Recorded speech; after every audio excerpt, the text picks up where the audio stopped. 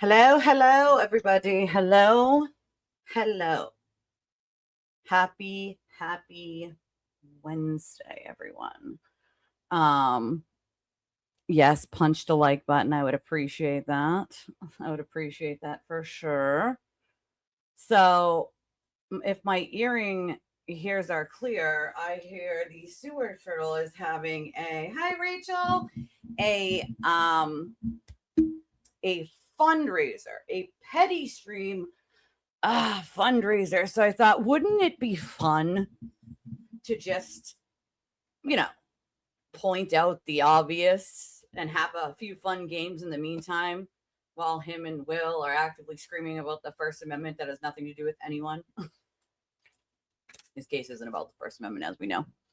I thought that would be fun. I thought that could be fun. It seems like they're really big mad that Mike went off JFK and Mike talked to Kate and Mike was on here on the same day. I think Aiden is very upset about that. He's very upset. I got one whole troll. He must have talked about it, and I have no idea because I don't watch him once again. But he must have talked about it because I got one whole troll that came to my stream and commented on it. One whole troll. Like, bro, you're losing it. You're losing your fear-mongering tactics, Sewer Turtle. They don't believe you anymore. Sorry, they've figured out who you are. Just saying. Sorry, not sorry. Just saying. I haven't checked yet to see, but the judge usually takes a few days at the very least. I didn't see anything yet. I also haven't checked the docket in a minute, but wow. There are, like, all he has left, the poor Sewer Turtle, are some very deranged Looney Tunes people. It's amazing. It's amazing. It's quite amazing to me. So there's quite a few funny little tidbits. Quite a few funny little tidbits that I can share with you guys. I wish I could share some other things, but I cannot. I cannot yet. I cannot. But I will tell you this. The Sewer Turtle is clearly very, very desperate for all your funding. He needs all of the monies from all of you. He needs it all. It all needs to happen right now. It's right. It's amazing to me to see what it has dwindled to. They have Melvin, right? They have Melvin. Yay, Melvin. Oh, you're totally welcome. They have Melvin. They have Grant. They have a very delusional Microdots, which if Richie was smart, he would jump off that train. I met Richie in person and he seemed to be decent human. He was never rude or unkind to me. And so I saw some post that he made yesterday and I was like, this is just fucking delusional. Like, at this point, you're just making up excuses for why the Sewer Turtle didn't do what he already did. Right? Like, that's like wild as fuck. Yeah. Miss Melvin, right? Melvin is upset. I got a clip of Melvin. But I did this morning see this, or maybe, it was last night, this post that Richie, aka Microdots, made. And I'm like, bro, you're not that dumb. You're just simply not that dumb. There's no fucking way on planet Earth you're that stupid. Like, there's just none. And I think it was along the lines of something like, Aiden Wald, he's being set up, blah, blah, blah, blah, blah, blah. Like, that whole narrative of like, yeah, he's being set up. It's corruption. It's blah, blah, blah. And so I heard he also didn't he do another fundraiser last night or some shit? Like, it's wild. Hey, Pepper. It's wild. So I apologize for not being here yesterday. At the very last minute, my husband got the day off, and yesterday was our 12-year anniversary. And so I decided at the last minute to just take the day off, since my husband got it off, and just spend it with my husband, obviously. And I did just that. I knew it was going to be risky for me because I'm not a large channel. I'm already behind for this month. And I was like, but it meant more to me to be able to spend that time with my husband. So we spent our 12-year anniversary together here at home, just enjoying each other, watching movies, snuggling with the kids. And it was a blast. We did basically nothing, but we did it together. And that's what's important. And so that's what we did. Here's the Twitter Tales version. We got 2 peppers. I got 2 peppers. There's 3 of you technically who have pepper in their name, but nice to see you all, of course. Thank you, Rachel. I appreciate that. So I do have a little Twitter tale before we play this fun game that I have all lined up. You know what I'm saying? I got a Twitter tale real quick. I got to show you this because this is just next level Delulu. All right. And I so kindly, and I mean, I really did try to be kind about pointing out just the complete and utter ridiculousness. Thank you, Nina. That was this post. Okay. Like I just had to. Like this is just absurdities, right? Absolute absurdities. Hey, YB, nice to see you. Thank you for being a member for 7 months. All right. Let me get the clip here. Actually, while I'm doing that, see, oh, look, 8 minutes in and I'm remembering. I'm on it today. I'm on it. I should really write myself like a whole note on my whiteboard here. Like, remember that in the beginning, to do it in the beginning because I always forget. Remember to smash the like button, please. Please and thank you if you have not already. I also am assuming that Aiden must have ran his mouth about me because I woke up yesterday with a bunch of new subscribers and just one singular troll. Just one troll running their mouth on my video. And I was like, okay, bop that troll. Bye. See you later. And then that was that. And I was like, oh, Aiden must be running his mouth again. Free advertisement. Thanks, Aiden. Thank you for running your mouth about me, where people come and then they watch my videos and they're like, oh, hey, where's the monster I was looking for? He said was there. And they're like, oh, hey, there's no monster there. Right. So thank you for the free advertisement. We appreciate you, you deplorable piece of human waste. You know. So all right. Thank you, YBE. Thank you very much. Appreciate that.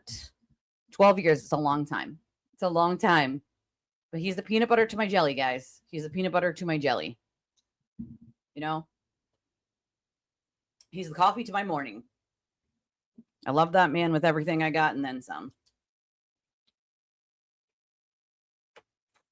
Most of you know him as the room service guy, right? You guys know him as the room service guy because Aiden said I live in a hotel. This is my hotel, by the way. Don't you love it? This is my hotel, aka the office that I have in my apartment. I have a room that's an office. And the kids come in here and do like arts and crafts over here on the floor so we don't get paint and whatnot everywhere. But this is my office. So, but apparently it's a hotel, Aiden said. So I was like, okay, cool. My husband's like, then I guess I'm the room service guy. And I was like, guess you are.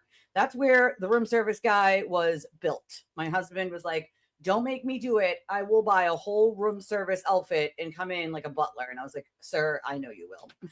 And believe me, he will. Shout out to my husband, by the way, who is an amazing, amazing man. I love that man. Can always make me laugh, even when I'm sad or pissed off. And it's been a stressful bit lately, getting ready for my sister's brain surgery and my own kid surgeries. And my husband can always just make me laugh. And thank God that I chose the right man. Thank God. That's just all I have to say. Thank God for him. Because I might lose my ever-loving fucking mind if it wasn't for him. And I am happy to spend the rest of more eternity with him. 12 years is a long time. And some people are like, you guys are like still like children, you know? We're still, you know, holding hands and he's still opening doors and car doors. And people are like, oh, I wish my husband did that. And I was like, oh, tell your husband to take notes from my husband. Tell him to get some tips and tricks. Tips and tricks from the room service guy. We should do a segment on that. Tips and tricks from the room service guy, where I just record some of the nonsensical, funny ass shit he says, and then we make a whole segment of tips and tricks from the room service guy. That's what we should do.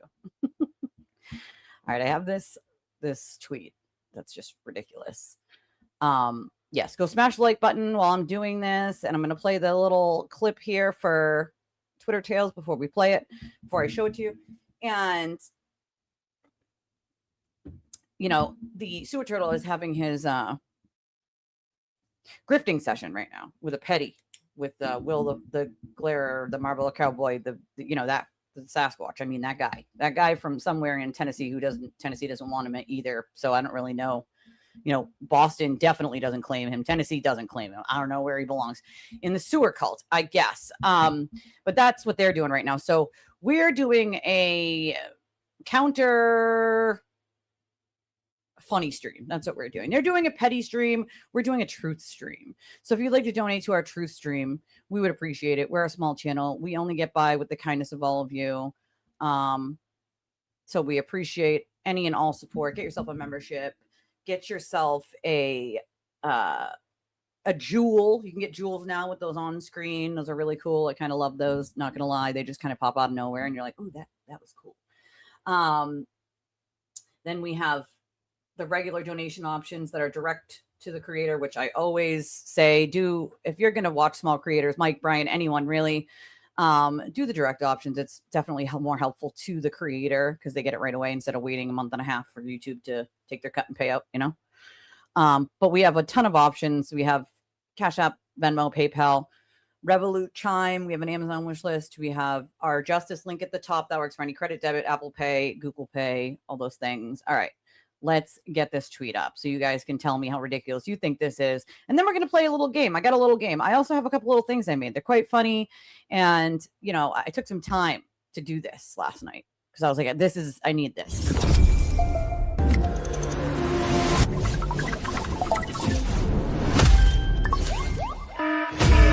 Grab the tea because Twitter is melting down again.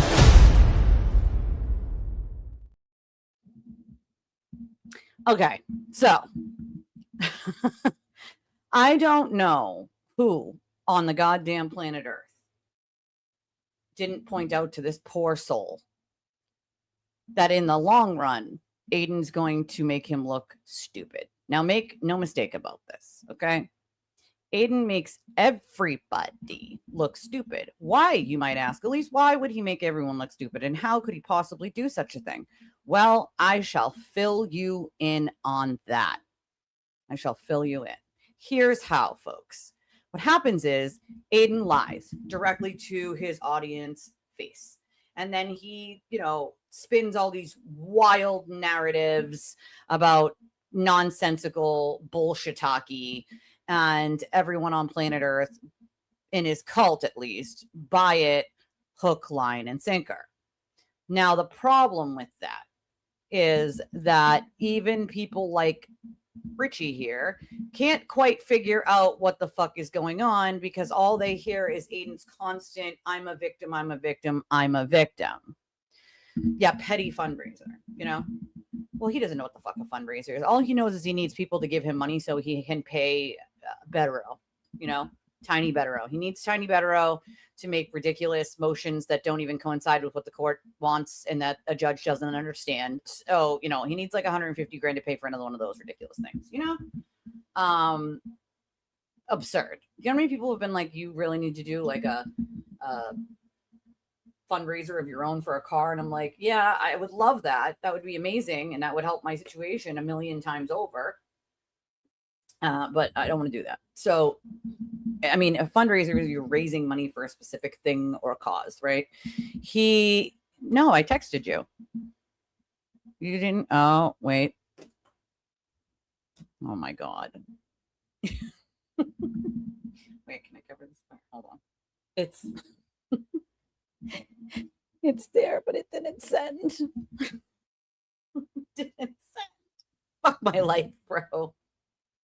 Well, but sending now, I guess, since I reopened it. See, that's my problem with my phone is when I hit send, I don't always wait until like I see that it's sent because normally if you just hit send, it sends. But my phone is so full that sometimes it just does the death circle and doesn't send.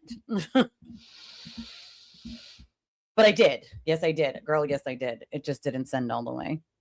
because my phone's fucking stupid and I need a new phone. This is like, again, they want like $400 for a phone. I don't have $400 extra, dude. I barely have $50 extra after paying bills to buy groceries. I certainly don't have $400 extra or $300 extra to buy a new phone. So that's gonna have to wait until this thing absolutely shits the bed, and then like I'll figure it out from there, I guess. That would be funny, but I don't think Richie realizes. I mean, I think what happens is, and I've obviously talked to many people who have come from this cult of Aiden's, right? And what happens is they admit to just sort of filing things away that are red flags in the back of their mind and just explaining them away or ignoring them outright to fit his narrative, because they're either afraid that if they don't go with what he wants, or they say something he doesn't like, he's going to attack them, or they're going to be ostracized from the community if they, point out that he may have lied or he might be wrong, or, God forbid. And so they just file it away in the back of their minds and say, they explain away why it's not a red flag, and how, they use his ridiculous, absurd victim, I'm a victim and everyone's just out to get me and everything's a lie thing. That's what they do. Right. So here's the tweet, right? It says, "It's wild watching someone support Turtle Boy for years only to suddenly flip on the legality of his actions the second there's a falling out." Yeah, see, that's not exactly what happens. What happens is people are gaslit, right, into oblivion and manipulated to believe that this is a government entity that's just going after him to shut him up. That's what he makes people believe, right? He's a victim. Everyone's out to get him. Everyone's a government agent. They're making shit up, all that, right? And he makes them believe that. Makes them believe this because repeating it over and over and being loud is a brainwashing technique. It's a literal, scientifically proven brainwashing technique. Repeating things over and over, little mantras, to put in the minds of people, and just saying it louder and all the time makes them actually believe it's true, with no evidence, of course, that it is true. And so the second that they have a falling out, they realize, and this is when they realize that he's lying. That's what happens, is he starts lying about someone else. They know he's lying about them, right?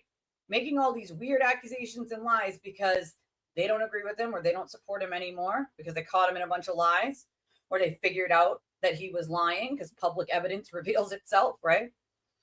And they go, "Oh, I don't like that. He lied to my fucking face numerous times," right? And they try to quietly just step away, don't support him anymore, and he cannot let it go. He cannot let you go. And so instead, he drags your name through his little stupid stream, calls you a ratchet and a scammer and a crazy person and all those things that he wasn't calling you when he was shouting you out to say how amazing you were when you were helping him, right?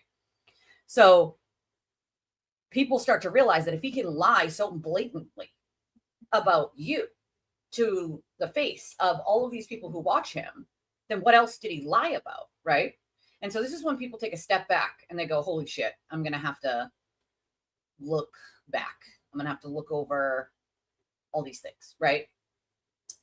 And they stop and they go back and they go, "Holy shit. Not only did he lie and gaslight us, but here's all of the evidence that we thought was fake, that he said wasn't right, but here it is in a public docket, or here it is in his phone extraction, or here it is. So clearly it's not fake, right? Although he led us to believe it was fake and not true and blah, blah, blah, right?" And then they start thinking about the times that they filed things away and just chalked it up and was like, "Oh yeah, there's a thing I didn't like that one time, but I didn't say anything because I didn't want it to shit on me," right? Like, that's exactly, if he's breathing, he's lying, right?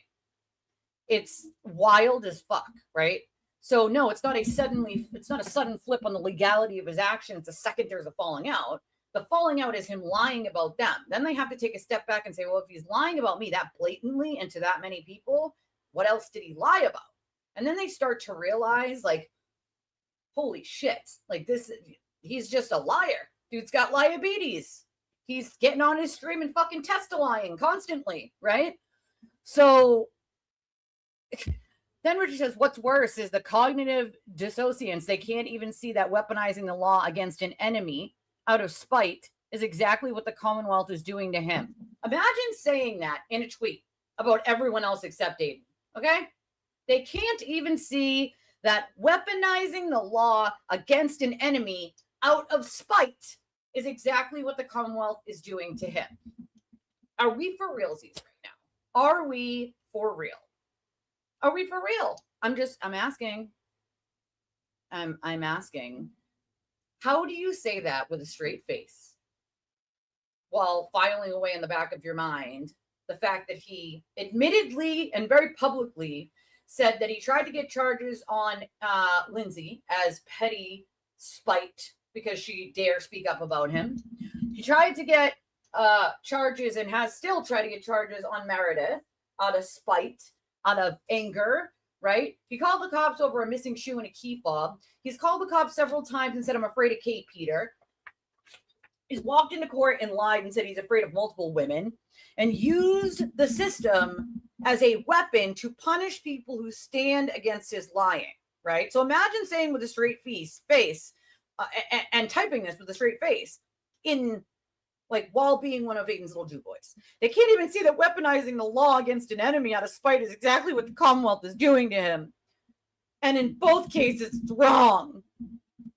Bro, I mean, is this real life? Are we for realsies right now? Are we for realsies? Read the statute, Richie. Okay? Read the fucking statute. You cannot follow witnesses in a murder trial. You can't go to their kids' sporting events. You can't bring a bullhorn past their homes in an unpermitted rolling rally and then scream they're murderers. You cannot send your minion fucking viewers out to send them letters and DMs and emails and phone calls. You cannot tell them that they will never leave their homes again because turtle riders are everywhere. And if they just do the right thing, quote, everything will stop. That in fact is harassing witnesses, sir. You might not like it. He might have brainwashed you into believing that like somehow he's being silenced in the First Amendment. No other, quote, journalist is being charged with any of that because no other journalist would fucking be so stupid as to harass witnesses. Okay? Like, come on, man. How dumb do you really have to be? And so I literally had to comment on this. And yes, it's a biggie because it's like, bro, are you like, how do you even type some of the shit you type with a straight face while he admits doing this exact thing to numerous people to shut them up? Are we for realsies right now? Are we for realsies? Oh yeah. I mean, Bettero is just truly unhinged. Watching that was just actually like a comedy show. I must have laughed so hard I almost peed myself. All right. That's how funny that was. Yeah, I guess so. Someone said it's just like constant petty reviews and commentary about every other YouTuber that doesn't like him. It's amazing. Hey, Space Coast. Hey, Sapphire. Oh, God, the upper management meeting. Oof. You know, I bet your way is probably the most direct way and less, red tape because you're smart like that. I'm crossing my fingers for you, Space Coast, because I think that, like, you know how to do this efficiently and well.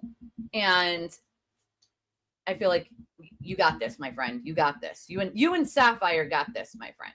You guys have this, Yeah, we're supposed to get thunderstorms, I heard, today. Unfortunately. We had some last night, too. It was rainy, but very soothing. Like, the rain is very soothing. Well, that should be interesting, because if you're going to lie under oath, that's going to be bad. And I'm sorry, but, like, listen, once again, I will say this again. I met Richie, right? I've met him a couple times outside the court and whatnot. He's always been kind to me. He's never been an asshole to me. He's never talked shit to me, right? But, like, if you're a semi sort of decent person, I don't see how you don't see that he's manipulating. And, like, I know, I get it. Like, your work, right, following him around with a camera for months depends on you, like, supporting him. Because if you don't support him, well, like, he just goes after you and trashes you and throws you in the trash and then trashes your name and your family's name. But that alone right there, that fear that you have alone, Richie, should tell you what kind of person he is. Nobody fears a friend. Nobody fears someone that they work for is going to do shit like that if they just simply disagree. And you can't say with a fucking straight face that Aiden is a good person, because he's not a good person. Never has been, never will be. No, he basically, like, followed Aiden around with a camera, like, during the trials and shit. Aiden hired him, I think. It's weird, right? Aiden doesn't have an interpretation of the law. And this is where it gets interesting because this person down here tries to give an interpretation and it's completely wrong and makes no sense whatsoever. And I'll tell you why, right? So here we go. Ready? This is what I say. And you guys can tell me if you think it's wrong or right. Okay?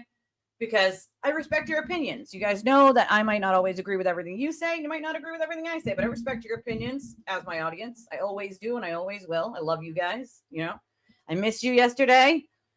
I missed you, but I did spend some great quality time with my husband, and it was our 12-year anniversary. So I had every right to tap out for the day and enjoy my husband. I'm not gonna lie, we literally watched movies and snuggled with the kids and had breakfast and dinner, and it was just quiet but nice, you know? Quiet but nice. All right, so here's what I said. Also, fun fact, now me and Leah, because Leah got married, everyone. She got married the day before my anniversary, so the 20th. I knew about it privately, but it wasn't a public thing. So, like, congratulations, obviously, to my great friend Leah. Freaking congratulations, my friend. I love your stinking face. I'm so happy for you. And now our anniversaries are 1 day apart. See that? 1 day apart. But she got married on her friend's vineyard, which was beautiful, and she looked beautiful. And I was so happy she finally announced it publicly, so everybody else could be just as happy for her as I was, because being happy for her privately was great and all, but I love to share that love with everyone else as well. So this was my reply. I said, Richie, you know damn well he's weaponized the system out of spite and lied to try to get a bunch of people falsely charged. Time to wake up. Your idol is a piece of shit. Okay? He lied to you and so many others. You can keep burying your head in the sand, but it changes nothing. Have you ever thought to yourself, it can't be everyone else, that he's the common denominator, that maybe, just maybe, he isn't who you think he is, and that he in fact manipulates and lies to play victim? I've met you, found you to be kind and a laid back person. You were always nice to me, but come on, man. I mean, how is this not embarrassing for you? Endlessly defending him and the indefensible shit he does? Making endless excuses for him and ignoring his behavior and explaining it away isn't getting old for you? The fear in the back of your mind that you keep there, knowing you have to defend him or he will harass you and your family if you don't, that fear, my friend, is telling you to run away from him while you can. Nobody has a fear of a decent person. Nobody has fear of a friend. You would, of course, be lying if you said you have no fear of him or pissing him off or disagreeing with him. Or by now, you would have publicly disagreed with a ton of his bullshit. You do realize, just like everyone else, he doesn't care how dumb he makes you look later on by lying to the public and you when it all comes out. I know you know deep down it isn't everyone else. Aiden isn't a victim and people don't, quote, flip. He shows them who he is by boldly lying about them on a stream because they wouldn't lie for him or harass someone, or they wouldn't fall in line and follow a false narrative he creates. They then realize he's just a horrible person and a liar who tries to hide his own bad behavior, that he in fact manipulates people and uses brainwashing techniques to use fear and intimidation to keep them in line. He uses phone calls, screaming and yelling and threats to get people to lie for him and back up his false stories and narratives that he tells. Why don't you ask most of the boots on the ground, or the Roccos, or Jen, or Jason, or one of the endless content creators? Aiden shows people who he is, and they decide he's a lying piece of shit who cares about nobody but himself. I know you know all this, and you just keep lying to yourself, but wake up before it's too late. He's already looking into a deal on his case, Richie. You look like a fool when it is all released publicly, and so will the rest of the people who keep ignoring red flags, explaining everything away, and are too afraid to reveal the truth. Wake up while you can, bro. That was my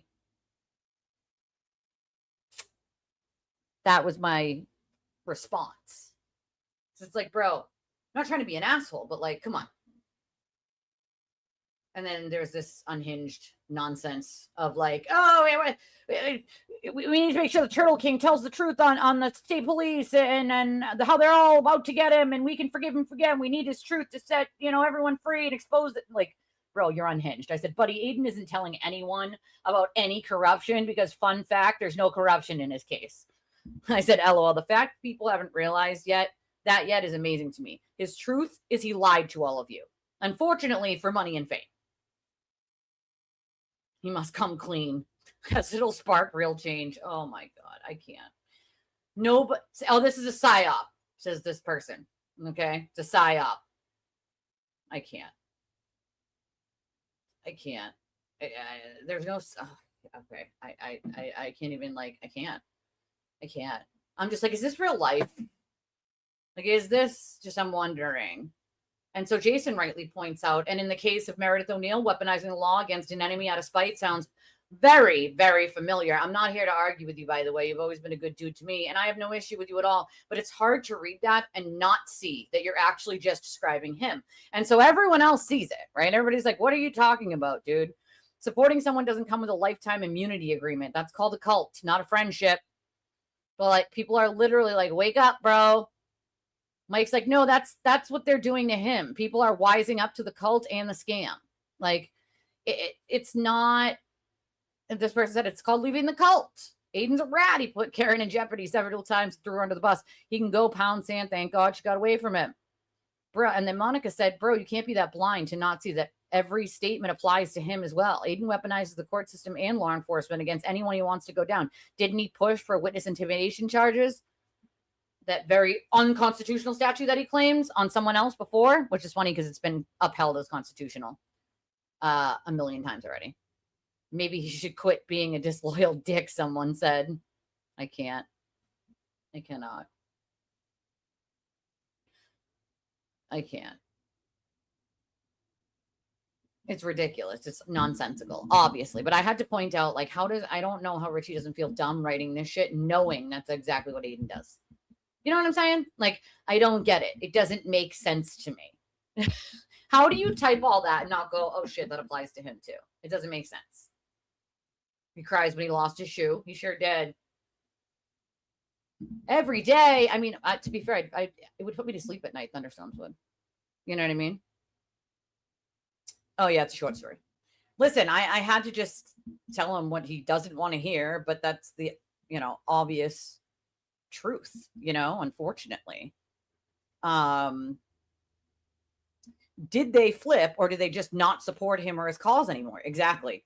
Friends and fans don't need to be associated with him or besties for life. I agree.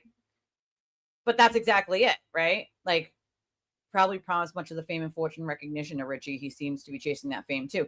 Well, I think he hopes that all of his videos where he, like, documentary style, is somehow going to be bought by some company one day and they're going to make a ton of money off of it. That's never going to happen. And it's unfortunate because Richie basically just wasted his talent following around Aiden and simping for Aiden for really no reason, like none at all. Hello, darling. Hello. It's wild, I had to just give him the truth, and I wasn't trying to be an asshole to him. You know what I'm saying? Like, he's never been an asshole to me. I wasn't trying to be an asshole to him. MBM was here yesterday. Not yesterday, the day before yesterday. I wasn't here yesterday. I am. Oh, you just missed my whole, like, congratulations to Leah for getting married. She looked beautiful. And now our anniversary is a one day apart. You just missed it. You just missed the spiel, the whole spiel, girl. The tendency to search for, interpret, and recall information in a way that confirms your pre-existing beliefs or desires, confirmation bias. And that's exactly kind of what he has going on there, right? Well, that's the thing. Like, not only is he going to be forced to change his tune in court, he's going to look like an idiot. And my whole point was to point out, love you, that Aiden doesn't care how dumb you guys look later on for simping for him the entire time. He knows that he's lying to your faces. He knows there's evidence to prove he's lying to your faces. He's literally buying time day by day, hour by hour, right? He knows ultimately all of these people who have been simping for him so hard and making excuses for him so hard are gonna look dumb. He simply doesn't care. He wants to squeeze every penny, every minute, every hour, every little bit of support he can until the very last moment, right? And even then, even when all the proof makes it out to the public, like, no, he's going to still be like, who cares? That's what he would say. Who cares? Meanwhile, he shit on everybody and their mother for all of the things that he just did, but he's going to say, who cares? Who cares, guys? Yeah, I did it. Who cares? I lied. Who cares? Like, that's going to be his. And then all of the people who sat there and made endless excuses for him are going to look like absolute fucking idiots and buffoons. And it's like, bro, listen, I have no reason to lie. Like, how many people at this point are like, I should have listened to you, Elise. I should have. A lot, right? A lot said I should have listened. I have no reason to lie. There's no reason for me to lie. If you don't want to look like an idiot, get the fuck out of there now, bro. Slowly back away, okay? And just get the fuck out of there. Like, back away from the guy. He's a cancer to society. He's a cesspool. Can't stop lying about even the most mundane, dumb things. Exhibit A, right? Exhibit A. He lied the other day and was like, oh, Leah's obsessed with me. Leah doesn't even talk about him, okay? Then she tried to say that her house was foreclosed on. That never happened. Fun fact, that never happened, nor is it true. She actually sold her home. Never was foreclosed on. That never happened. Once again, he just lies. Then the other day, he said she lives in a trailer.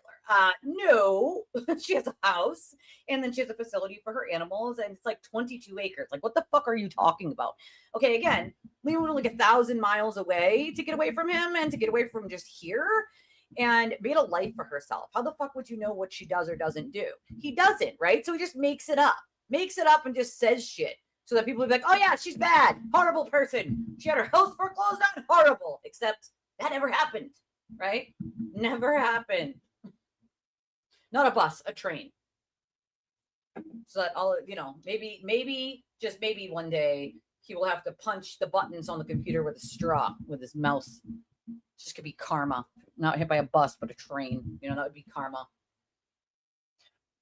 It is unreal. The amount of lies is beyond anything. And it's like, if he so easily will lie about just stupid shit like that, like, what do you think he lies about the big shit? I saw that Kylie went to go say, to like congratulate you. And your thing was down and she was like, what happened? And I was like, usually if people are attacking her, she deactivates for a while to just not have to deal with them. So I'm guessing that's what happened, but I didn't see it before you deactivated. So I had no idea. And I didn't get a chance to really like ask you yesterday. I was spending time with the hubs, of course. So anybody I didn't get back to yesterday, I apologize. I spent the day with my husband. It was our 12-year anniversary. So I promise you I will get back to you today. If TV watched Money Mike show with Nan last night, he definitely has more diarrhea coming out of him. That is not from the vegetables, right? I mean, it's all he does is lie. He just says shit.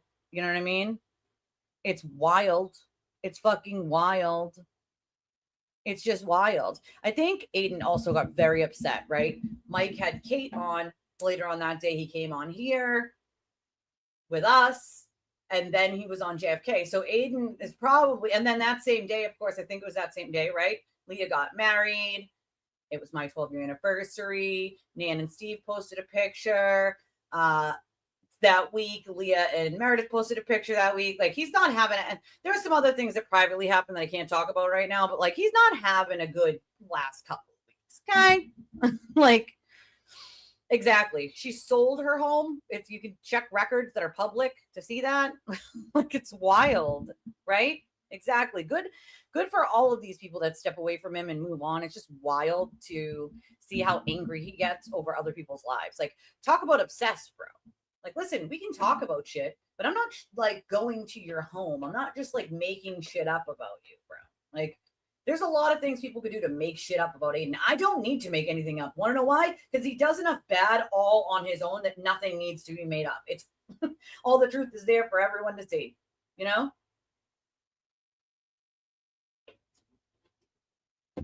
Karma's already started coming into the station, darling. It's already stopped at one stop. It's going to continue on, It's wild.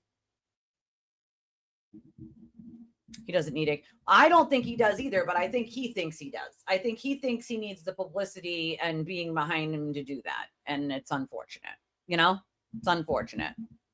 Oh, he was definitely mad about that. Definitely mad about that. 100%. He's obsessed with one of Meredith's old friends who likes some drop dead gorgeous 25-year-old. It's pretty gross. She asked for help. I don't know where all the men are, but people have also, I'll do it. it's funny because I've helped people on both sides of this Karen Reed case, on the free Karen Reed side, on the anti-free Karen Reed side. If someone comes to me and they need help with something, I don't ever say no, obviously, unless it's something that I can't do, right? Absolutely, my friends. If it's something I can't do, then obviously, like, the only thing I really can't help people with is financial stuff. And hopefully in a few years, I will be able to do that, right? Hopefully my channel's much bigger.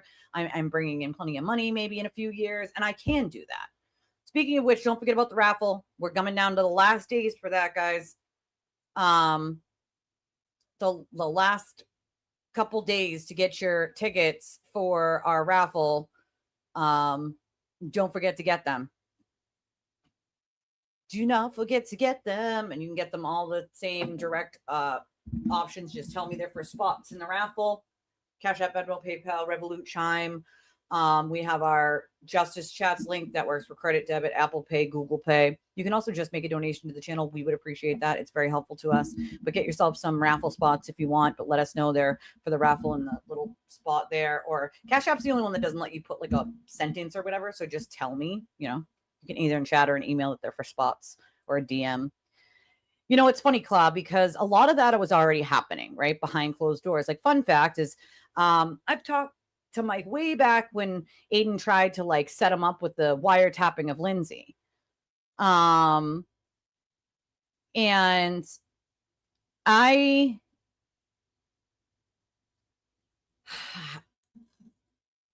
felt for Mike in that moment because Aiden was essentially like trying to get him to put something out there that he knew was altered and wiretapped, that he knew would get him in trouble. So he passed it off to Mike.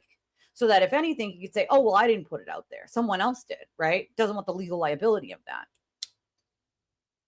And so I gave Mike advice. I said, Mike, I know we're on different sides of this case, but Aiden is Aiden. He doesn't care about you or anyone else. As a matter of fact, he will throw you under that fucking bus so quickly. Even if you did nothing wrong, if he can pin the blame on you or anyone else for that matter, he will. And he'll lie and he'll falsify evidence to do it. So don't take the bait, bro. My best advice to you is step away from that motherfucker as fast as you can, right?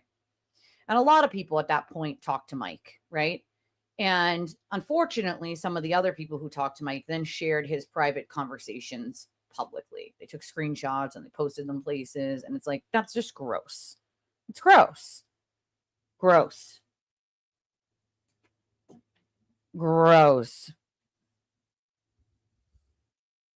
Gross.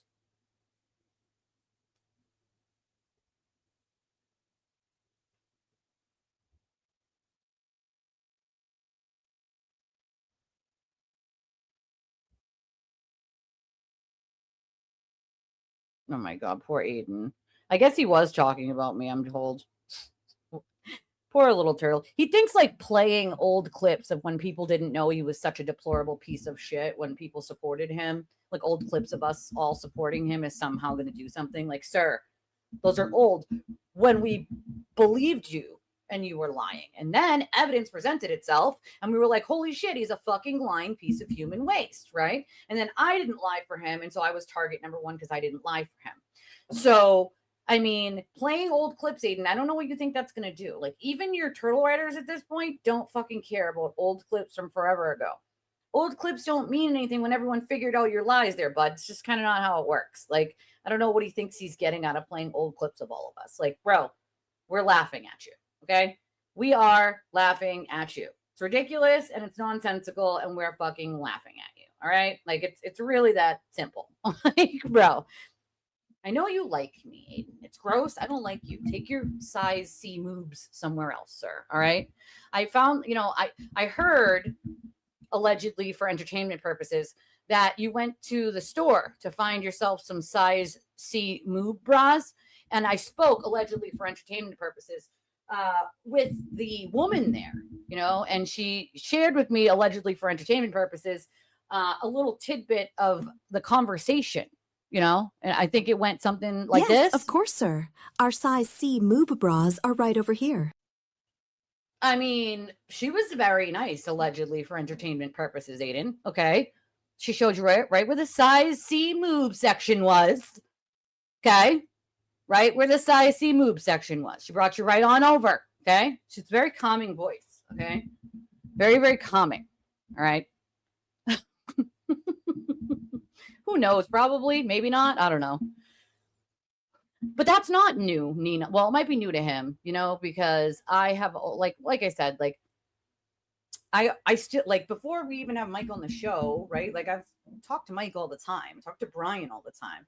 I will talk to anyone who will talk to me, right? And I will be kind to anybody who is kind to me. I think having these conversations are important, And I also think making sure he can never hurt anyone the way he's done over and over to innocent people just to hide his own behavior is fucking important, right? And if I just magically disappeared and stopped talking about it, then he would have the ability to hurt more people,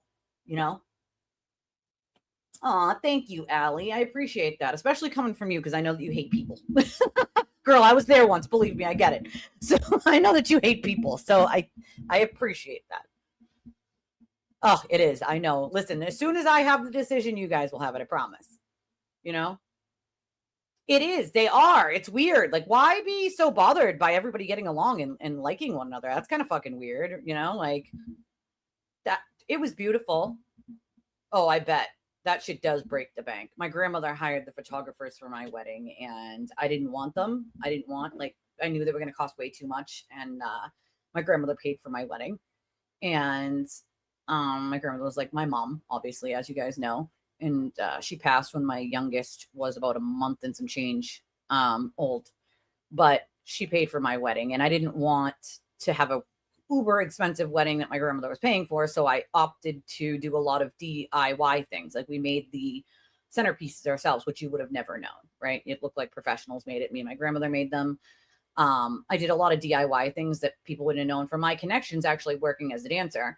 I knew a guy who owned a restaurant and that guy gave me a fucking fantastic deal on all the catering for my wedding, which I got for a whopping, you guys are going to shit yourselves, $11.50 a plate for 150 people. Okay. Okay. Then we whittled it down to about 100 people. So the ultimate cost was 100 people at $11.50. Usually the plates are like 60, 50, 60. Back then it was like 50, 60, 70, $80 a plate. Yeah, we got it for $11.50 a plate. And we rented that restaurant out for my bridal shower. So we did a lot of business with them.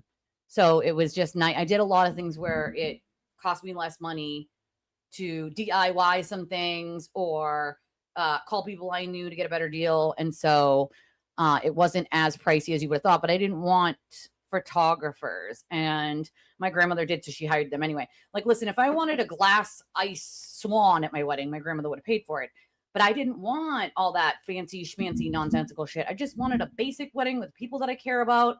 And that was that, And no, my grandmother was not having that. She was like, nope, we need to have this and we need to have this and we need to have that. So like, whatever.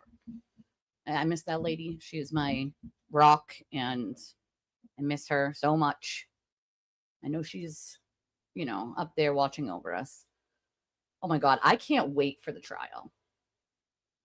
I feel like they're going to throw the book at him if he takes it to trial. And I just can't wait for that, Aw, thank you, Allie. Listen, I would have splurged too at your wedding, girl. You splurged. That's what happens. Wedding. I mean, we didn't even do anything for my anniversary.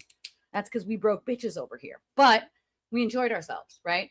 We watched movies with the kids. We all piled into the bed and snuggled. Half the kids fell asleep.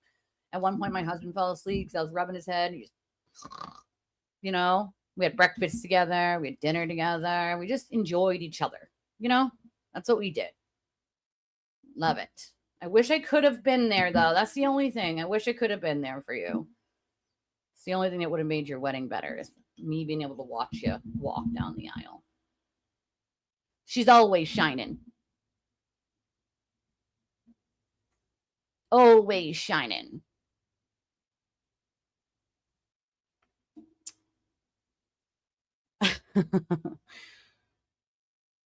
Yeah, my husband totally knows I have no filter. So that's like just it, just I have no filter and he has accepted that. Dogs are amazing. I love that Leah had pictures with the dogs too. Of course she did. It wouldn't be a wedding without them. Not for Leah. I love it. Aww. Oh, you got booted? Yeah, standard for Aiden, for saying anything that is against him or not, he doesn't like that. It's not very nice. Okay. He doesn't takes these things very seriously. Okay. I want to ask, since you were just over in his fundraiser, did it or did it not sound something like an infomercial? Did it sound, actually, you know what? Did it sound like this? Act fast. Watch the master work. Step 1, invent a catastrophe. Step 2, blame literally everyone else in the tri-state area. Step 3, fire up the live stream, pull out the sad orchestra, and hit them with the classic line.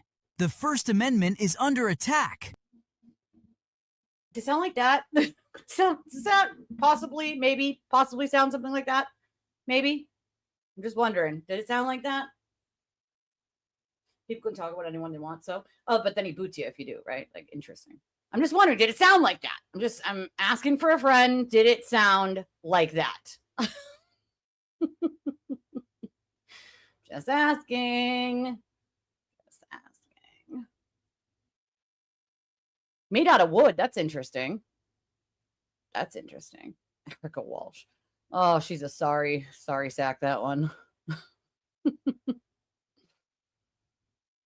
Right? Like, listen, you hurt the people that I care about and we got a problem. Right, Jay Bugs?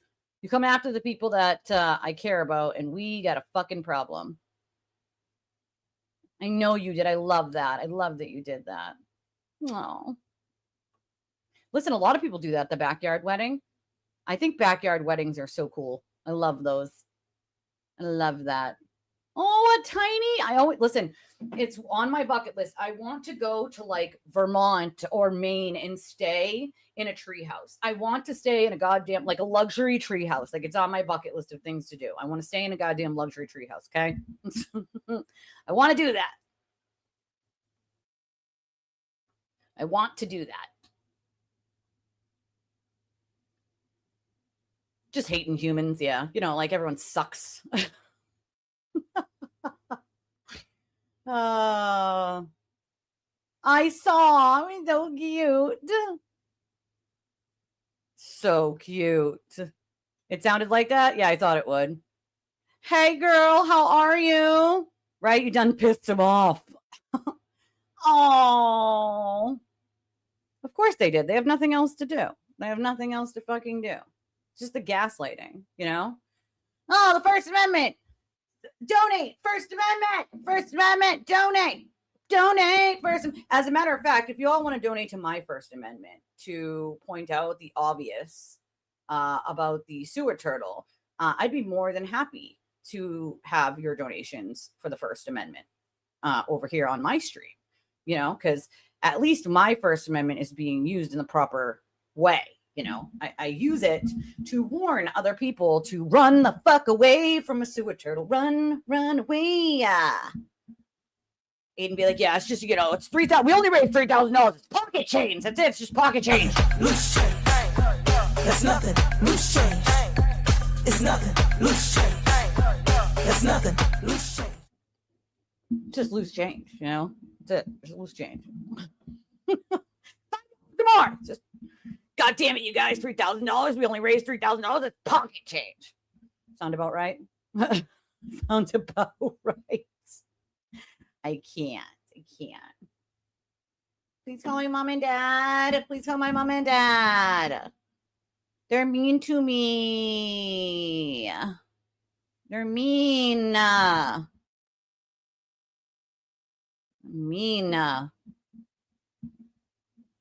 hate people.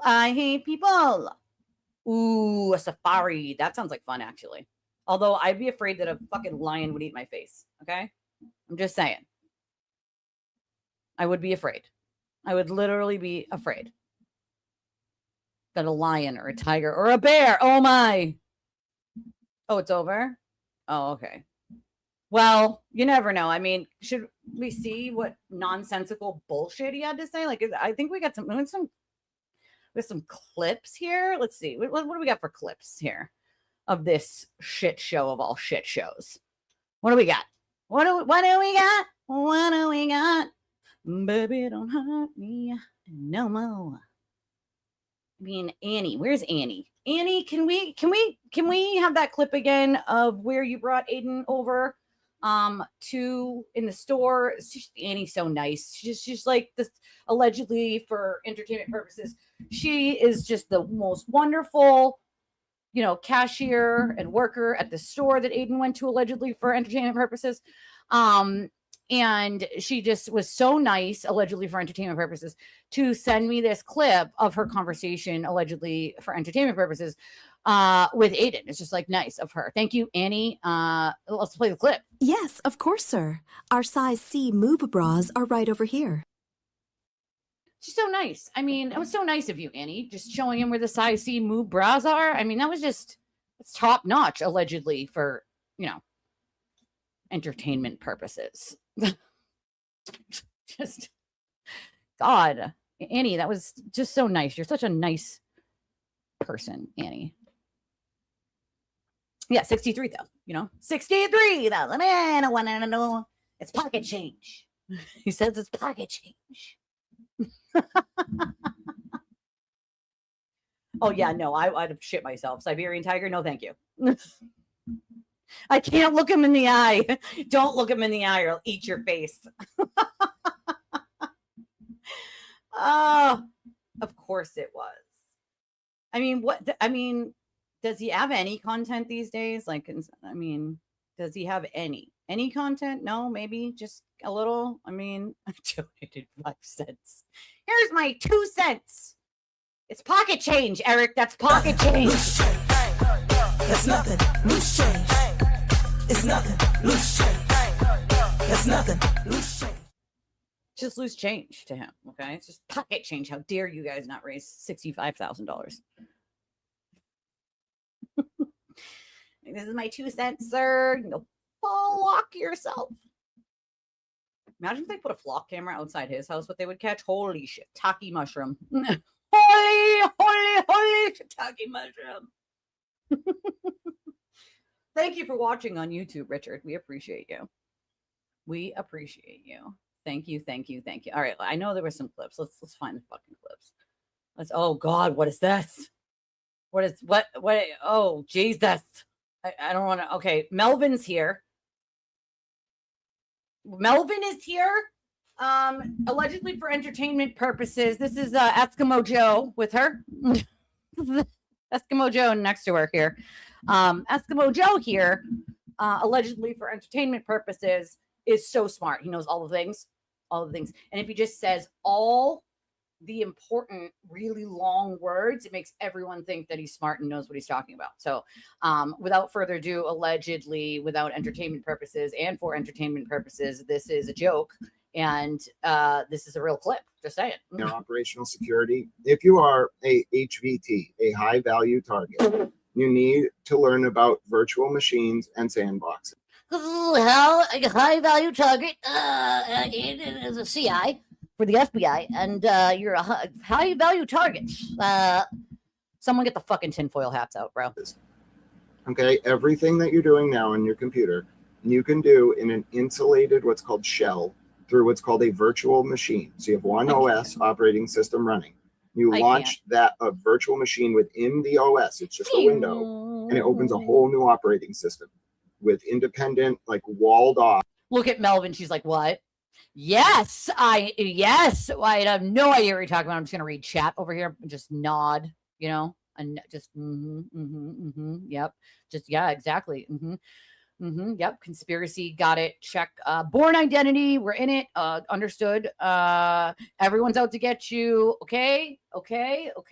Everyone is out to get a friend of ours who we're all friends too, but Grant said we were all out to get them with wild conspiracy theories. Must be true. Okay. Got it. Check. They put ants in my room to take pictures of them. Check. Okay. Melvin's like, sure, we got, we got this. We sure do. Area is called the sandbox that you can use to explore information that you need to see but could be compromised, and that's what you. That doesn't even look at her face. She's like, what? what? I don't know. Who fucking knows? Allegedly for entertainment purposes. This is fucking hilarious. Melvin's like, what? What's a sandbox? A digital sandbox? Well, I want my ball back. I want my digital ball back, Grant. Give it back. I want it back, says Melvin. Should do to protect yourself. All right, good. We can talk about that another day. We can talk about that because I have no idea what the fuck you're talking about. This is not the Born Identity, sir. Go. It's the Russian oligarchs. It's the Russian oligarchs. All right, so back to February of 2024. She shows you this envelope of money, and now she invites you into this Discord server. And tell us about, if you want to start on the family Discord server now, I find that fascinating. And because it started popping up again in Marcy's emails where people were sending, or he was forwarding links to this exact Discord group to other people. This Discord group, it's suspicious. It's magically suspicious, says Melvin. Melvin says it's suspicious. It's a Born Identity. We should all be very concerned about the digital sandbox. All right? They want their ball back. They want their goddamn ball back. They would like it back now. Okay? Right now. Right this very second.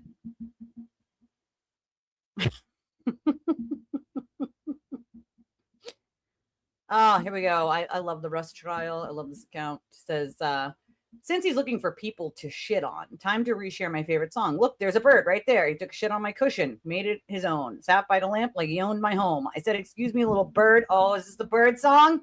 There's a I love the bird song. fucking bird in my house. The bird!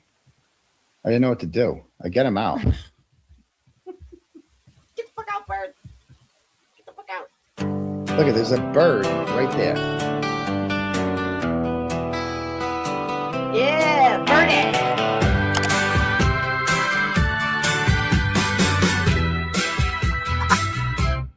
I left that garage door wide just for a minute, just 100th time. Then he came so tiny and slick, little sparrow on my couch looking at me like a dick. He took a shit on my cushion, made it his own. Sat by the lamp like he owned my home. I said, excuse me, little bird face. He gave me that look like a turtle. Know your fucking place. And I swear he had a mean old stare. One claw on the cushion like a tough little dare. Sparrow on my couch. Oh no, sparrow on my couch. Gotta go, he pointed a gun at me. Well, that's how it felt, you see. Allegedly for entertainment purposes.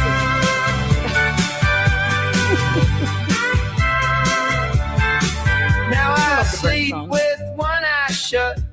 Every little tweet makes my stomach jump through my brain. I think he's plotting with the birds next door. Gonna bring a whole flock through that screen door. And if they hit my pool with a feather raid, I know that sparrow called in the whole brigade. He's got a plan, I can tell by the way he marched through my living room that day. And I know it sounds insane, but that little bird put shit in my brain. Sparrow on my couch, he pointed a gun at me. Well, that's how it looked, you see.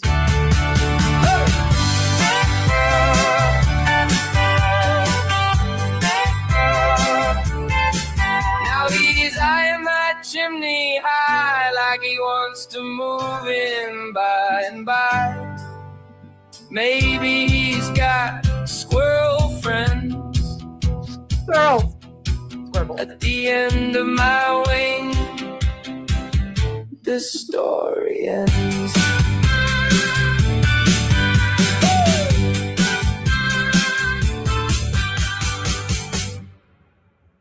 Let's hope the poor bird didn't get an STD from landing on the fucking couch. There's a fucking bird in my house.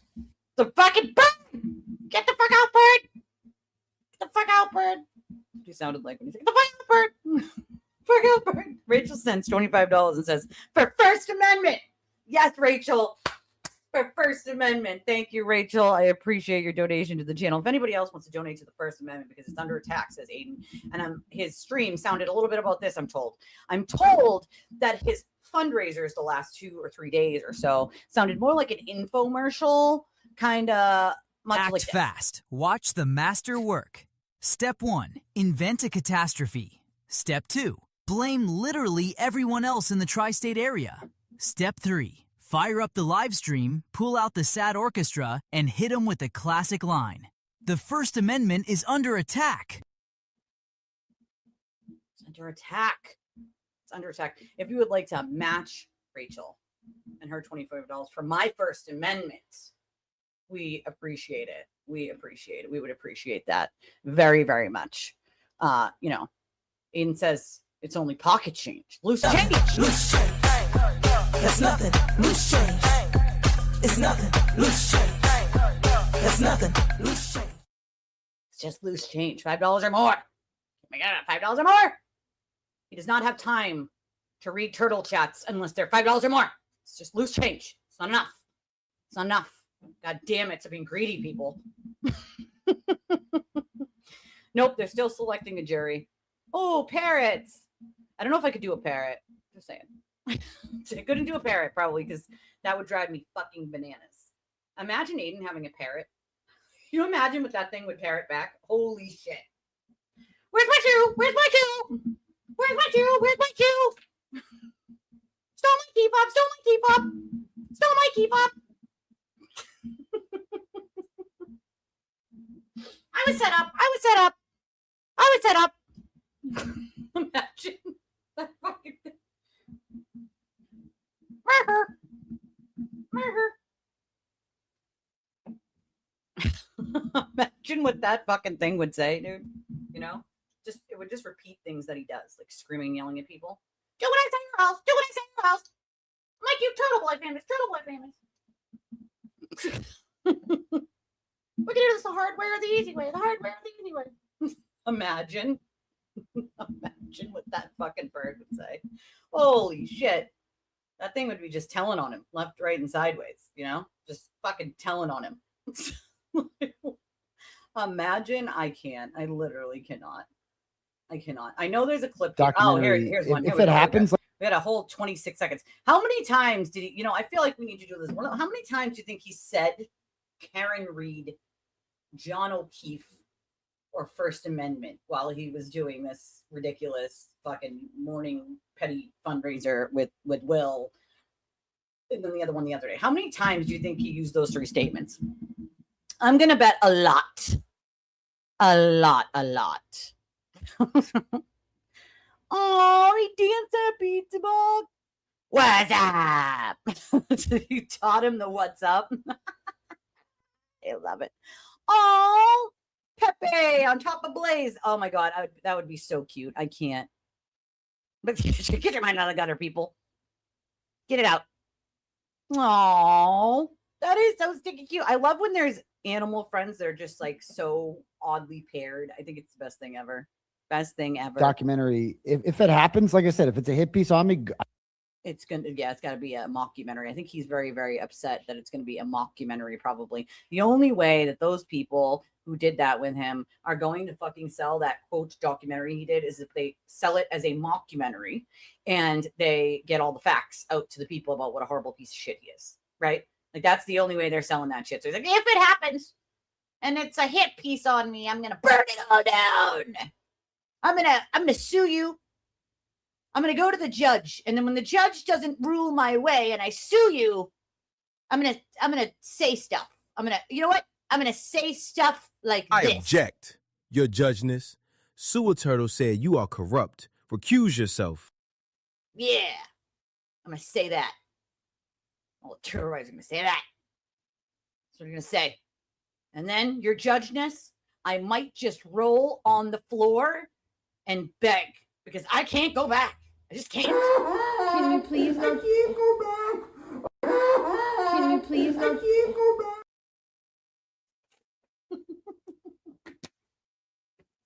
He cannot. He cannot go back. He cannot do it. Of course he fucking threatened someone. documentary. If it happens, like I said, if it's a hit piece on me, I don't give a shit. I don't care. That's bad. He gives a shit. He gives a shit for 700, Alex. And That's it badass. is. That's badass. Like, imagine having a whole documentary made about you on Netflix. Yeah, a whole documentary about how much of a piece of shit you are. Yep, that's definitely, I would definitely love that. That would be so amazing. Not. Like, imagine being like, I would love that. I would love if they just made a hit piece on me. Although it wouldn't be a hit piece, it would just be the truth. Although I would just call it a hit piece to make everyone believe me. And I would scream it really loud. And a lot of times, as a brainwashing technique, you know, this person down here said $3,744 was raised by the time that he said this. It's pocket change. Corn Pope 1832. That is pocket change, Aiden. It's not enough. You didn't raise $63,000. You can't pay Mini Bettero. It's a problem. Okay. It's a serious, serious problem. You know, he said if the story Voss does isn't positive, he'll do a con story on her. Okay. Way to tell people you just do shit for petty, ridiculous reasons and make shit up. You know what I mean? Come on. Ridiculous. Ridiculous. I can't watch Freddy Coco. It's how ridiculous. At all. Right. And people are Right. going to go check. I don't care. Because the more good come look at me. Come. That's just going to. Yeah, sure. We'll bring people there, and they're like, "Wow, who?" And what he doesn't seem to realize is he's just, yeah, bring people, bring all the views. I like it. It's money, right? What he doesn't seem to realize is what that's going to cause is severe backlash of people saying, "Hello, government. Hello, government in Massachusetts. What are you doing with this guy? Why the fuck is he committing crimes all over Massachusetts and he's still out of jail? Does anybody want to answer our questions? Because now the whole United States and maybe other countries are fucking outraged by seeing this ridiculous nonsense that he's gotten away with, and the government hasn't done their job. So FBI, anyone? No, maybe. Like, what he doesn't realize is it all gives you all the wrong bad intentions, and they will just start investigating all your shit, bro. Like all of it. All of it. Yeah, all of it, bud. All of it. I object, Your Judgeness. I object. When you don't rule my way, the sewer turtle said you're corrupt and you need to recuse yourself. So I demand it as a sewer turtle rider that you recuse yourself. You didn't rule in favor of a turtle that is corrupt. How dare you? Your Judgeness. I object, Your Judgeness. Yes. Sewer turtle said you are corrupt. Recuse yourself. Exactly. And then they're going to go down the rabbit hole and they're going to realize, wait a minute, this guy was actually the hero. He walked out of the court documentary. If it happens, like I said, if it's a hit piece on me, I don't give a shit. I don't care. That's badass. That's badass. Like, imagine having a whole documentary made about you on Netflix at all. Right. And people are going to go check. I don't care. Because the more come look at me. That's just going to bring people to me. And then they're going to go. Maybe somebody will find his missing pupils. You know, maybe someone will finally find them missing pupils. Down the rabbit hole, and they're going to realize, wait a minute, this guy was actually the hero. He walked out of. He actually believes that people are going to be like, that guy was the hero. Yeah, the one who called the murder victim's mother the C word. That guy. He's the. He's the. How fucking delusional do you have to be? I mean, that man is probably one of the most delusional people on planet Earth. Yep, I'm the hero. That's me. I'm the hero. It's me. Like what? What now? What the fuck? Does he actually think this? I'm very confused right now. I'm really confused. Sir, you're taking Delulu to a whole nother level there, bub. Bob. Oh my God, did he really? Okay, Jen said, hey, Dr. Turtle Boy, did you really do a 3-hour stream today replaying your restraining order hearing with Meredith? This was yesterday, obviously. What does your current girlfriend, aka the next restraining order, think of that? Why can't you stop talking about Meredith? You're so obsessed. It's weird. She broke up with you a year ago. Time to move on. God, she's definitely improved with this one. By the way, Meredith, please thank him for a delicious dinner. Can't wait to do it again. I know you guys are busy with everything going on, but let's plan it before the big day. Is he wearing a Nickelback shirt? I don't know. Maybe. He's looking for his size C move bra, Adam, okay? Annie, allegedly for entertainment purposes, shared her conversation with him when he went into the size C move bra store, allegedly for entertainment purposes, with me, okay? If you just showed up, I will replay it just for you, Adam. Okay. This is allegedly for entertainment purposes what Annie sent me. Yes, of course, sir. Our size C move bras are right over here. She's so nice. She was so nice to him, allegedly for entertainment purposes. She was so very nice. She showed him right where the size C moves were. All the bras for size C moves are in this area, sir. Okay, they're right there. Just go this way. No. Those ones are not for you. See, those are size A moves. These are the size C moves. You're gonna, you maybe C, almost D, oh, such a tanty. He having like lots of tanties lately. Like whole lots of tanties. I can't go back. I can't go back. I can't go back. These idiots will buy anything I sell. Lots of turtle tanties today. Okay. Lots and lots. Wow. What's happening here? I don't know what's going on here. Wow. Born identity. Trust me, oh my I'm God. not jealous. Oh, Melvin's not jealous. She's not jealous. She's very not jealous. Melvin. First of all, I would like to make a motion that Melvin takes off that jersey. Can I get a second on that motion? Or a third on that motion? Anyone? McFly? Chat? I'm going to need a second or a third on that motion. That Melvin take off the Patriots jersey. She's not from here. Okay? We don't claim you. We don't like you. Why do all these people keep wearing Boston gear? Her, Will. We don't like you. We don't claim you. We don't want you here. Okay? Please stop trying to rep our city. Stop it. You're making us look bad. We don't like you. You don't rep our city. We don't claim you. We don't know you. Move, bitch. Get out the way. Take Ludacris's advice. Jesus Christ.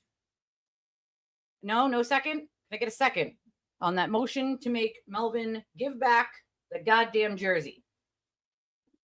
Or change into something that, is in her state. Melvin, we do not appreciate you trying to rep Boston or New England for that matter. Okay? No, ma'am. No, thank you. No, we do not want that. We do not appreciate it. Not at all.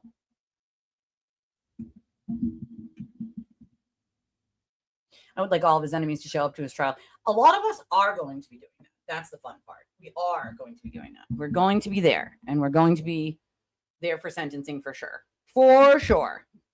100% doing that because we deserve that. Let's see what Melvin and her exaggerated facial expressions is not jealous about.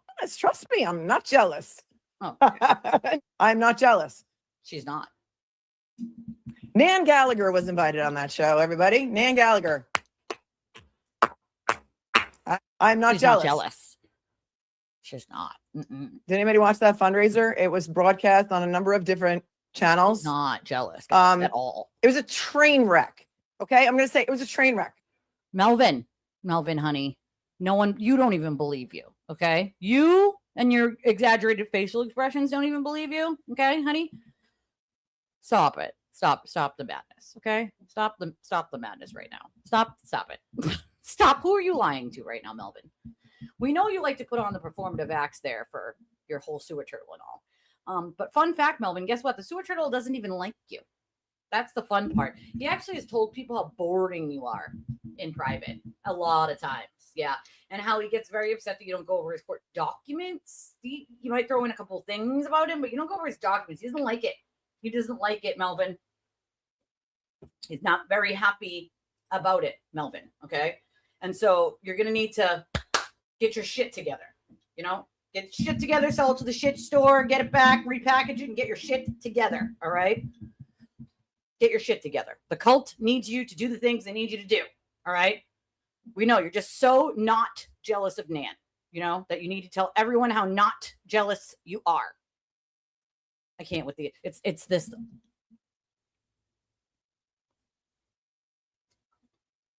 The exaggerated facial expression. No wonder you're such a failed actress. It's weird as fuck, bro. Nobody makes those exaggerated facial expressions, just holds them for that long. She pauses. what are we doing? You having a stroke? What's going on there? Like, what? You good? Right? I'd be jealous. Just saying. Like, lady, she's still a successful lawyer, still practicing, still practicing.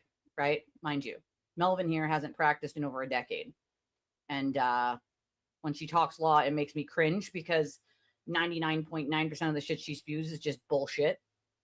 And she doesn't do her basic research. I mean, like, come on, man. Like, could we not? I mean, Nan just does better in life. She also doesn't make exaggerated facial expressions to get the attention of a sewer cult. So there's raised over $10,000. I guess it wasn't that much of a shit show. It's 10,000. Melvin, maybe you didn't get the note. Okay. 10,000 is not enough for Aiden. He says that is bad. That is a bad number. It is not enough. And to him, that is loose change, pocket change. Loose change. That's nothing. Loose change. It's nothing. Loose change. That's nothing. Loose change.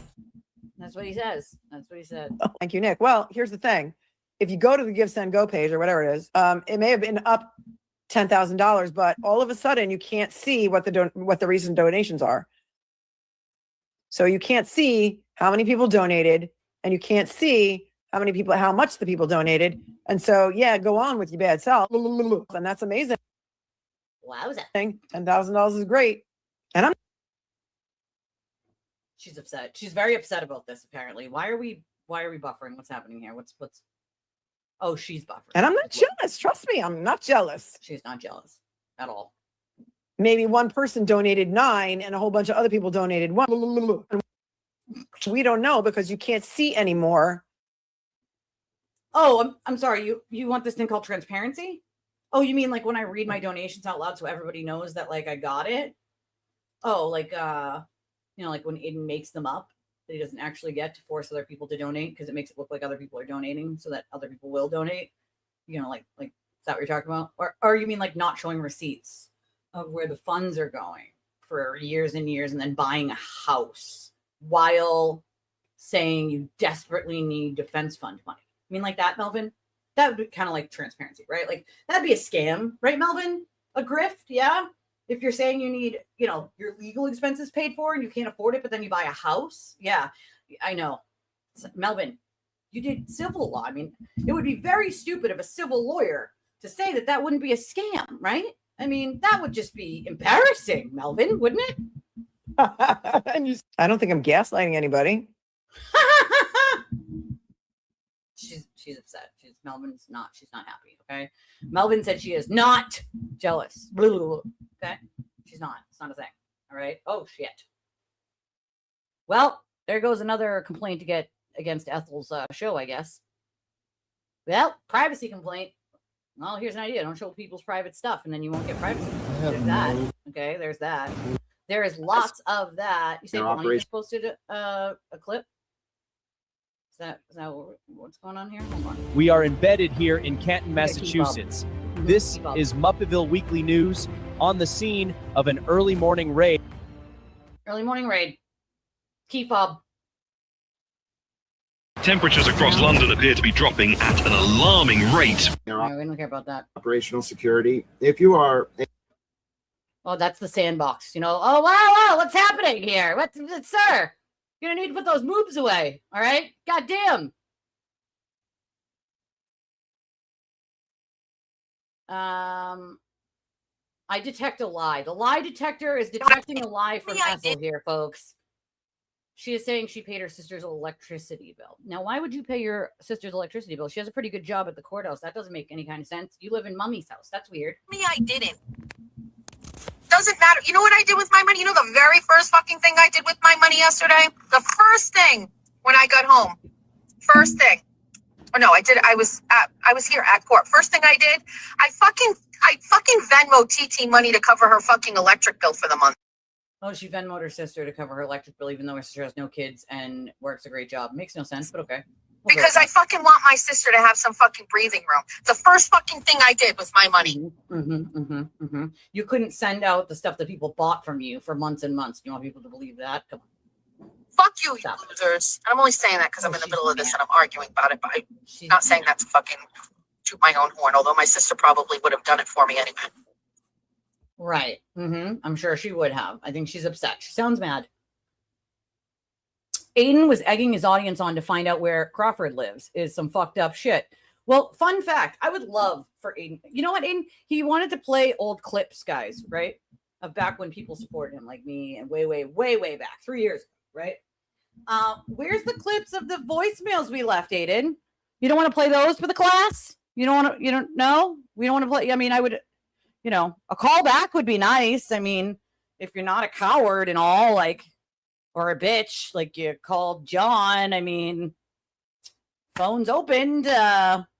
No call back. No, we don't want to play the voicemails. No, those aren't fun content for you, sir. I mean, I figured you'd make them into content. No, you not. No, not even a peep about them. No, not so much. No. Oh, okay. It's amazing to me the shit that he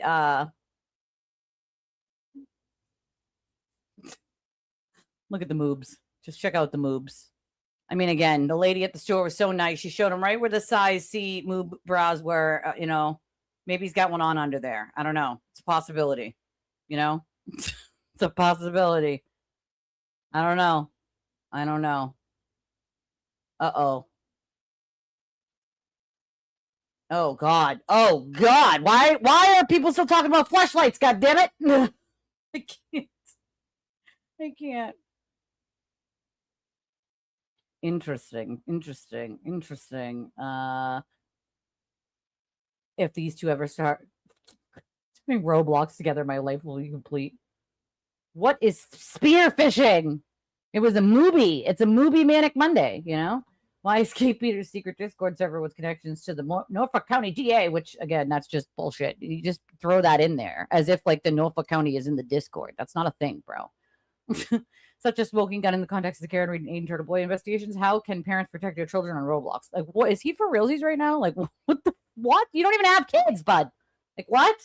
I can't. It's weird. It's weird.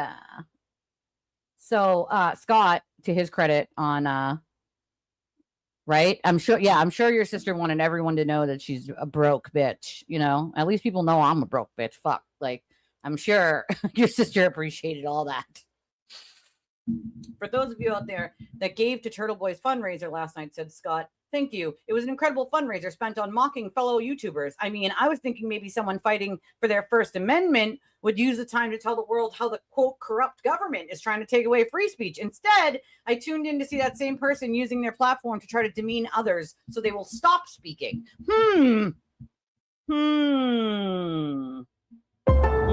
What does interesting.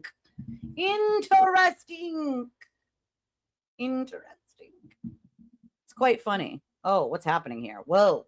What is happening? What is even going on? And whoa, alrighty. You motherfuckers got to give me a warning. Yeah, see, when I do that, I don't tell anyone. You know what I mean? I just do it, you know? Unless someone asks me a question that pertains to that. You know what I mean? Just saying. You know what I think we should do?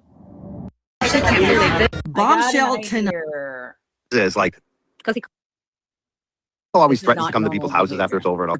Oh, this is where he threatened Mike, right?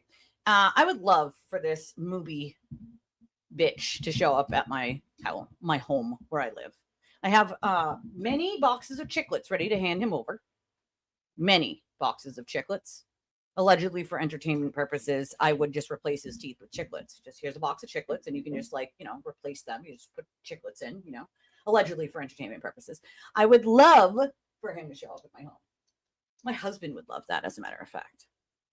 He won't even acknowledge that we called, right? You don't want to play the voicemails. I mean, we called here live, so I mean, they exist, right? The receipts exist, but we don't want to acknowledge that. We want to go back to like 3 years ago when Aiden lied to everyone and there was no evidence out, and he convinced everyone that, like, he was getting railroaded, and we believed him until evidence came out and we were like, wait a second, hold on, you lied. So he thinks playing the old clips of people supporting him is somehow gonna do what? Sir, you can just play new clips like this. Is like, Because he called him out. yeah. The turtle always threatens to come to people's houses after it's over and all that shit, the tough guy shit. Yes, And I just, tour. yeah, and I just laugh. I'm just like, I hope you do, because you'll get it back. Tour. You will get it back. Really? Like you come to my place, we're going to your houses. Oh, Like that's that sounds like a challenge. Anyone know where? Oh, it sounds like a challenge. Anybody know where Mike lives? Oh, don't you? Didn't you drop an AirTag allegedly in his car allegedly? Cryford lives? Send me if anyone knows Cryford's address.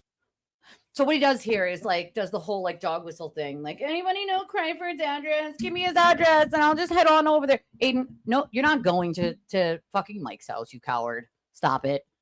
Stop it. As a matter of fact, you want to go to Mike's house? Cool. Let me know when you might want to ask Mike some questions, and I will happily come over and have lunch with Mike and his beautiful girlfriend. Me and my husband would be happy to join them for lunch on the day that you want to come over. I got questions too, independent media and all. I have questions for you. So, I mean, I'll bring your emergency undies. I promise. I have them right here. They're right here. Your emergency undies are here. So when you shit yourself during sentencing, you can just be like, Your Honor, your judgeness, I'm going to need to go to the bathroom and change my emergency undies. I have them. Here they are. Twisted gave these to me because she's so kind and thoughtful that she knew I would shit myself. And so, she gave me these little tiny emergency undies. They're for emergencies, Your Honor. And I just shit myself, your judgeness, and I'm going to need to go change them now.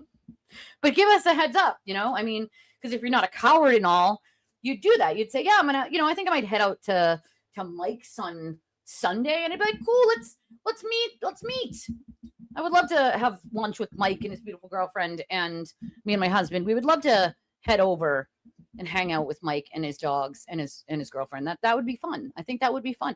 And we have questions for you, Aiden. We have lots of questions. So I mean, like, let's just make it like an interview, right? Like, just let's do an interview publicly on camera. Please send it to me. I want to say hi. No, you don't. You're not going to his house. You're a coward. I want to go say hi to him. This is all for show, folks. And then he can come to my house too. It's fine. We see how it's. Let's just remember the last time somebody was publicly on a sidewalk near his parents' house, he called the cops. Although allegedly, he likes to claim that being on a public sidewalk it's acceptable. It's okay. It's First Amendment protected activity. And so the second whatever. The second that guy was on a public sidewalk near his parents' house where Aiden was at the time, he called the police. He did not like being asked questions from a public sidewalk near him. He thought that was worthy of calling the police. Let's see who has a bigger house. Can we do that? I really am curious. As if imagine that being your flex. Let's see who's got a bigger house. Who lied to their audience the most to get the most money to buy a bigger house? Like, is he for real right now? Like, does he not think that, he doesn't think before he says shit that's going to be used against him. Let's see who got a bigger house. Let's do that. I told everybody that I just desperately need these fundraisers and all this money. And right now, I think what he needs is the fundraiser to cover the fucking flop of a golfing thing that he's either going to have to pay for or cancel. Where Cryford lives. I want to he's gonna see pay for it one way or another. The Cryford estate, if you will. Is like, because he called him such a coward. Like, he's not going anywhere, bro. That's all for show. It's for content. Like, yeah, we're gonna go see Mike. Cool. You want to do that? Let's do that. I will meet you there. I'll have lunch with Mike and his girlfriend, me and my husband. We're happy to do that. It'll be so fun. And we'll see allegedly for entertainment purposes what happens after that. I'm just saying. I think it'll be fun. It'd be fun.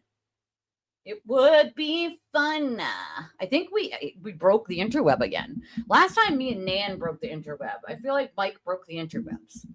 You broke the interwebs, Mike. Okay? You broke the interwebs, sir. Oh, listen, I like the cupcakes that have not real frosting. I like the whipped cream frosting. I love whipped cream frosting. I like to bake too, so I like to bake cupcakes. I do. Melvin can never ruin cupcakes for me. But I love cupcakes, but I like the whipped cream frosting. The only kind of regular frosting I will do is the rainbow chip. okay? Because rainbow chip is my favorite. But other than that, it's got to be whipped cream frosting. Has to be. It has to be. Okay, so hold on. We're gonna need to hold on. We're gonna need to check this out here. What is Ethel complaining about now? Ethel, are you having a hard time today, Ethel? What's the major malfunction, Eth? I need to speak to the manager of reality. To Ethel's internet chaos. She's got to speak to the manager of reality now, okay? Post. And it was somebody that said, Jess Machado has no compassion and is not qualified to cover this Lindsay Clancy trial. I would just like to point out something fucking hilarious. And if you're a fan of Ethel here, you can just put your fingers in your ears and you don't have to hear this part. But I'm going to point out something quite fucking funny. Ethel here thinks that she gained a following by telling everybody what the jurors wore and what they looked like during the Karen Reid trials. She believes that was her talent, that she was doing something that no one else was doing by telling us what they were wearing and what they looked like. Therefore, she gained her whole following by talent doing that, right? What Ethel doesn't seem to understand is nobody fucking cares what the jurors are wearing. Nobody fucking cares what the jurors look like. You did not gain a following by telling people what they look like or what they're wearing. You gained a following from being a Turtle Boy simp and being connected to a sewer turtle. The level of delusion some of these people live in is fucking amazing. I'm doing something no one else is doing. I'm telling everybody what they're wearing and what they look like. And if they huff and they puff, if they cry, if they scratch their nose, it's like hard-hitting journalisming. It's hard-hitting journalisming. Like, lady, nobody wants to hear about that, nor does anybody give a fuck what the jurors look like or what they're wearing. No one wants to hear about that. We want to hear about the actual case. Yeah, sorry. No. You didn't gain a following by doing that. Okay, you gained a following by being Turtle Boy adjacent. That's how you gained a following, honey. Okay, just admit it. It's not hard. You literally dragged him off the back of his, and then a bunch of people realized he was a loser, and they stayed with you, and they don't watch him. And so you got some people, and then you have some dead subs that are just people who subscribe and then never unsubscribe but don't watch anyway. So, I mean, this level of delusion, thinking that like it's some fantastic talent to be able to tweet what people are wearing, and it was such a amazing idea to do this because no one else was doing such a thing. You want to know why no one else was doing such a thing, Ethel? Because it's fucking stupid and nobody cares what the goddamn jurors are wearing or what they look like. Nobody gives a shit. It's not important. It's not interesting. Fucking boring. Jesus. Post. And it was somebody that said, just hashtag free Jameson. Machado has no compassion and is not qualified to cover this Lindsay Clancy trial. Right? And it's like a very disparaging post. And it is sharing either a screenshot or my post where I described what Lindsay Clancy looked like in court on Monday, okay, which was pale, frail, empty, right? This is not a nice post. This is a nasty post, nice. Right? Criticizing my work, basically, not basically saying, flat out saying Jess Machado should not be covering this case or is not qualified or whatever. And in the comment section, the defense does. Fun fact, she's not actually covering the case. She's telling you what the jurors are wearing. Also not important. Nobody cares. Nobody fucking cares. Diaries says, follow our coverage, period. Seriously, period. Okay. Now, I went and read the thread. The majority of the comments.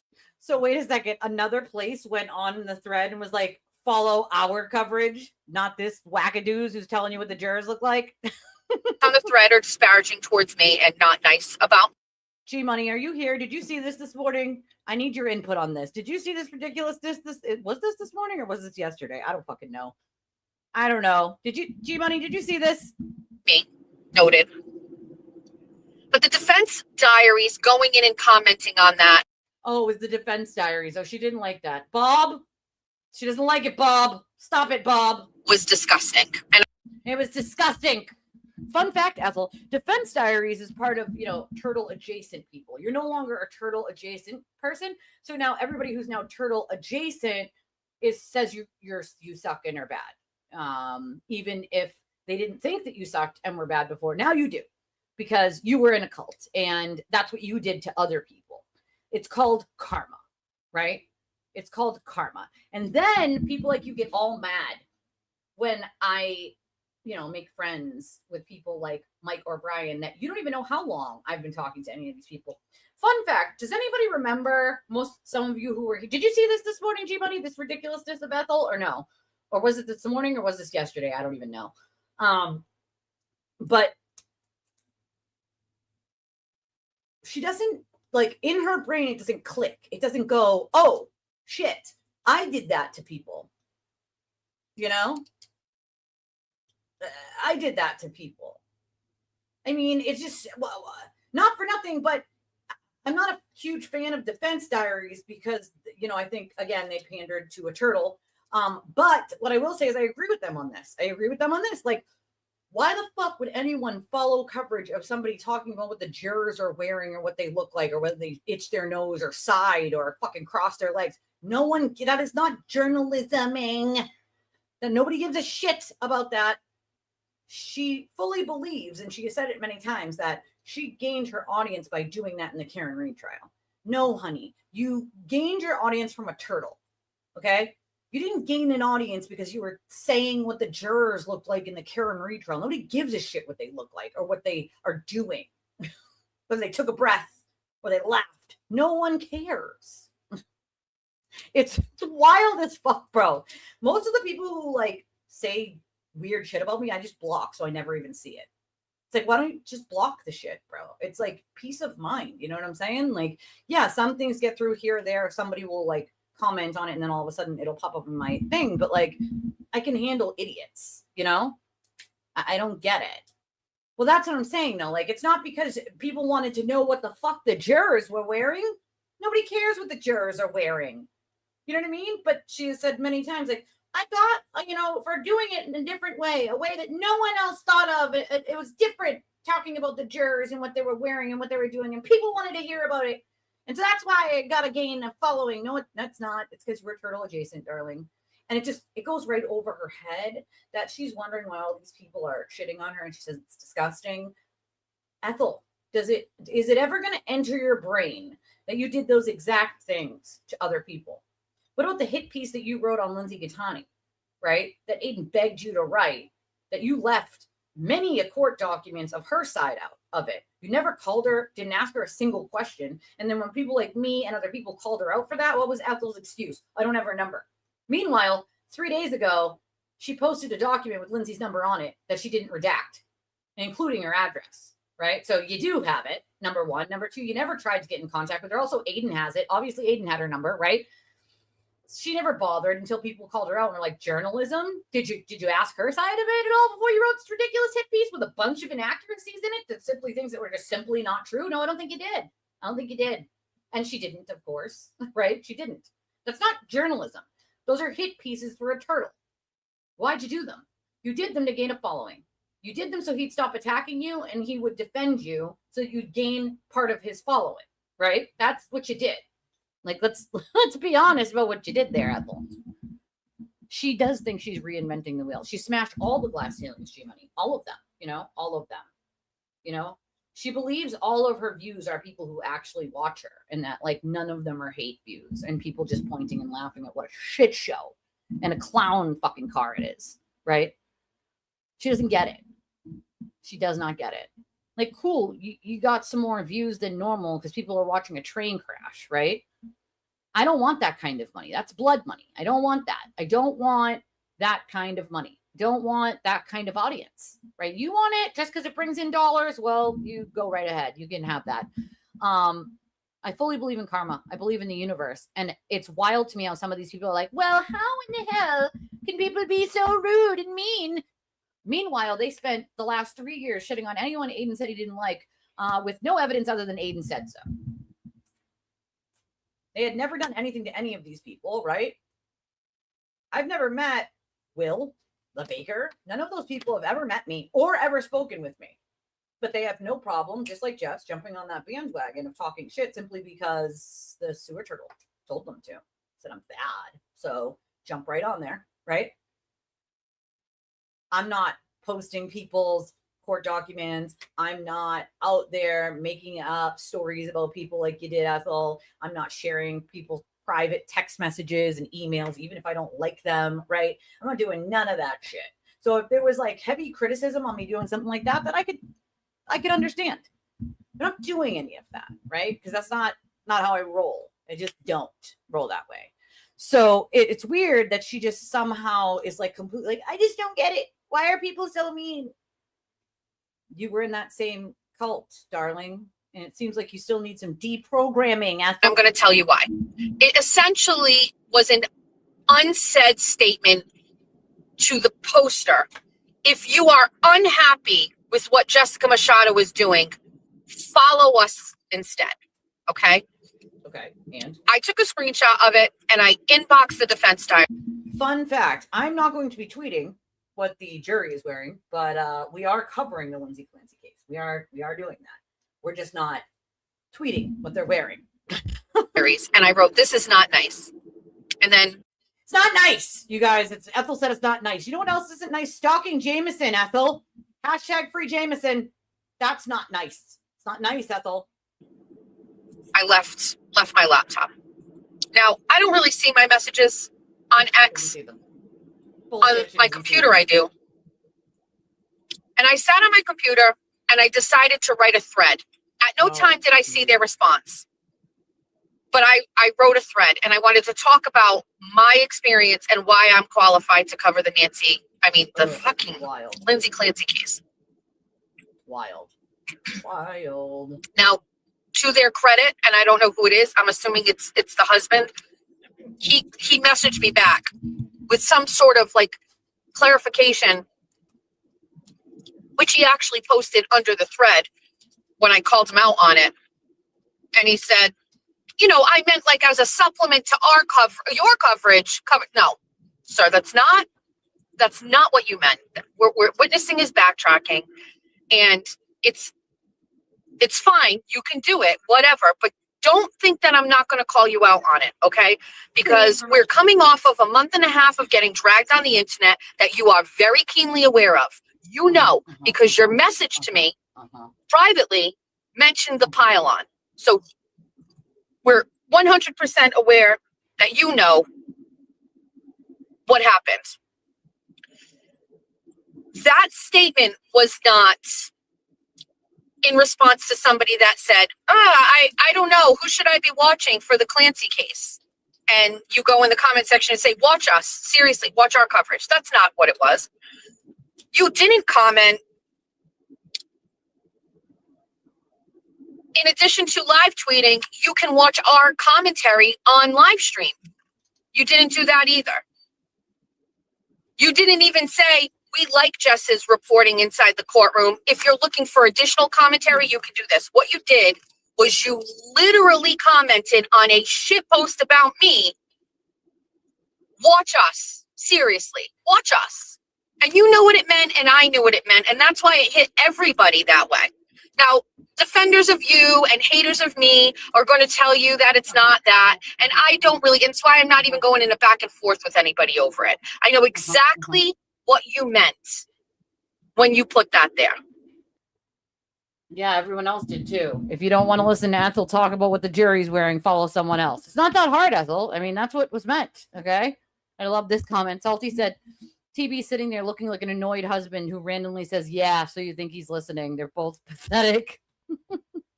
Size C moves, please, sir. Size C moves. Can we get it? Yeah.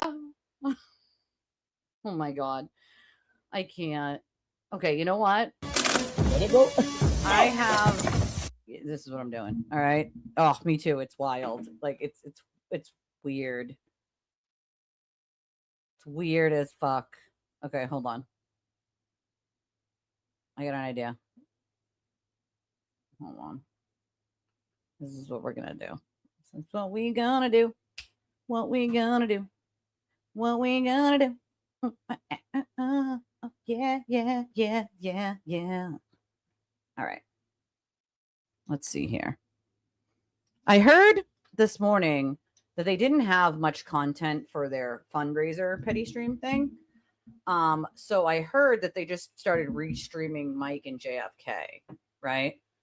So they couldn't really talk about anything else. That's all they had to talk about. They didn't have much, right? They didn't have much to talk about. So I think maybe, just maybe, we should do this thing where we show the absolute ridiculous gaslighting and the absolute manipulation and what a turtle tanty looks like. A real one. I can't go back! I can't go back! I can't go back! These idiots will buy anything I sell. Exactly. Well, anybody can watch whoever the fuck they want. They don't need permission from anyone to watch who they want to watch. It's a fun fact, right? They can watch whoever they want, whenever they want. But these two buffoons, okay? I mean, look at how enthused Aiden looks here. He's very excited about this. Him and the Marlboro Cowboy, they're super happy. They're so happy about this fundraiser. Aiden's like, I'm gonna make pocket change. Nobody's donating. We only made 5,000 or 10,000. This is nothing. This is pocket change. What is this? $5 or more, folks. You want a turtle chat? You got a $5 or more. Otherwise, it's loose change. Loose change. That's nothing. Loose change. It's nothing. Loose change. That's nothing. Loose change. My computer glitches out if I want. Your computer telling you. It's like, who the fuck are these buffoons, right? I just scrolled to a random part in this and paused, okay? Because I just need to see this fucking absolute shit show of a grift here, okay? Aiden looks very enthused here. He looks very upset. And I'm going to tell you, there's a bunch of different reasons that this poor man is upset right now. One of which being Leah got married. That's done pissed him off, right? Reason number one. Reason number two, Meredith is moving and took a picture with Leah. That done pissed him off, right? Another thing that pissed him off was Mike went on JFK. Mike came here on our show. Mike talked to Kate in one day. That done pissed him off, right? Brian went on JFK. That done pissed him off, right? Nan and Steve took a picture together and then they exist. That pissed him off, right? That pissed him off. Then there was that thing that happened when he got home from vacation that I can't yet disclose, right? That really done pissed him off, right? So he's just a really angry turtle right now. He's very upset. He's very angry. He's very upset. He does not like the bridges. Doesn't like people building the bridges or talking to one another or any of that. That's a problem for him because then people can share stories about the things that he did and the things that he lied about. And that's not good for him. And what he's left with is this fucking guy, that guy down there in the comments. Grant, we are in the Born Identity movie, Ellis, and a litany of other random people like Melvin, right? That's what he has been reduced to. And people like Erica Walsh, that's what he's reduced to. Okay. Oh, yeah, something's definitely off. He's very upset. He knows. Hold on. I have to be careful how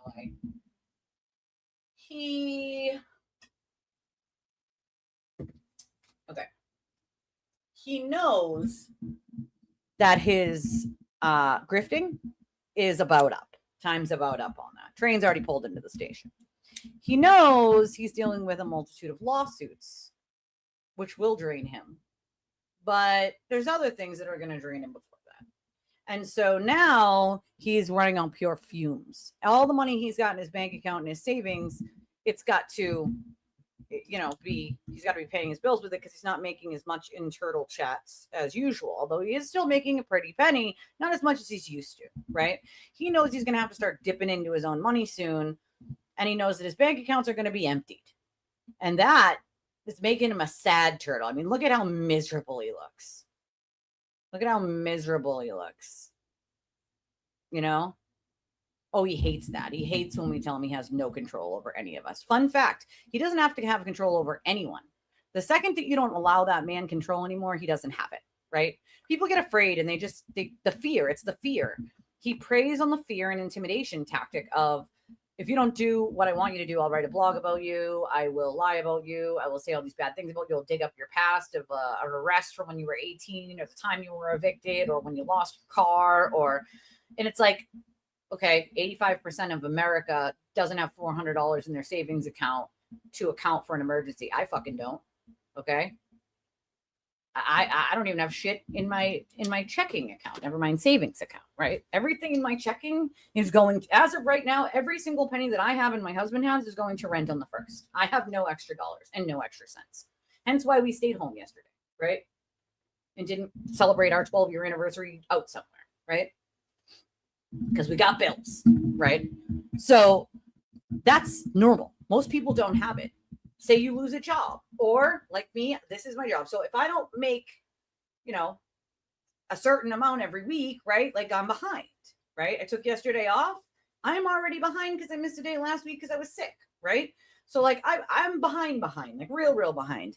And my Sunday shows are usually fairly decent, when it comes to donations. We had a pretty decent show the other day via, what are those called? Super chats. But I don't get those until, YouTube takes their cut and then it comes next month. I don't get it until the end of next month. So, right, the direct ones are the ones that help me the most during the month. So if I'm only bringing in a certain amount, like I'm behind, right? That's most people. Most people are living paycheck to paycheck, right? They're struggling to survive. But he thinks because if he doesn't like them, he can bring up the time that they were arrested when they were 18 for weed. That makes them horrible, right? Or the time they had to fight for custody with their abuser, and their abuser wrote a bunch of lies in the fucking affidavit because, well, they're trying to get one over with the court. And he uses that affidavit as some sort of proof that that person is bad, right? That is what he built his platform on, is just lying about people to make them, quote, bad. And if you know something about him, well, you're even more bad. You're even more bad because he can't have you telling the public what he really does behind closed doors and how evil he actually is, because that would be bad business, right? If people actually knew how bad it was, right? Like, come on. Yeah, I played the clip. I said, you want to go to Mike's house? Cool, let's meet you. I'll go to Mike's house and have lunch with Mike and his girlfriend, me and my husband. And Aiden can tell us when he wants to come over and ask some questions, because I got some questions for him. He refused to acknowledge it that we called and left some voicemails. He didn't want to play the voicemails, he don't want to play those. But I'm just saying, like, if we're going to, pretend that you're going to go to Mike's house, because you're not, Aiden, again, that's all for fucking show and play. He's not going anywhere. He's a coward. But I mean, on the off chance that he gets any ball whatsoever to do such a thing, let us know, right? We'll be happy to go meet Mike and his girlfriend for lunch and hang out. And we have some questions for you. Or are you just a coward? Fun fact, he's just a coward, guys. Fun fact, it's weird. I would love to, you know what? I would love for him to do that while I'm there, and I can film his response to my questions that he refuses to answer. Just saying. Yeah, I played the clip earlier. It's weird. It's weird behavior. Who the fuck does that shit? Once again, it's a way to try to intimidate Mike and get him to shut up, not build bridges with people, not talk to people. Funny, why does he only do that to people he thinks that will be scared by that? You know what I'm saying? Like, I just laugh at that shit. Like, you're a joke. You're a fucking joke, Aiden. You're a joke. Threatening to come to people's homes. I fucking triple dog dare ya. I would love for you to show up at my house. As I said, allegedly and for entertainment purposes only, I have, several boxes of chiclets. And I might allegedly, for satire purposes only, because I'm a satirist, replace your teeth with the chiclets, right? Allegedly for entertainment purposes only. This is a joke. And so I got boxes of chiclets. I mean, I'm just saying, like, I'm a satirist. I make jokes. They're funny. Ha ha ha. Just saying. First Amendment and all. First Amendment and all. He's not showing up fucking anywhere. He's a coward. Look at his miserable ass. I know why he's miserable too, on top of all the other things I just listed off. And I just love that I know what's making him so fucking miserable. And you know I know what's making you miserable, bud. You know I know, right? Like, you sad sack of shit. I just want you to know that I love that for you, buddy. Love it for you. I love it for you. I love the karma for you. I love the universe correcting itself. Love that for you. I love it so much. I can't get any more joy out of it. As a matter of fact, I can get a little bit more joy out of it by playing you as a baby back bitch on the floor and just reminding everybody that this is the guy who cries about First Amendment while he's trying to hush everyone else's First Amendment, right? Like, this is the guy. This is the guy people worship and are afraid of, right? The guy who cries on the floor and allegedly for entertainment purposes and satire only, possibly, maybe, allegedly pees on the couch. Can you please go back?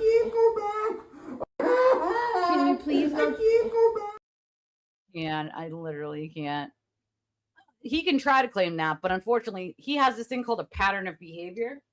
And so that's the part that he doesn't seem to like grasp, is when you have a pattern of doing those things, when some unhinged lunatic does do something like that, you can be found at fault for it. You know, he doesn't think these things through because he's not so smart. You know, he's too busy crying on the floor like this. Can you please go back? Can you please go back? And screaming to an audience of these people. I want to know, as a matter of fact, hold on. Hold on. I need to go back. I need to ask this thing. How many times did he claim the First Amendment on this? Like, how many? I just want to know. How many times did they say First Amendment, Karen Reed, or John O'Keefe? I just want to know. Because that's all he's got is to just repeat those things to make people donate. Like, that's it. That's all. It's the whole scam. That's the whole scam. Nope, still isn't old. I agree with you. Still isn't old. Let me see. Oh my God. Hello? It's not reading it yet. What the fuck? All right, you know what? We'll come back to it later. And we'll do the ask. And we'll let that do it because it's not up yet. Just saying, allegedly. That's all he has, right? It's a constant reframing. It's the part that I don't get, right? Is we're talking about people who watch him understanding that he's moving the goalposts constantly, reframing the narrative, changing the story. And it just goes right over their heads, right over their heads. I asked a few people who were here earlier who popped into this fucking shitstorm here if possibly maybe it sounded, did this quote petty fundraiser sound anything at all like this? And I'm going to play it. And they said, yes, it does sound like Act this. fast. Watch the master work. Step 1, invent a catastrophe. Step 2, blame literally everyone else in the tri-state area. Step 3, fire up the live stream, pull out the sad orchestra, and hit them with the classic line. The First Amendment is under attack.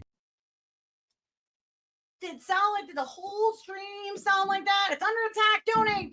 It's under attack. Under attack. It's under attack. It's under attack. It's under attack. Everybody donate to the petty stream. Everybody do it. Their First Amendment is under attack. If you'd like to donate to my First Amendment rights, to tell the world that he's a piece of shit and fight for his victims and deal with all the abuse I continue to deal with for my First Amendment right, because I refuse to just shut up and go away. Then there are a bunch of different ways that you can donate to the channel. Thank you, Dark Side, for your jewels. I appreciate you, my friend. I love the flowers. They're so cute.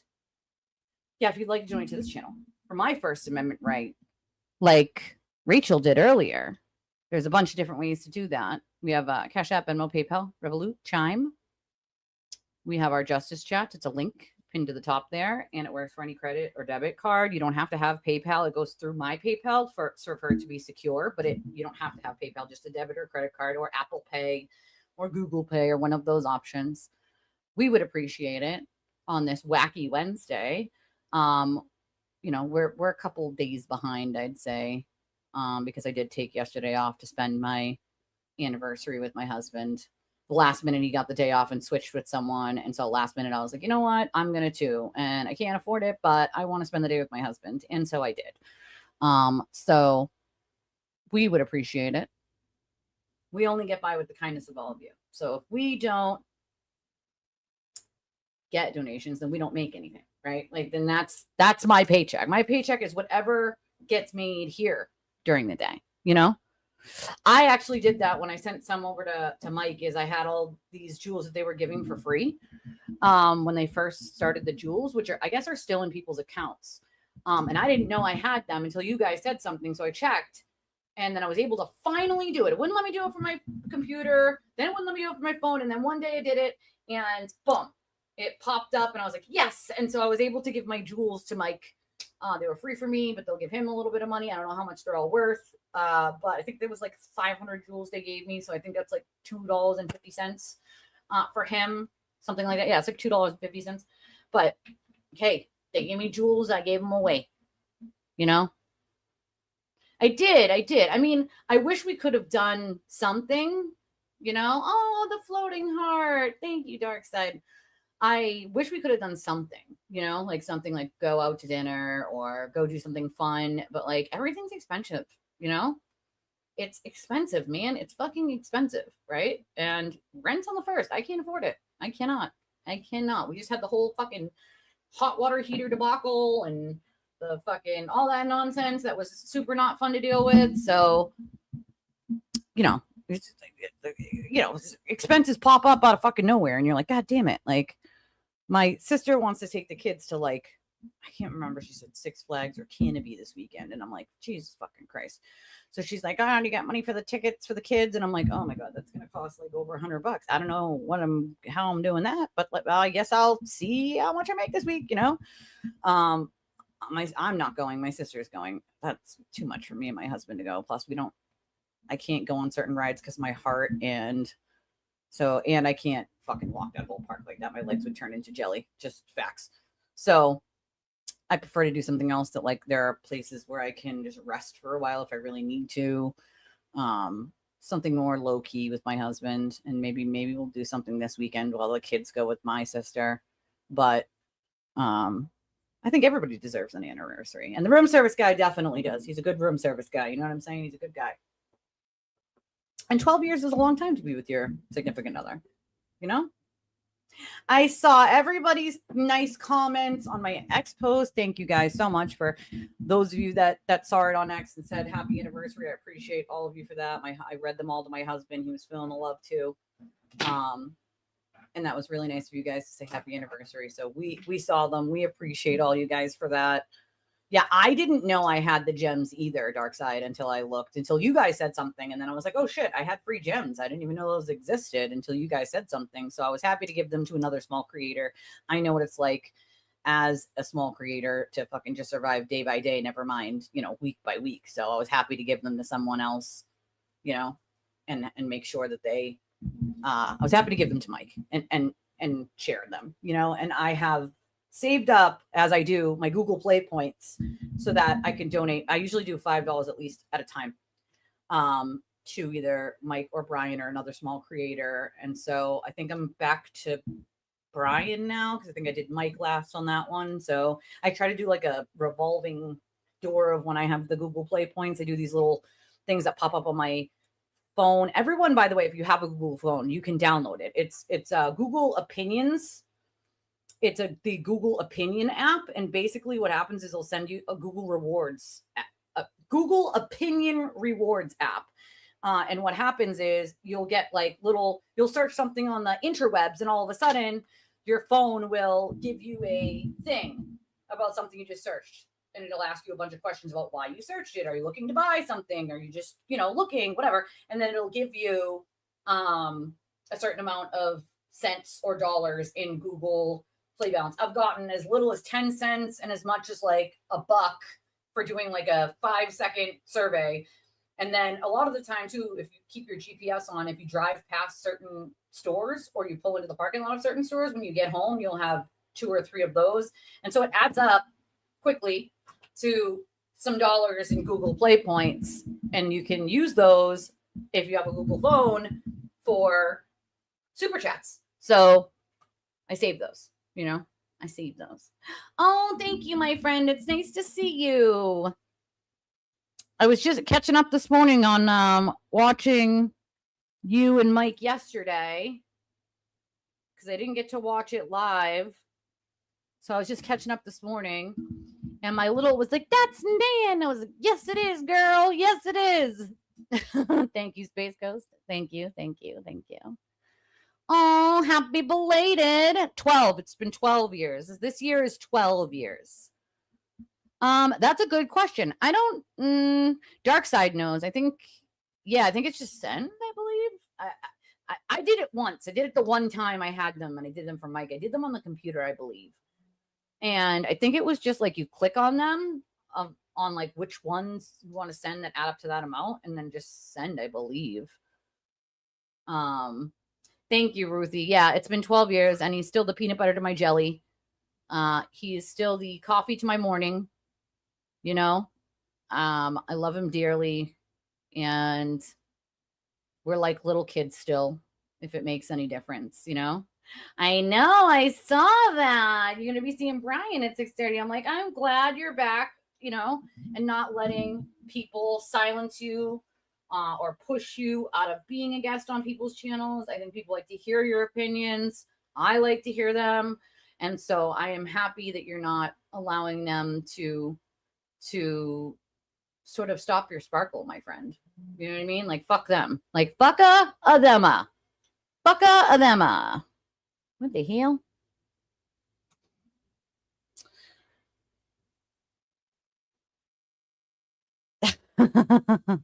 Hey, girl. Hey. Thank you, Dark Side. I love the flower.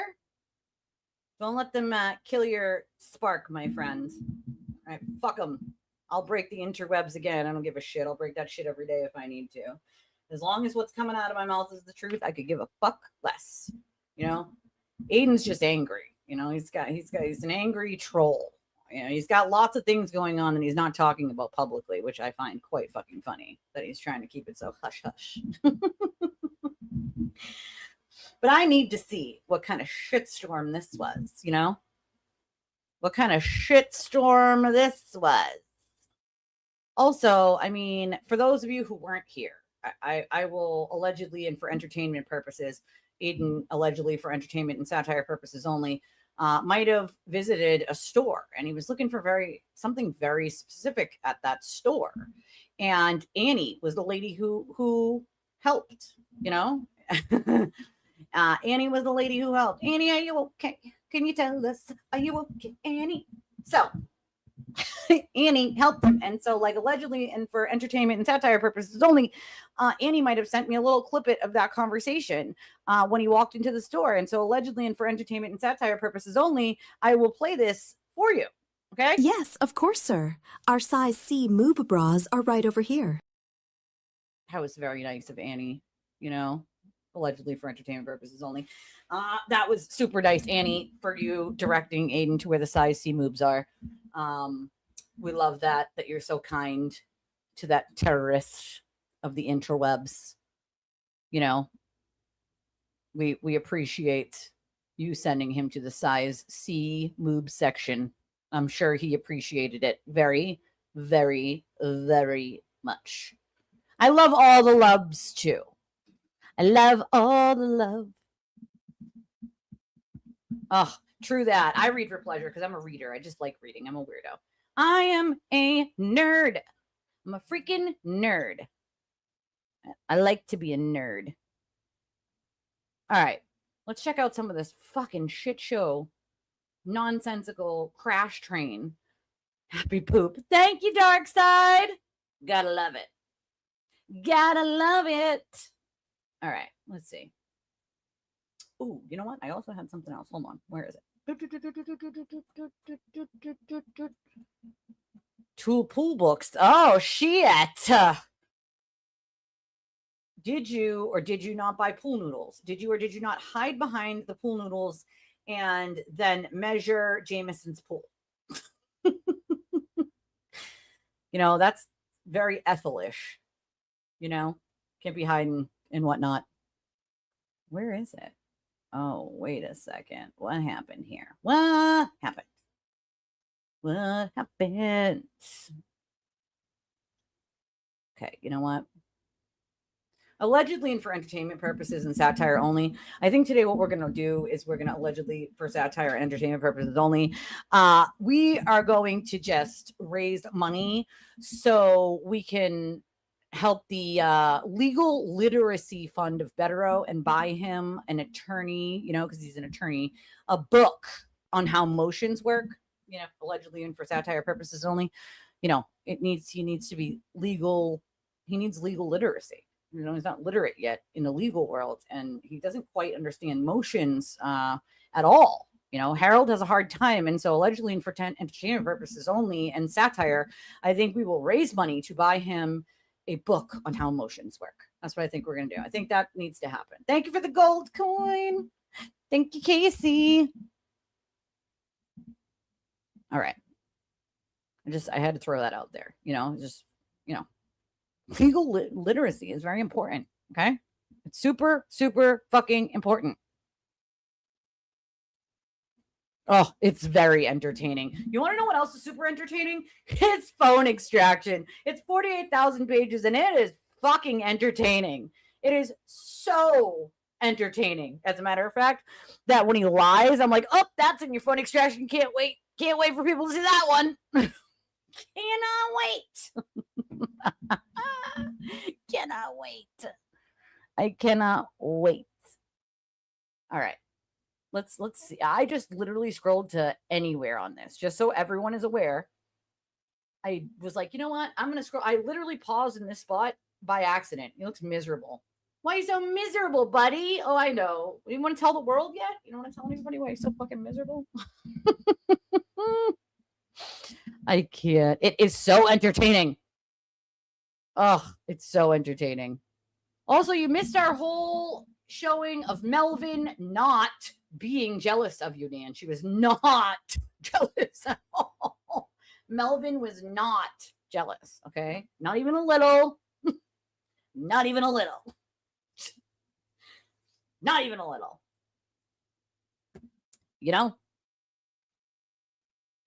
Oh, but we already know what she looks like. I don't know why he's hiding. Like, we all don't know her name and what she looks like and all that already.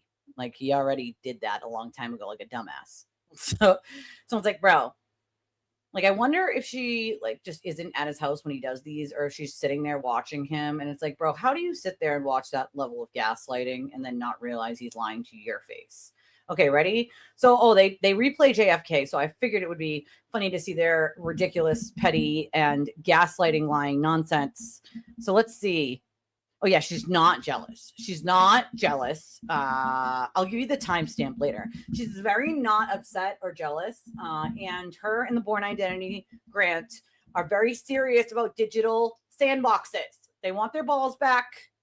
Their digital balls. They want them back. Okay? They're very serial about this. This is very serial business. Okay? Melvin Little is not jealous of Nan. Ever. She's not. She's just not jealous of a successful attorney with a good heart, who's a good person, who doesn't make exaggerated facial expressions and has an actual career and doesn't pretend to know the law when they haven't even practiced it in a decade. She's not jealous at all, not even when she makes her exaggerated facial expressions. She's not jealous. Not at all. Not even a little. Not even a little bit. Melvin doesn't care.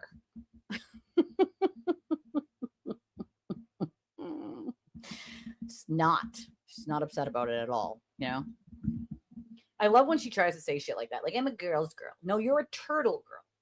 Honey, you can't be a girl's girl if you're pandering to a turtle, darling. Okay, that's just not how it works, Melvin. All right. I also made a motion, although nobody answered my motion because I feel like you're all at work. But I would like to make that motion again. Can I get a second on the motion to have Melvin take the fucking Patriots jersey off? Why do these people want to keep pretending they're from New England or Massachusetts? New England doesn't want you. Massachusetts does not claim you. You people are not from here. I made a motion for Will to stop wearing fucking, Boston Red Sox hats. The Red Sox don't like you. You're a degenerate. And I would like Melvin to not try to rep the Patriots because they do not rep her. Okay, so I would like a second on that motion, please. Maybe a third.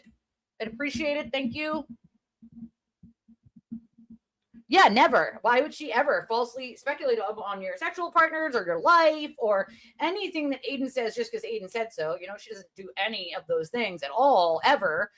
She just is totally nice and fine and super educated, so pretty, and an amazing actress.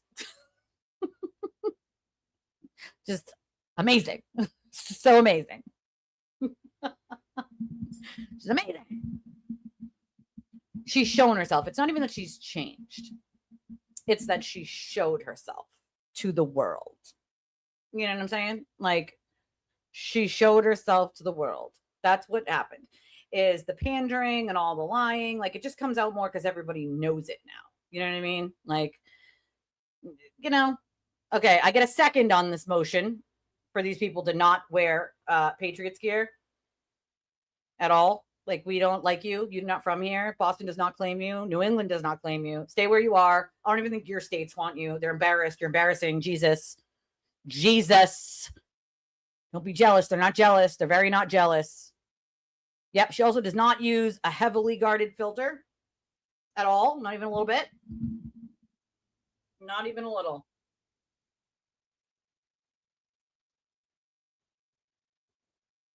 Not even a little.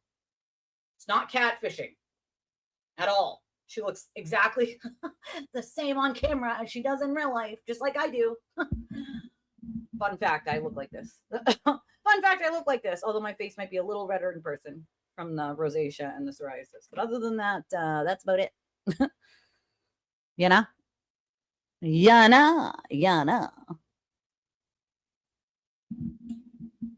Of course she will be, Of course.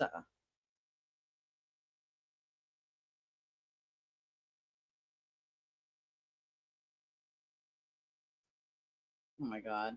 Hilarious. Some things that you guys send me are just so fucking funny. And I love that I get them like during the stream because then I get a good little chuckle. Some of them I get to see after, but I get to chuckle about those later. Okay. All right, here we go. Don't you worry, my friend. I do it all the time. I literally make typos on my phone constantly because my fingers are arthritic. My hands are. So are my hips and my knees and my feet. But my phone is like really old. And so it always presses the like letters next to it or above it or diagonal from it because like the keyboard is like small on my phone. It's tiny. And because my phone is so old, it like freezes and I'll be like clicking on it and it's just obnoxious. So like I make them all the time and I just hit send. And I'm like, you know what? It's not a fucking college dissertation. It's the interwebs. I don't give a shit if there's a bunch of typos. Okay. If you didn't get what I was fucking saying, I don't know what to tell you. If it was my college dissertation or I was writing something, for a company, then I would do it correct. Right. Like I would make sure there's no typos. I would make sure I went back and proofread everything. I'm not doing that for the fucking interwebs. Okay. I'm not doing it. Not doing it. All right. Right? You can only if you can name the people on the team, then you can. Fun fact, I've met Gronk. He was so awesome with my daughter. And they had a whole dance party, and he was a good sport, him and his family. They don't know anybody on any of our sports teams, Yeah, lots of criminal law experience. Lots. She has lots and lots and lots and lots. Fun fact, I don't use filters I've never used a filter on any pictures of myself that I've taken ever, which are most of my pictures. Like, I don't use filters.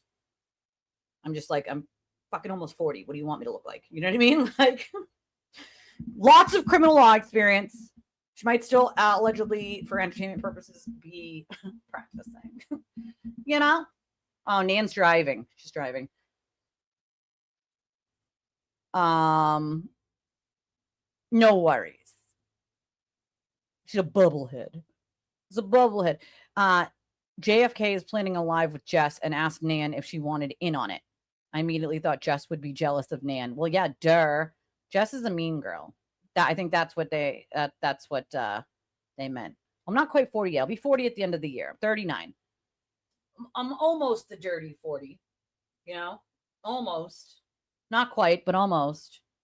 My husband is 3 years younger than I, so I guess I'm a cougar of sorts. My husband is younger. He's more spry than me. To be fair, he is definitely more spry than me. He plays sports. Hello. I would have been flabbergasted too. I only heard Jess was having James on. Why would these people want to I'm sorry, but I don't want to interact with anybody in a circle. Sorry. No, thank you. I'm good. Listen, I don't care if it would make me. And this is the thing, right? Is like, it's all about the views and the gaining viewership and like doing something shocking so everybody will look at it and watch. Like, I'm not about that life. Sorry. I do not want to interact with shitty people like Ethel. No, thank you. All right. So I scanned this. I have no idea what they're about to say because I didn't watch any of this because I don't care that much. But I wanted to just scan and just see the fucking comedy of the gaslighting and the manipulation that they do to their audience to make them donate, right? Of course she wouldn't. No, I said this the other day too, Nan. Like, you think any of these people would say any of this shit to our faces? Absolutely not. And if Aiden wants to go to Mike's house, once again, I shall repeat for all of you who weren't here, okay? Aiden, since you're such a coward and you never want to talk about the voicemail I left you, because I have questions as independent media, if you would like to go to Mike's house, maybe, just maybe, if you weren't a coward, you'd let me know when it is that you feel like you might be doing that. Me and my husband would be happy to join Mike and his girlfriend, his lovely girlfriend, and have lunch over there and ask you some questions when you come. You know, we got some questions too as independent media. And I'm just saying, if you're not a coward, then you would accept that, right? But like, you're a coward. Like, you're not showing up anywhere, bro. You're just saying dumb shit to get a rise out of people or to try to scare people. You're not fucking scary, dude. You're a clown. A clown. An absolute clown. I think he's also very sad because people start to realize he's a clown. You know? JFK was surprised and Mike said people were already complaining to him. Yeah, I mean, I want nothing to do with some of those people. You know what I mean? I want nothing to do with some of those people. Boston Magazine has an amazing new article out. We're going to have to read it together with the class. JFK said into having a live with Jess. Yeah, no thank you. Gretchen Voss wrote it. Is he growing a beard? No, you know what that's called? That is called laziness. He hasn't probably shaved, I'm guessing, because he's very upset. You know, he's very upset. He's very, very upset. He's got lots of things going on in his world. It's crashing down. But I'm a bad person because I'm poor. Remember, guys? I'm bad because I'm poor. We're going to read it. Just give me 1 second to pull some of this real quick, and then we'll read the article, I promise. Exactly. That's my point. Like, you'd know me in person because I don't use filters, right? Like, I do use the redness filter on StreamYard here. So it, like, even though my face is still red, it just kind of like evens out your tone of your face so that like the redness on my face isn't as red, even though it is. My skin is very, very dry. It needs like treatment. That's what it needs. Like, it's very, very dry. It's from the psoriasis and stuff. It literally needs like special spa treatment. And unfortunately, we all know how much that shit costs. So that ain't happened. But, and it has to happen every so often. I've had it done, you know, twice ever. And it's too expensive to keep up with. But that's 'tis his life. And hopefully this infusion and or shot, depending on what they're going to choose from the doctor, will help with some of all of this. Hopefully, fingers crossed for me. All right, the only thing he's growing is tits. He's growing boobs. They're moops. Okay, they're moops. He's crashing out. He's been crashing out, but like he's even more crashing out. So we're gonna play a little bit of this because I want to see what kind of fucking shit show this is, right? Then we're gonna read the article. And then I might have a little fun game to play. But while in the meantime, don't forget to get your, if you have not already, we're closing in on not too many days left for the raffle. We haven't sold that many tickets, so we gotta sell some more raffle tickets. People, get your raffle tickets, get in on your raffles. If you would like to just donate to the channel, we would appreciate it. For today, we're gonna say you're donating to the First Amendment. You're donating for my First Amendment right to tell the truth. You know.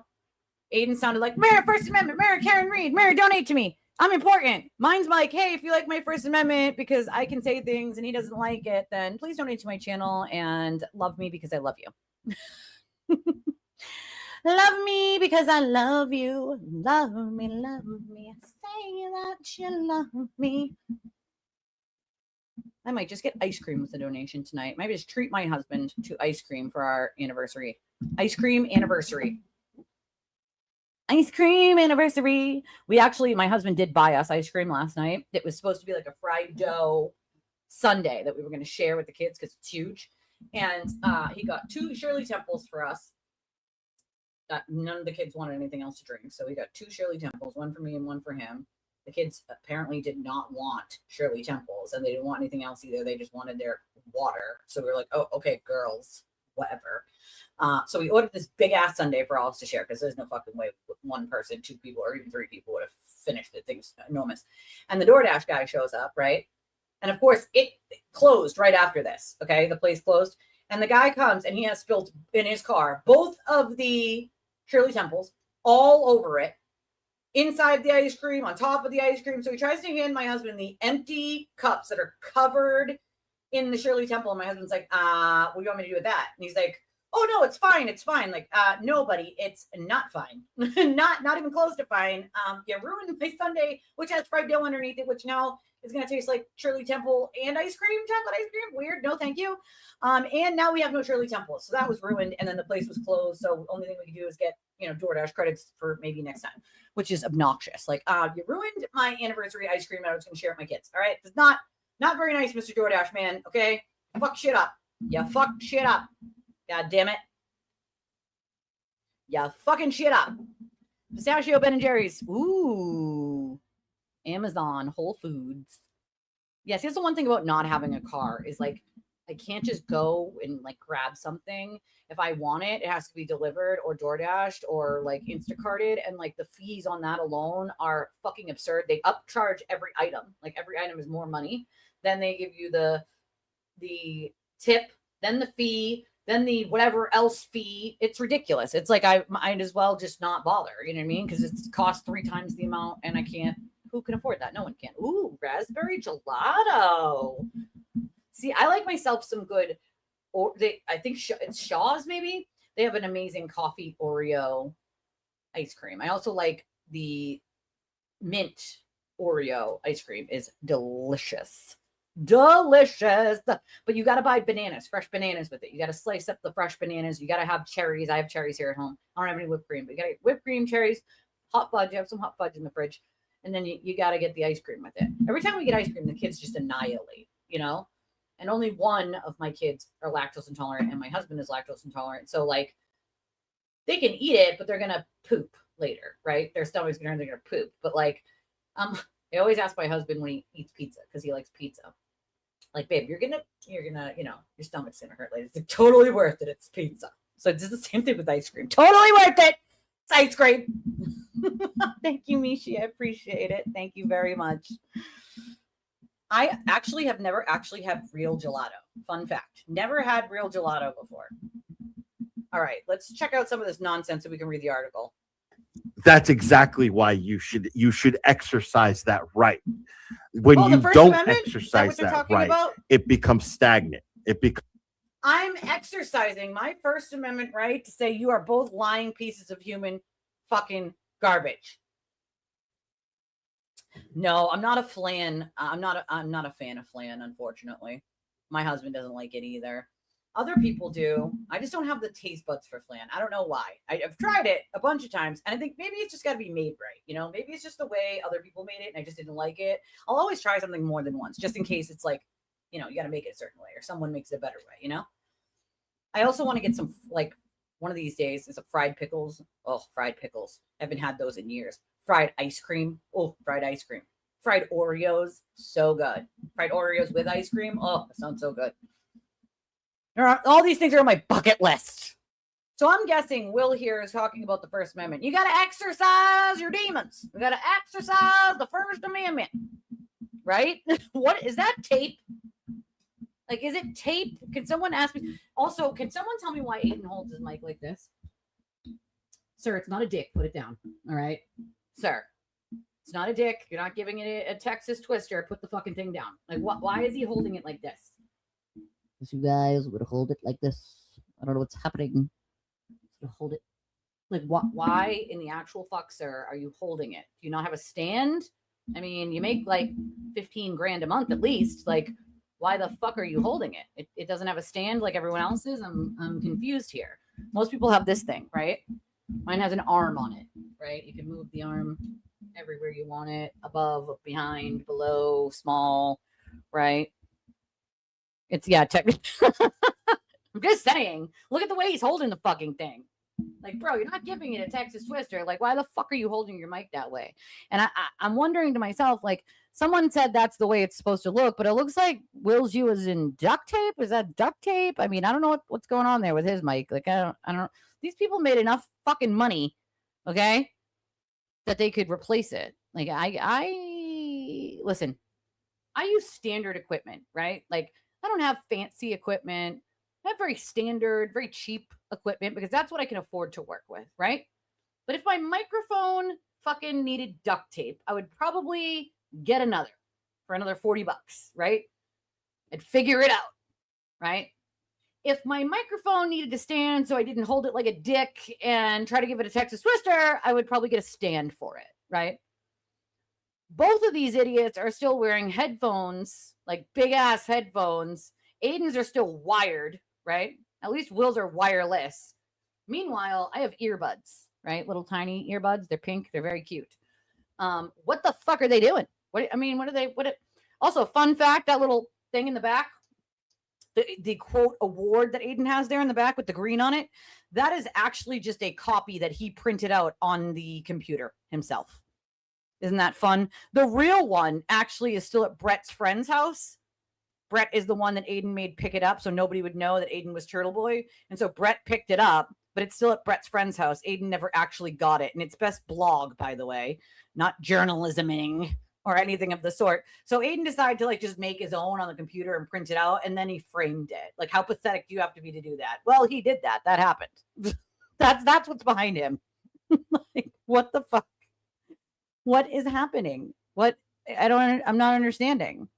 It is an excuse. First Amendment. I'm just saying, you guys, all right? Again, I can't be responsible for the things that fly out my mouth, okay? Nope, you're not the only one thinking it. I was thinking it. It popped out. It's not my fault, all right? I apologize for those of you who don't like vulgar language, but I don't have a filter, you guys, okay? You guys know this. I cannot be responsible for things that fly out of my face hole when I'm thinking them, all right? That's what it looked like. That's what came flying out, all right? Just saying. I'm going to need the show paused while I argue with my big bosses. You got this, Space Ghost. He does like to hold it. It's weird. Why the fuck are you holding it like that, bro? We'll do it. Timu setup. Speed, go speed, racer. Like, what is happening? He said he does like to hold it. Wow, why? What a weirdo. Like, sir, this isn't the Wilbur, all right? You're in your basement or extra bedroom or I don't fucking know where you are, but bro, what, I mean, this is not, I mean, it is a comedy show. I was gonna say, you're not at a stand-up comedy show. It is stand-up comedy. I'm not gonna lie about that. That is stand-up comedy right there. Fucking thing one and thing two, right? Tweedledee and Tweedledummer. Right? It's wild. Like, if you hold it all the time, and even when I move mine and I need to move it like closer to my face or further away from my face to get something or whatever, when you move it, it makes a noise. So if you're just doing this all the time and you're fucking Texas twistering your fucking microphone, like, that shit is making noises, sir. All right? You can't help yourself. You just can't help yourself. It's weird. Is everything in your life sexual? You fucking weirdo. Weirdo. Weirdos. All right, so I guess Will's talking about use your First Amendment. It's your right to use your first. I'm using my First Amendment right now to say, donate to my channel if you love me. We're going to use our First Amendment to fucking clown on these clowns. Becomes useless. You have to put it to use, or you have to put it to use. Use your First Amendment and put it to use. Let everyone know Will does not pick up his dog shit. Duly noted, sir. Thank you. Else, it is literally, by definition, fucking useless. And when it becomes useless, it becomes nothing. Like you two, useless and nothing, kind of like that. Yeah, didn't. Just saying. That's why you need to exercise your rights. It's very important to sit there and say. Very important to exercise your rights, but make sure that you call the cops when you miss a shoe. You call the cops if JFK is going to ask you any questions whatsoever. Make sure you call the local PD, like Will. Make sure, okay, because that's exercising your rights. You like your rights. You got to exercise them. You got to use your First Amendment. But if someone else tries to use their First Amendment, make sure you call the cops. Okay. You do turtle protocol. You know, you call the cops and you go, Your Honor, Your Judgeness, Your Policeness. JFK said he wanted to ask me questions. I'm missing a shoe and a key fob. Arrest them all. They said mean things. They're mean poopy faces. Meanie poopy faces. Charge them. Charge them. Some stupid shit like just because it's your right to do it doesn't mean you should. Oh, well, I should, and I'm gonna. So. Fuck yeah, it does. In situations like this, fuck yeah, it does. This is exactly the perfect example as to why you should be exercising your First Amendment rights. Right. Why do you? This is why. Just, I mean, and I'm with the just. What does he mean? Just because you. I love these. I love this. My First Amendment. Use your First Amendment. But anybody uses theirs, and they're like, we will come to your house. We will put air tags in your car. We will use bullhorns, and we will make your life miserable. We will make your life miserable. We can do this the easy way or the hard way. I'll make you Turtle Boy famous. I'll make you Lindsay famous. I'll make you Meredith famous. I'll make you Kate Peters famous. You know what I can do to you? I gave you a pass for that. You're losing points with me here, bud. I got you, babe. You could doesn't mean you should. But okay, so you might not agree that I should say those things, but that's not the issue here. The issue here is should the government arrest you because you should.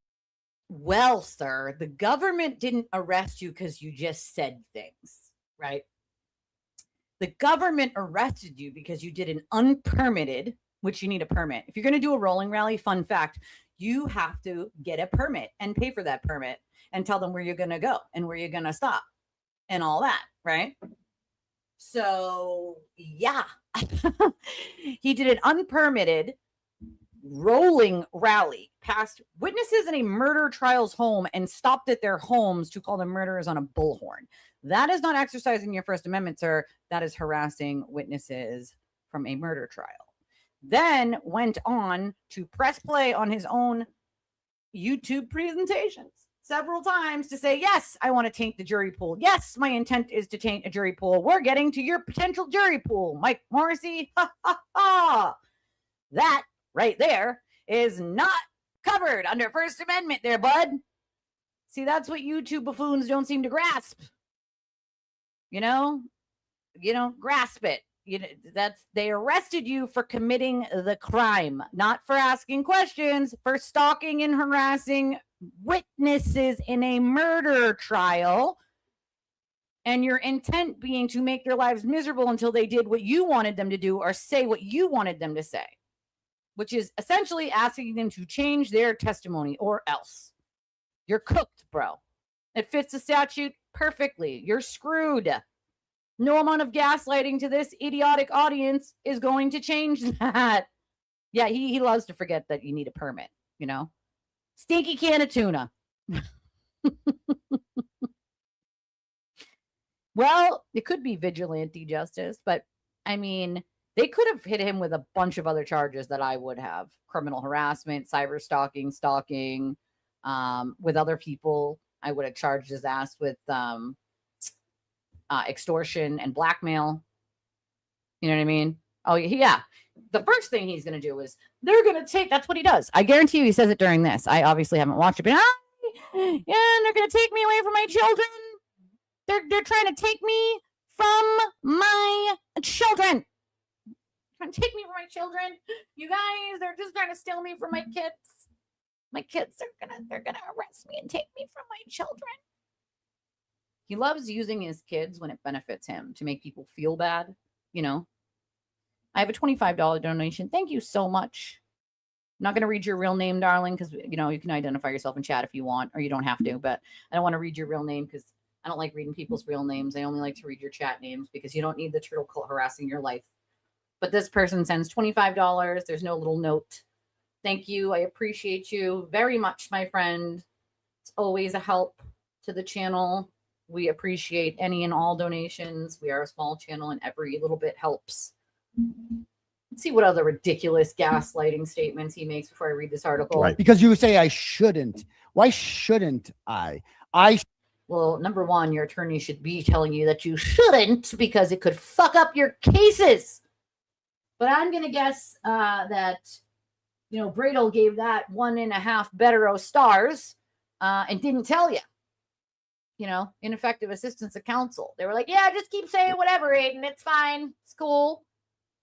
Any good attorney would have told you to shut the fuck up a long time ago because, well, you could screw up your own cases by running your fucking cum catcher and coming out the side of your neck.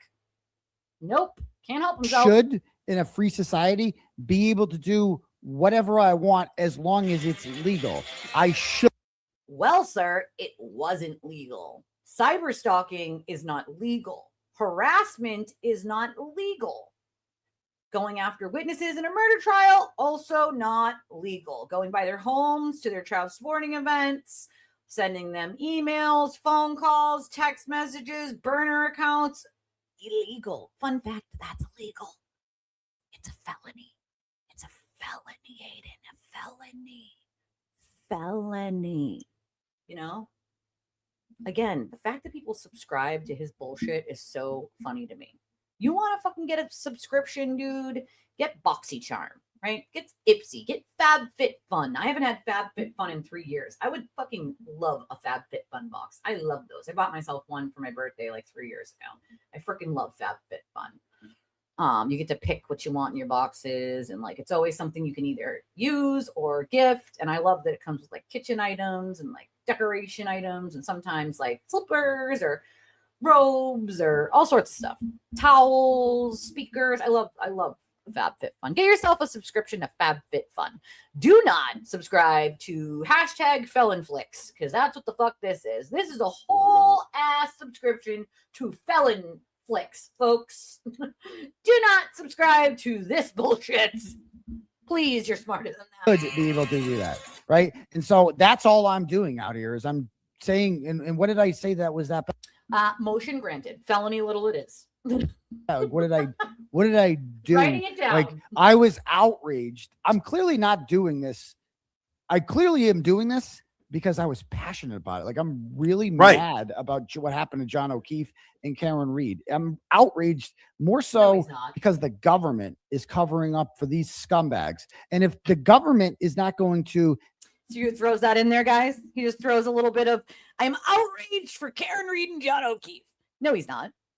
Also, his phone or John O'Keefe. He cared about money, and he knows the only way to elicit donations from people is to still pretend that he gives a fuck about Karen Reed or John O'Keefe. He doesn't give a shit about either one of those people. Make no mistake, he can't stand Karen, and Karen can't stand him. All right, that's number one.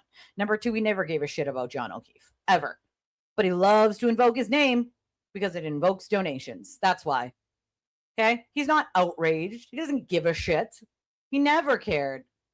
He needs to pretend he cares. That way people will just send him turtle chats and donate to his ridiculousness. But make no mistake about it. There is a mountain of evidence proving he doesn't give a shit about any of these people, and he never did. It was simply about documentaries, book deals. He thought after all this was over, him and Karen were going to travel the world doing book deals and movies and interviews. That's what he literally told everyone privately in text messages. There's evidence of all of that, right? I don't know how many people he had that conversation with. A lot of people. That's what he ultimately thought was going to happen, okay? That's what he thought was going to happen. It's amazing to me how stupid people are. Right. He didn't give a fuck about the O'Keefes. He doesn't give a fuck about John. He doesn't give a fuck about Karen. He never did. Never, ever did. Right. But he knows he needs to invoke those three things and the saying, oh, First Amendment, because if he doesn't invoke it, guess what? No donations, right? He needs to pretend that the government somehow is screwing him in the same way that they screwed Karen. That's what he needs to pretend. Except none of that's true. So Aiden screwed himself with his own actions. He chose to do the things that he did. No one told him to. No other journalist is going to deal with any of that because everyone else knows where the fucking boundaries between decency and the law exist, right? Anyone else with a brain cell does. So he can pretend until the cows come home that it's not illegal to go to threaten and use dog whistles and go to children's games and call and follow them around and like, bro, stop it. Poor Aiden. Well, that's the other thing. He also needs to pretend so he doesn't lose the defamation suit. Fun fact, he's losing the defamation suit. Let's be real here. Like, he's losing that. That's happening. He, as I stand by what I said right when it was filed and even before, he will be begging on his hands and knees and pleading for a fucking deal or a resolution before that shit goes to trial. Okay? On his defamation case. And I have no doubt, as I've gotten information already, that he's already at least entertaining the idea of some sort of deal with the government right now on his criminal cases. So people like Richie and all these other people that are out there simping until the end of time for him are going to look dumb as hell. And he doesn't care. He doesn't care how stupid he makes everyone look. Look at how stupid he made other people look.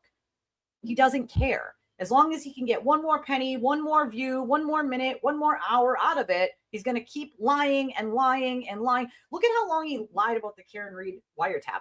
He continued to lie even long after it was out there. It's AI. Someone clipped it. It's not real. Someone else recorded it over my shoulder. No, they didn't. It was a video. It was a video, not an audio. It was originally a video in the same way that the Scanlon one was a video, in the same way that the Lucky one was a video, in the same way that the Lindsay one was a video, and he just changed it to the audio and took the video part out, right? Like, all of them were video that he did with his second phone and put his first phone on speakerphone. Every single one was done the same way, okay? Not only can he not be reined in, but everyone around him is just telling him everything's a good idea because they need to continue to make money off of him, right? They need all their donations to still come from his cult. And that's sad, right? Listen, if I was that desperate, right, and I can probably solidly say I'm the smallest channel of all of the bunch, right? I'm the one that probably makes the least money and I'm the smallest, right? It would stand to reason that I would be the one who needs the most help, right? Financially. I would be the one to benefit the most from turning over to the cult. Not in a million fucking years, dude. Okay? Because there's this thing, right, called common decency, the truth, boundaries, self-respect. Those things should stop you, right dead in your tracks from saying, well, I need all this money, right? And an easy way to get it is just to say whatever they want and stay on their side. Yeah, sure, it is. But what do you have to sacrifice for that? Your credibility, your integrity, your self-respect, your peace of mind? No, thank you. I'm good. No, thank you. Never again will I allow anyone to manipulate or try to control what I do, what I say, how I say it, and in what context I bring it, right? Been with an abuser before. I will never let that happen again. Ever. I agree with that. I think that, you know, a lot of these people, I mean, Richie was with him at the thing, right? So it's like, again, this is where Norfolk County failed.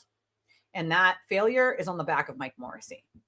And I stand by that, right? I grew up and lived in Norfolk County basically my entire, well, it was my entire childhood and most of my adult life, right?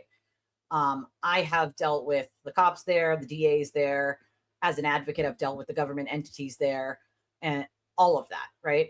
And it was definitely time that Mike Morrissey be replaced. There's a lot of failures coming out of that fucking office for sure. And I don't deny that. But I absolutely interrogate and that there is any corruption in Aiden's case. There doesn't need to be. He's done bad all by himself, right? He doesn't need any quote government corruption. There's no government corruption in his case. Thank you, Pepper. Thank you for becoming a member. We appreciate you. There's no government corruption there. There never has been and there never will be, right? He wants it to be. The only reason he started going after Tully so hard was because Tully was the person who arrested him in the first place, right? And so now it's Tully's corrupt. Why? Because he's the one who arrested him. That's fucking why, right? Every judge that doesn't rule the way he wants is corrupt, right? There is no corruption, okay? All of the evidence is in writing by him. It's on his videos. It is there for the world to see, you know? Oh, thank you, Pepper. I appreciate you becoming a member, my friend. Every little bit helps. I'm a small channel, so I appreciate every membership, every donation, every person that watches, every like, every comment, every interaction, you know? I appreciate all of it. Every time something comes from Amazon, which is rare, like we appreciate it, whether it's for me or for one of the kids, like it's well appreciated by you guys. And I think you all know that, but I have to say it. I have to oversay it because it's just who I am, but like I have to. All I have is my thank you. And so sometimes I might overthink, but just know that's who I am in person. So even if it was in person, I would thank you a bunch of times anyway. Oh, you know why he likes to bring that up? Because he doesn't want to be the only one to go down for some of this shit. He wants other people to get in trouble for this. He wants it. That's what he wants. He wants to be able to point his fingers at other people and be like, well, that person did it too, right? Like, come on. Opening statements are set for Friday. Okay, we can put that on the schedule. Schedule here on the whiteboard. Friday, opening landscapes. So I guess we will plan for Friday for the Lindsay Clancy case. As of right now, if that's what it is, that's what we're doing. All right. Well, that's the other thing is Aiden's been trying to bully people into testifying for him, right? Right? The problem with that is going to be he only wants them to testify. And if you remember anything that Jason had said, right? Aiden did the thing that he did with Jason with a bunch of other people, including Lauren, where he wanted Lauren to tell the cops only these things and leave out these very other important details that show that he's lying and trying to use the system, right? And so he tried to do that with Jason. I want you to only tell them these things of my narrative, and I want you to leave out all these other important things because then they wouldn't charge someone, right? Because you can't tell the whole truth, basically. That's what he wants. He wants to be able to scare these people into letting them only do what he wants them to do and only say what he wants them to say. The problem with that is most people are not okay with getting on the stand and lying under oath in front of a camera. Although I will tell you, a lot of turtle writers have gotten on a stand, lied under oath, and lied in affidavits to the court. That's under pains and penalties of perjury when you sign an affidavit, by the way. And they did that. And they've done it a lot of times. A lot of turtle writers have done that. Why they would want to do that for him? I don't fucking know. I have no idea why you would want to do that for someone who wouldn't piss on you if you were on fire, right? I have no idea. So what's funny about that is I can't wait for him to be subpoenaed. He's not going to testify to what Aiden wants him to. He's going to testify to all of it. Every last thing. Every conversation, everything he's asked about, he's going to have to tell the truth, right? And the truth does not benefit Aiden one bit. So now what you have is all these people he's going to subpoena in there, and what? They're going to be hostile witnesses to your own side, and they're going to start testifying to everything. Not just what you want them to say, but the whole truth, and nothing but the truth, which is not good for him. It's not good for him. It's just not. It's going to be quite interesting. If we make it that far, he's already in talks for a deal. Maybe he takes a deal and starts working for the government. Ask these people questions, then I'm going to do it. And if he's just asking questions, right? Once again. Now, I want this to sink in for anybody who did support Aiden at one point. If your family were people who were witnesses in a trial, and this man went to their kids' sporting events, and it was your sister and your nephew's sporting event, and threatened and harassed them there. And then he was calling you endlessly. And he was sending his minions of people who watch him and his close circle to use fake numbers to send you text messages, DMs, social media, to take pictures of you and send them to him to go buy your homes. He directed people in private messages to go by these people's homes and take pictures of their cars in their driveway, to go by their homes and take pictures of them, to go by their homes and yell at them, right? Like, he directed people to do these things, okay? Why the fuck would you be up here knowing what we all know about where the evidence is saying this shit? Like, this is how long he's willing to lie for. He's willing to lie until a trial, right? Like, clearly. He knows the evidence that exists.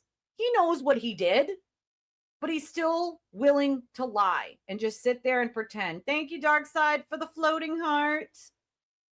You know, he's still willing to sit there. It's narcissism. It's pure narcissism, you know? And it's exactly, if you've ever dealt with a narcissist, I think this is why, Elisa, some of us can see it quick, is because if you've ever dealt with a narcissist, like the red flags start making themselves pop up immediately with him. He said last night that all at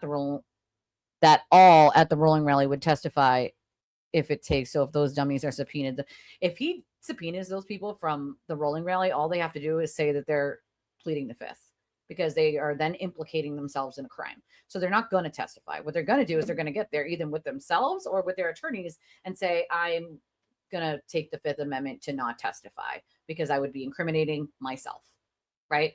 No one on planet Earth is going to get up there and implicate themselves in a fucking crime, dude. A rolling rally needs a permit.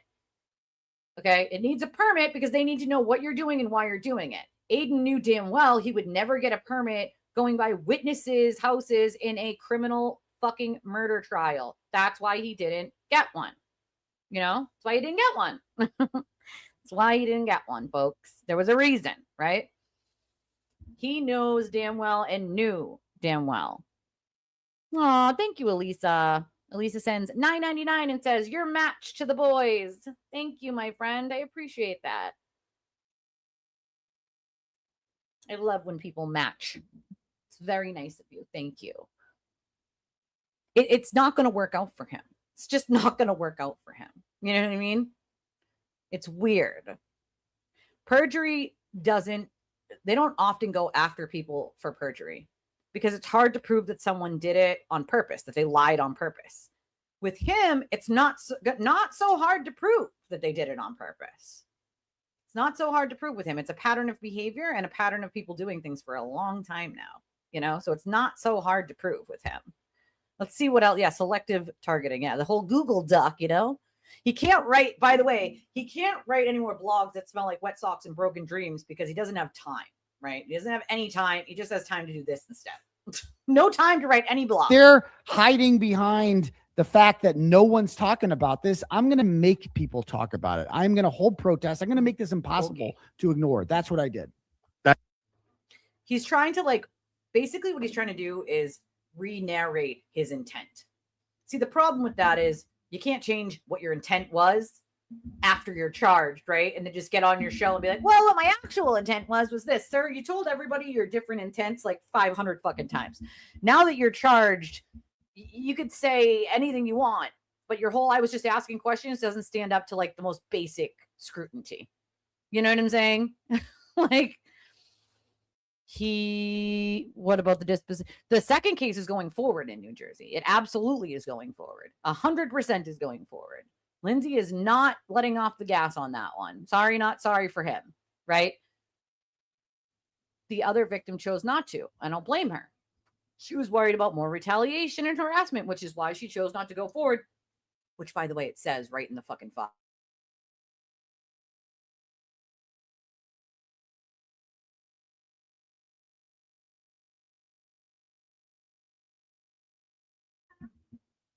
Yeah, I mean, that's what's going to happen. That's literally what's going to happen is they're going to end up going in there and be like, yeah, I'm not implicating myself in a crime. I'm going to have to plead the fifth. Like any smart person will, because then the government, if you implicate yourself, guess what? They can now charge you. Like there are some people that they don't know went to the rolling rally because they were either passengers in a vehicle, so they couldn't run a tag and know who they were, right? So there are some people still yet unidentified. Why the fuck would they go in there and be like, yep, that was me. I was there. Like, no, they could be charged. They're not doing that. Hello?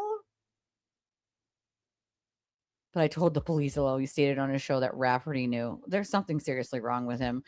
Does he not know what you can tell the cops you're going to commit a crime, bro, but until you commit the crime, there's nothing they can do. Also, even if you commit the crime, they're allowed to do this thing called make an investigation, right? Build a case. So they could watch you commit a bunch of crimes. How many times do you think they do controlled buys with people? Sometimes they do 5 or 6. Sometimes they do 1. Sometimes they do 4. Sometimes they do 3.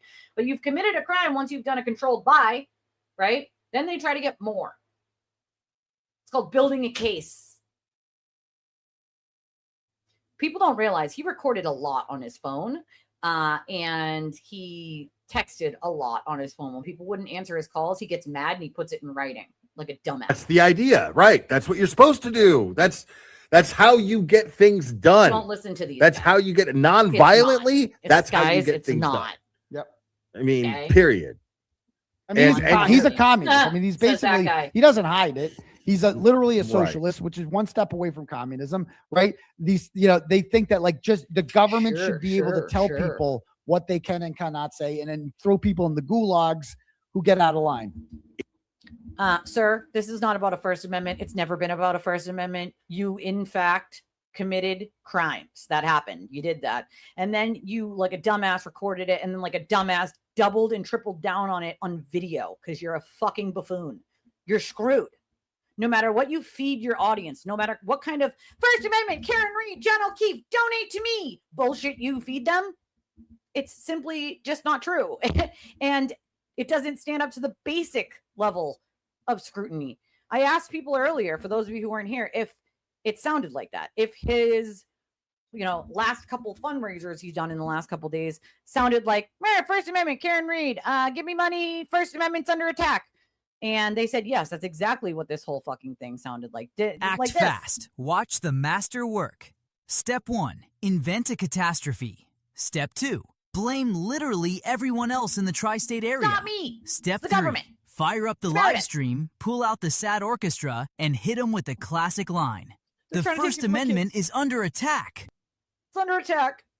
Karen Reed, John O'Keefe, donate to me. It's wild. It's fucking wild as hell. Insane. Like, And I think the chat is suggesting 1.25 speed. Maybe that would be You're better. great. No, you're Okay. great. Sorry. No, you're great. No, you hang up. No, you hang up. No, you go out to a bar and hit on women. No, you. And then they call the cops. You. no, you're good. No, you get Mexican Jordans. No, you. They protest people. They One protest second. people at funerals. You Mikey, should. They one have second. First Amendment right, but they're scumbags. Mikey, 1 second. No, So they I'm not do have stopping the you. I'm not right. So stopping they you. do I have just the wanna right. say A funeral. Oh my God. Wow. He's a dumbass. He doesn't get it. Right. He doesn't get it. Yes, you can protest a funeral, but you're a scumbag. Someone's dead. Right. Guess what? The person who's dead is not a witness in a murder trial. Witness intimidation is for witnesses of the Commonwealth or the police, right? They're witnesses. Witness intimidation applies to witnesses, you fucking witless. You fucking witless. The First Amendment does apply. You can do it at funerals. Cool. You can't do it to witnesses. The correlation isn't there, bud. Right? Yes, you could protest many, many things. Many, many things. One of which is not witnesses in a murder trial, you fucking idiot. I can't. See, you can do it. See, yeah, you can. Yeah, that's the funeral, not witnesses in a murder trial. You idiot. Like, what? I can't. He's so stupid. I can't do it. Okay. Right. They So do they have do the have the right. So thank you for acknowledging. Oh, so they do. They do have the right to protest a funeral.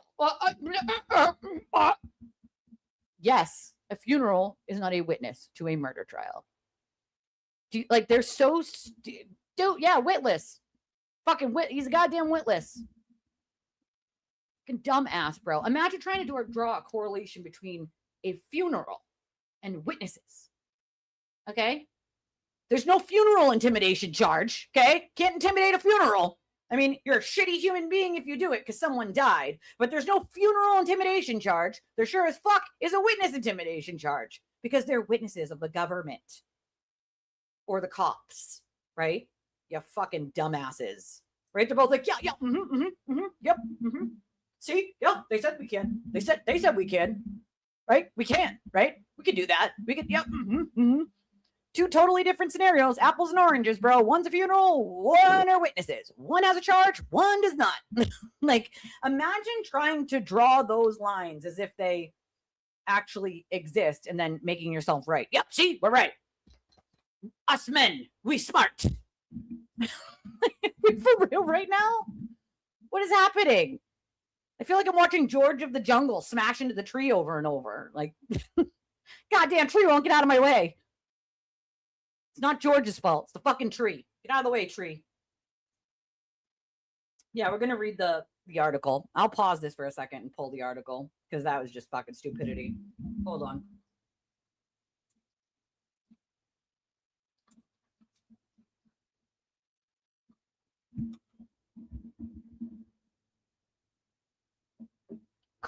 Correct. You mean it? No, it goes into his like give, send, go thing, and then he just does whatever he wants with it, you know? All right, let's see.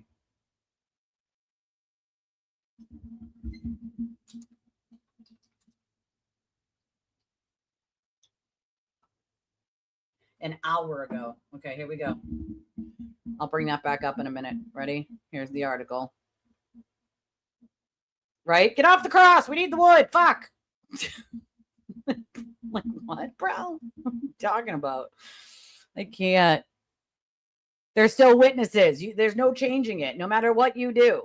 Oh my God. They make you sign up. This is just bullshit-talky. Like, let's come on, man. Cool. Newsletter, whatnot. All right, great. Here we go. Wait, whoa. What just happened? What did happen? All right. For 3 years, the witnesses in the Karen Read murder trial were harassed at their jobs, their homes, their children's sports games. It wasn't random. It wasn't a movement of true believers. It was a coordinated campaign against them, and now they're fighting back. So the article says inside the campaign that acquitted Karen Read. I read a portion of the article. It's not good for the blogger or Karen Read. Well, I haven't read it yet, so we're going to read it together. We're going to read it as a class. We're going to read it as a class together. Okay. It says, Jennifer McCabe spotted him coming across the bleachers at her daughter's lacrosse game. Aiden Kearney, super fan blogger Adam, who goes by the name of Turtle Boy, arrived in a mask and then pulled it off. He wasn't hiding. He shoved his phone, the video rolling, into her face. Hey, Jen, are you worried about what's going to happen to your family when you go to jail? She looked straight ahead from under her baseball cap, trying to ignore him, trying to disappear as other parents gawked. Jen, did you think you could outsmart Karen Read? Yes or no? School officials eventually moved in and escorted Kearney from the stadium in Billerica, but he didn't go quietly. Cop killers, that's what they are. They're cop killers, he hollered as they walked him out. The cop he was referring to was John O'Keefe, a Boston police officer found dead in the snow in Canton on the morning of January 29, 2022. He had last been seen alive earlier that night after drinking at 2 local bars when he got into Reed's Lexus SUV with her during a nor'easter. After Reed was indicted for manslaughter and then second-degree murder in 2022, she maintained her innocence, claiming that the people inside the house where she dropped O'Keefe off, Brian Albert, his nephew Colin, and O'Keefe's close friend McCabe, were the ones responsible for his death. She argued they were able to cover it up thanks to a conspiracy involving dozens of people, including officials from the Norfolk County District Attorney's Office, the Massachusetts State Police, Canton Police, first responders, and expert witnesses. Kearney was the first to report this alternative theory, raising questions about what had, until then, been seen as an open and shut case, at least on the manslaughter charge. Kearney's coverage, he has published more than 550 blog posts in his Canton cover-up series, along with thousands of tweets and hundreds of live streams, spawned a Free Karen Read movement that spread across Massachusetts and beyond. Fueled by a quasi-religious fervor, the movement cast the witnesses as villains and public enemies, accusing them of framing an innocent woman to evade justice. None of the witnesses were ever charged with a crime, but the rage unleashed against them irrevocably altered their lives. Ever since that first post, and even today, McCabe says she receives frequent phone calls, voices on the line calling her evil bitch and worse. I get those too. And Facebook messages, accusing her of being a murderer. People drive by her house, take pictures, send them to her to let her know they're watching. One time, someone edited a photograph of McCabe's daughter and added the caption, property of Turtle Boy. That's disgusting. As well as digitally generated semen on her face and leg and sent it to her. That's fucking disgusting. McCabe's email and bank accounts have been hacked. People wore t-shirts and hoodies with her picture, which at one point were the hottest selling item in Turtle Boy's website merch store. Similar harassment also played out for the other witnesses. What few people know, though, is that the harassment of the witnesses and anyone who dared to question Reed's defense, including this reporter, who has covered the case since its early days, was in fact orchestrated by Reed herself and at times coordinated with her defense team.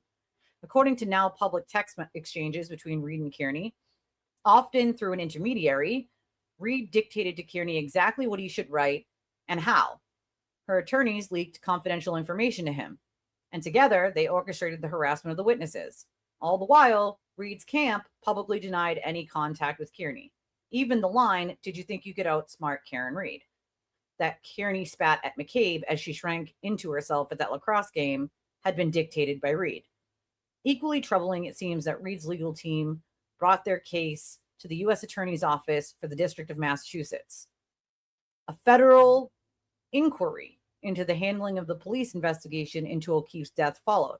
This federal investigation, which departed from standard investigative practices in ways that legal experts have questioned, resulted in Reed's defense team gaining access to evidence they might not have had otherwise obtained, including lead state police investigator Michael Proctor's personal text messages. The federal investigation ultimately went nowhere, but its mere existence lent legitimacy to Kearney's accusations, gave much of the public the impression that the witnesses might be perpetrators of the crime, and quite possibly affected the outcome of the trial itself. Meanwhile, instead of protecting witnesses to a crime, the feds left them hanging out to dry, as the harassment, fueled by public knowledge of the federal investigation itself, continued to upend their lives. Now, a little over a year after Reed was acquitted of killing O'Keefe, the witnesses who continue to suffer harassment are taking matters into their own hands. They've secured legal representation from famed Sandy Hook lawyer Chris Manny, who took down Alex Jones and won the largest defamation verdict in U.S. history, and are suing Reed and Kearney for defamation. I loved John, and I loved his niece Kaylee, who called me at 4:53 that morning, McCabe says today. All I did was answer a call and try to help, and for that, my life has been destroyed. It was 2:07 a.m. on April 18th, 2023, when Kearney sent a message from his home in Holden. He had been typing feverishly, working on his initial blog post about the murder of John O'Keefe. Oh, he was finger banging. Now, he attached it to a message for an intermediary between him and Reed. Read it over. Change exonerating to exonerate at the end of the first paragraph, Reed responded through the intermediary at 2:09 a.m., according to an extraction of Kearney's cell phone, which was obtained by prosecutors as a result of witness intimidation charges against Kearney and became public after he sent it to a now former girlfriend and others. He has a niece and nephew. Thank you, replied Kearney. Keep them coming and I'll live edit. At 2:14 a.m., Reed sent another note through the intermediary. Kerry Roberts repeated the same story as Jen. She kept sending edits until 3:06 a.m., when she was satisfied. Amazeballs sauce, she wrote, according to the phone extraction. Thank you so much. Hope they like it, Kearney wrote through the intermediary, a former college acquaintance of Reed's named Natalie. They love it. Incredible, Natalie replied. The week prior, Natalie had been introduced to Kearney over Facebook by one of his followers. The two began texting, and after getting Reed's approval, Natalie started receiving information from Reed and passing it to Kearney, according to Natalie and messages from Kearney's phone extraction. There were other information Reed wanted to make sure Aiden had. She started sending me pictures of Jen McCabe, Colin's battered knuckles, all the different Alberts, and just who's who. Natalie, who now regrets her support of Reed, told me. That included a photo from Reed, which Kearney published, supposedly showing state police lead investigator Michael Proctor with McCabe's daughters. In fact, they were not McCabe's daughters. Kearney was an unlikely person to take on this role.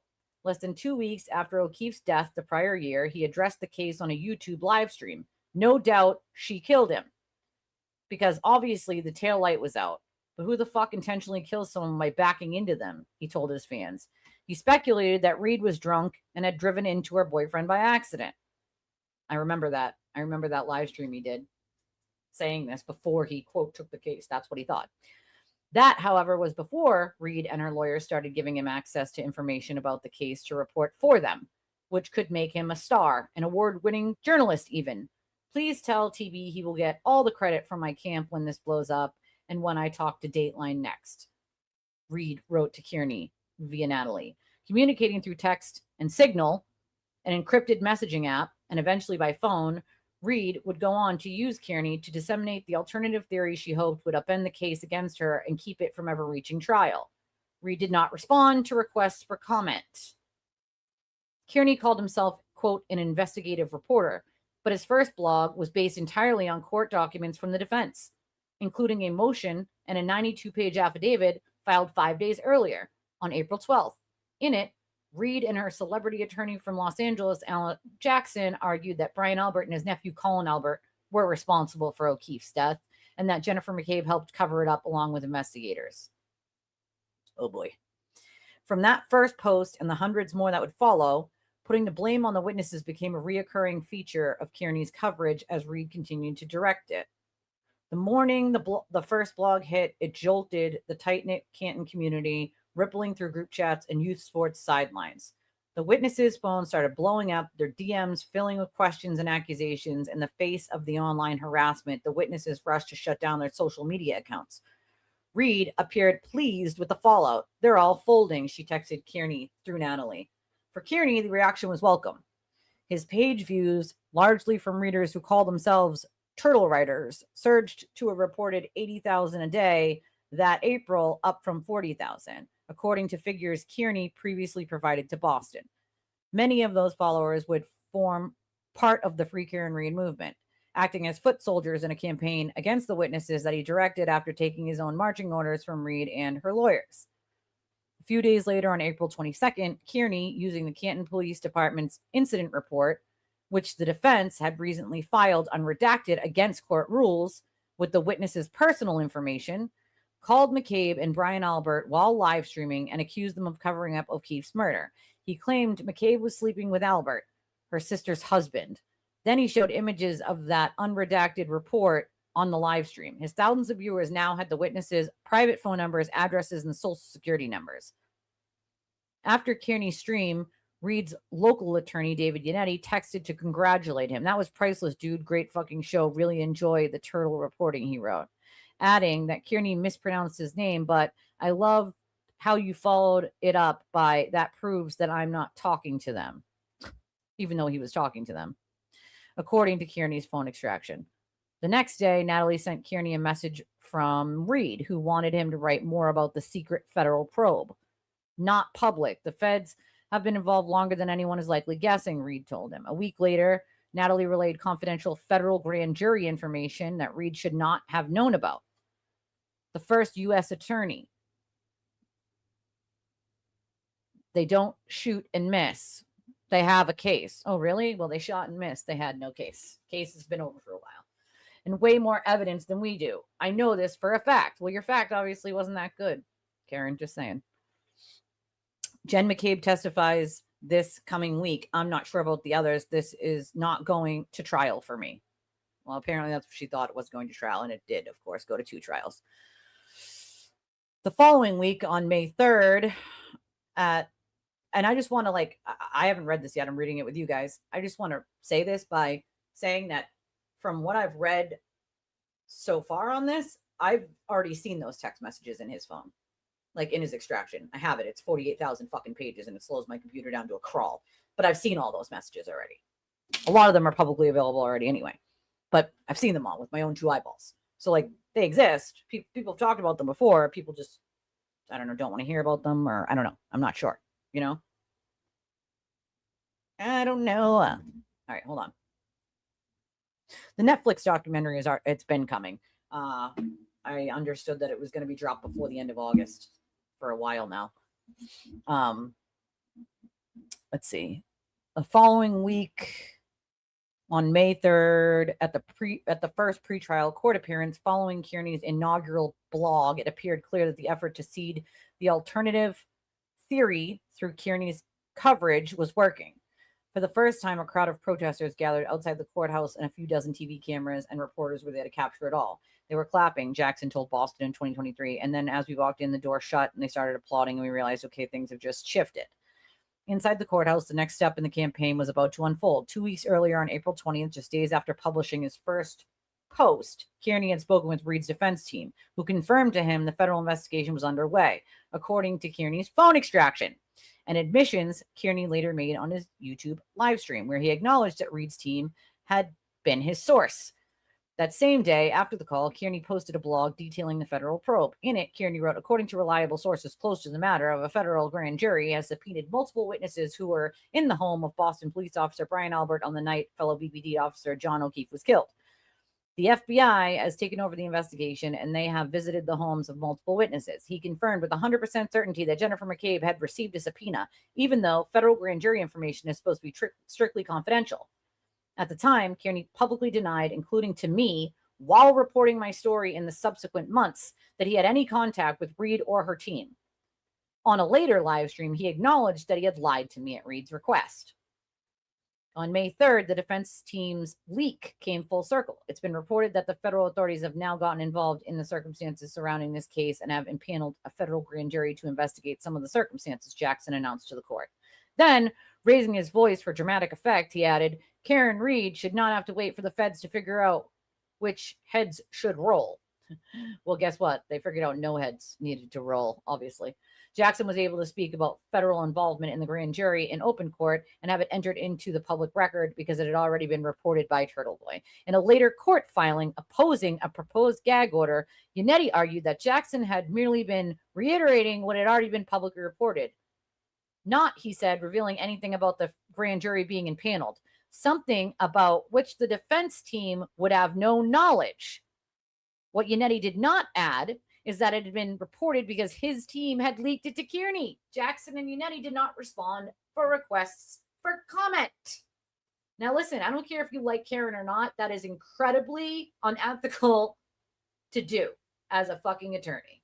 Okay? Here, leak this federal grand jury information publicly so then we can publicly talk about it in a court. That is not okay, dude. Whether you like her or not, that's just simply not okay. But the defense team's role in the federal investigation went back further than merely leaking it to the press.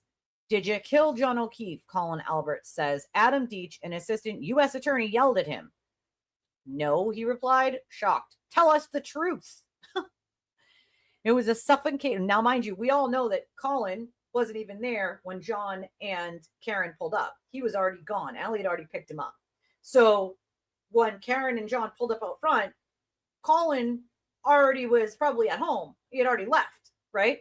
So imagine you're screaming this at a kid, right? Without, at that point, even looking at his data to show that he wasn't even there. Like, it was a suffocatingly hot day in late July 2023 when Colin was called to testify before the federal grand jury in the Moakley courthouse. Colin recalls, 19 years old and recently finished with his freshman year at Bridgewater, where he played football. He says he didn't understand why he was even there. Colin's lawyer was not allowed inside the small square room where rows of jurors faced him. Not one, as is customary, but two federal attorneys questioned him. Two of them were Adam Deach, an assistant U.S. attorney who is now running for Norfolk County District Attorney, and Josh Levy, the acting U.S. attorney for the District of Massachusetts, a role that doesn't typically question witnesses. Dustin Chow, another assistant U.S. attorney, was also present. Behind Colin's shoulder, Kearney's tweets and blogs were projected onto a screen. Colin says every single thing came from him. They didn't use anything else, nothing else, Colin tells me, noting that they didn't even bother to take Kearney's name off the screenshots. Eventually, they accused me of every single thing Kearney said. They also projected, Colin says, the same pictures Aiden had published on his blog. Colin playing football, Colin at a wedding when he was a kid, Colin's bloody knuckles. Those pictures, according to Kearney's phone extraction, had originated with Reed, who had found them while trolling Facebook late at night and sent them to Kearney through his intermediary to print online. According to Colin, the material federal prosecutors put before the grand jury had, in significant part, originated with Kearney. What he didn't know at the time was that Kearney had received it from Reed. After hours of confrontational, combative questioning, Colin asked for a break, went back into the small room where his lawyer waited, and broke down. When it was all over, he broke down again in his father's car. I couldn't stop shaking, couldn't even speak, Colin says. I was like, what the fuck did they do to me in there? Norfolk County District Attorney Mike Morrissey has called the federal intervention in his office murder case unprecedented. He is not the only one. According to a former U.S. attorney who worked in the office public corruption unit, it's rare for the federal government to open a parallel investigation into an active state homicide case, and rarer still for a murder defendant's attorneys to bring the case to them. How exactly Reed's defense team got the ear of the U.S. Attorney's Office before the federal investigation began remains unclear. What's clearer is a series of documented connections, some direct, some circumstantial, between people around Reed's case and people around the federal office that took it up. Yannetti had a prior professional relationship with Rachel Rollins, the U.S. Attorney for Massachusetts, in the fall of 2022 when the federal probe began. He had been invited to serve on Rollins' transition team when she took office in 2019. According to multiple sources, including Morrissey, Rollins deeply disliked Morrissey, whom she had publicly accused of being misogynistic. In a letter he wrote to the DOJ's Office of Professional Responsibility after learning his witnesses were being subpoenaed to the federal grand jury, Morrissey formally raised what he called concerns about motive conflict or appearance of conflict and potential bias by the Office of the United States Attorney for Massachusetts. Morrissey wrote that Shao, the head of the U.S. Attorney's Public Corruption Unit, who was heading up the federal investigation, had asked a Massachusetts state police detective in 2018 if he had any kind of damaging information on the district attorney, first assistant, or the Norfolk district attorney's office. I confirmed this with the detective, who added that Shao had disparaged Morrissey in vulgar terms and told him I would do a case against that guy if you know anything about him. The animosity, Morrissey wrote in his letter, stemmed from his office attempting to demote Chao's wife, Laura, from her position at the Norfolk County DA's office years earlier. She resigned instead and filed an ethics complaint, which was dismissed. Morrissey also pointed to Rollins, who resigned in the wake of an investigation by the DOJ's Office of the Inspector General that found, among other ethical violations, that she tried to create the public impression that the DOJ was investigating a political opponent of hers. I believe that a reasonable person would conclude that the same type of tactics are being employed against the Norfolk District Attorney's Office in the Reed investigation, Morrissey wrote. In an emailed response, Rollins says that the unsigned OIG report is an allegation, not a finding, and she disagrees with it. Okay. The former assistant U.S. attorney told me that Kearney's blog was something federal prosecutors in the office would read. Most of the time it was nothing, he said, but 10% of the time there may be something there. The office had, in fact, brought a public corruption case that Kearney's blog had covered aggressively, Monica Cannon Grant, a prominent activist whom Levy, Chow, and Deitch would indict and prosecute for, among other things, defrauding the city of Boston out of COVID relief funds. Kearney denies having ever spoken to anyone in the U.S. Attorney's Office. Public corruption cases are notoriously hard to bring, the former assistant U.S. attorney told me, especially in Blue, Massachusetts, where there aren't two political parties investigating one another. Prosecutors are desperate for and rely on tips, he says, and take them from wherever they can, be it the Boston Globe Spotlight team or Kearney, anonymous whistleblowers, even a murder defendant. For her part, Reed claimed in her communications with Kearney and others to have direct line to the U.S. Attorney's Office. None of this fully explains how Reed's defense team got their case before the U.S. Attorney's Office, but why the office took it up may be less mysterious. The former assistant U.S. attorney told me that the opportunity to potentially expose a major cover-up involving the state police, Canton PD, and the DA's office would have been, in his words, right in the wheelhouse of any U.S. Attorney's Office and career-defining for whoever led it. That was Levy, then the acting U.S. attorney after Rollins' forced resignation. Levy did not respond to requests for comment. However, it all went down in September 2022, according to a statement from Jackson in court. The Fed subpoenaed the defense's entire case file. Morrissey says his office reached out to Levy multiple times, offering to share the state's evidence from their investigation. Levy turned them down. What kind of investigation only looks at one part of the evidence or one side of the evidence? That wouldn't be a very good investigation, would it? And I don't give a fuck if it's the U.S. Attorney's Office, my local PD, or any PD. They would need to look at everything as a whole, not just this side and what this side wants. That is extremely unethical and just gross behavior from a U.S. Attorney's Office. I wouldn't want it. I don't want it here in my fucking U.S. Attorney's Office. I would hope that it wouldn't happen in anyone else's U.S. Attorney's Office. If you have that, imagine if that investigation is aimed at you and they only look at things that are like bad for you. They don't look at any of the things that prove that you didn't do anything, right? Like if this goes both ways. You don't want a U.S. Attorney's Office that's refusing to look at all of the evidence, right? Because that would be biased, one-sided, and fucking unethical as hell. Like that, it's just weird. Like that's who does that? Like instead, Levy called the witnesses before a grand jury. When you have the leverage that the feds have, sometimes you want to just put pressure on. You drag people into the grand jury, that kind of stirs the pot, gets people talking, says the former assistant U.S. attorney, adding that if he had caught wind of an alleged vast conspiracy, he too would have pulled at a few strings to see where they led. Where that led, Brian Albert believes, was to the witnesses being treated as suspects. Albert, who was a sergeant detective and commander of the Boston Police Department's fugitive unit, who helped catch the Craigslist killer and who earned honors for bravery and valor, was also called to testify before the federal grand jury. It was very aggressive. I was not in there as a witness, he says. I was in there as the suspect. That was the first time that anybody of any importance was insinuating that.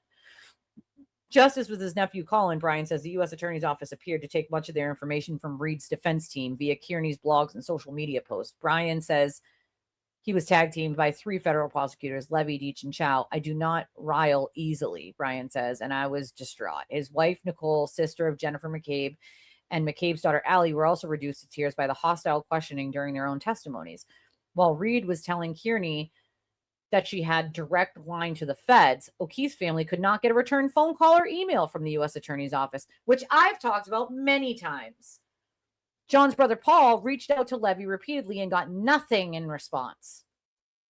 Though the O'Keefe family and the prosecution could not get any answers, Reed continued to weaponize the feds' involvement for Kearney to disseminate. In early May 2023, for instance, she texted through the intermediary, Josh Levy is the first assistant. There are only one first assistant, and he doesn't typically prosecute. Like, he never prosecutes. He just delegates to the assistants within the divisions, Adam Deach. But he's running this grand jury, and to substantiate the gravity of this particular federal probe, Levy is not a prosecuting attorney, but he's making an exception for this case. Meanwhile, the existence of the federal case only amplified the harassment of the witnesses and was used to legitimize it, with disastrous effects.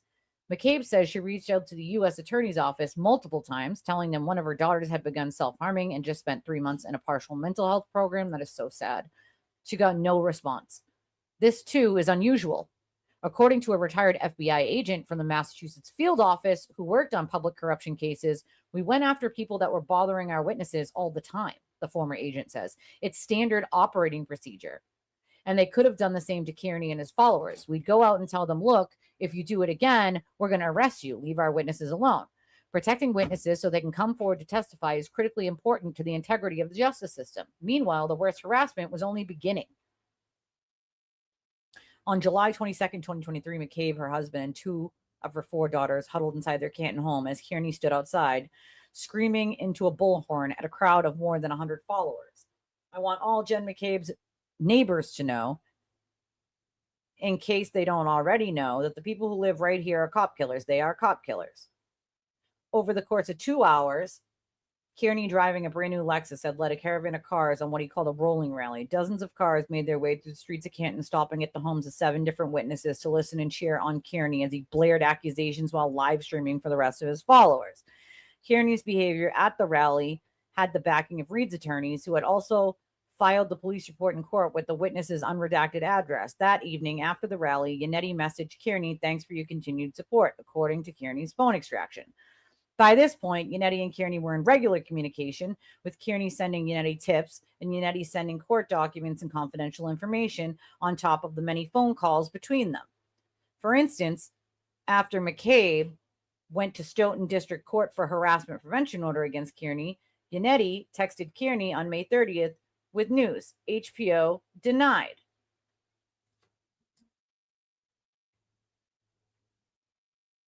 Hold on a second, guys.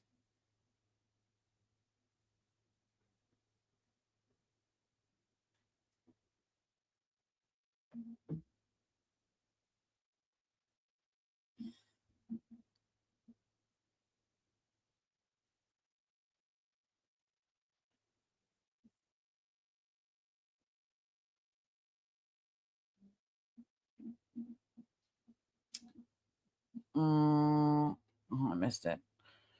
HBO 9, that night, Kearney blogged about it, ending his post with a kicker. The bad news for Jen is that we're just getting started. Buckle up, horse face. By the beginning of May, Reed had dropped the intermediary and she and Kearney started communicating directly over Signal, and many of their messages appear in Kearney's phone extraction. They also communicated by phone 189 times, totaling more than 40 hours in 2023 alone. According to an affidavit filed the following year seeking a search warrant to seize Reed's phone, Kearney also recorded some of those calls, presumably without Reed's permission, an act that Massachusetts law defines as an illegal wiretapping, and those recordings have also been leaked online. All the while, the witnesses were being targeted relentlessly. The Free Karen Reed readers followed and confronted them, showing up at Caitlin Albert's wedding in New Hampshire, posting pictures of the McCabe's on vacation in Aruba, screaming at Brian Albert as he tried to eat lunch in a crowded mall, food court. It got so bad that Colin Albert says he was forced to quit playing football and give up his lifelong dream of playing in college as a result of the harassment from Kearney and his followers. He's now enrolled in the U.S. Army. Not knowing what else to do, on August 25th, for the first time in his 12 years in office, Morrissey released a nearly 6-minute video statement pushing back on the absolutely baseless claims of conspiracy, condemning the harassment of the witnesses and disavowing the false narratives.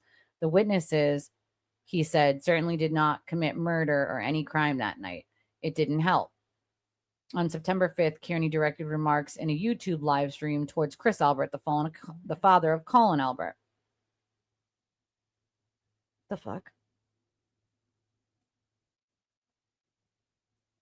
I go down to your pizza shop and I stand out there for an hour and I yell shit about your son, Kearney said. I accuse him of some of the most heinous things possible and I affect business. People don't want to go into your business because of the things that I'm saying. A few days later, Yannetti messaged Kearney, these bastards deserve all the scoring we're giving them. Yannetti knew and approved of Kearney's public behavior. Later that same day, when Kearney texted Yannetti not to worry that he would get in trouble, Yannetti responded, I am concerned. They want you badly. They charge you. Then a judge prohibits you from having contact with witnesses, according to Kearney's phone extraction. Around that same time, according to a complaint later filed in court by the witnesses, Reed and Turtleboy became administrators of the Facebook group Justice for Officer John O'Keefe and the Karen Reed Turtleboy Official. The two had complete control over the group, including approving or denying posts, and the group played host to defamatory and harassing posts about the witnesses. According to the complaint, Reed also personally posted in the group multiple times, including sharing confidential information that hadn't yet been released to the public. Meanwhile, Reed continued to direct Kearney's coverage of her case. On September 18th, Reed sent pictures of Brian Albert and his wife Nicole at their son's football game. Fucking cornered rat Brian Albert continues to fight us getting his fucking call log, she texted, according to Kearney's phone extraction. Can you make a post for this? Kearney complied. The Alberts are living constantly on edge and have to hide like cornered rats, he wrote in the post. She also directed Kearney to monitor multiple witnesses' homes. What we'd love is for someone to do surveillance on Wentworth tonight, she texted Kearney the following week in reference to investigator Michael Proctor's house. See, I've seen all these. That's what I was talking about earlier.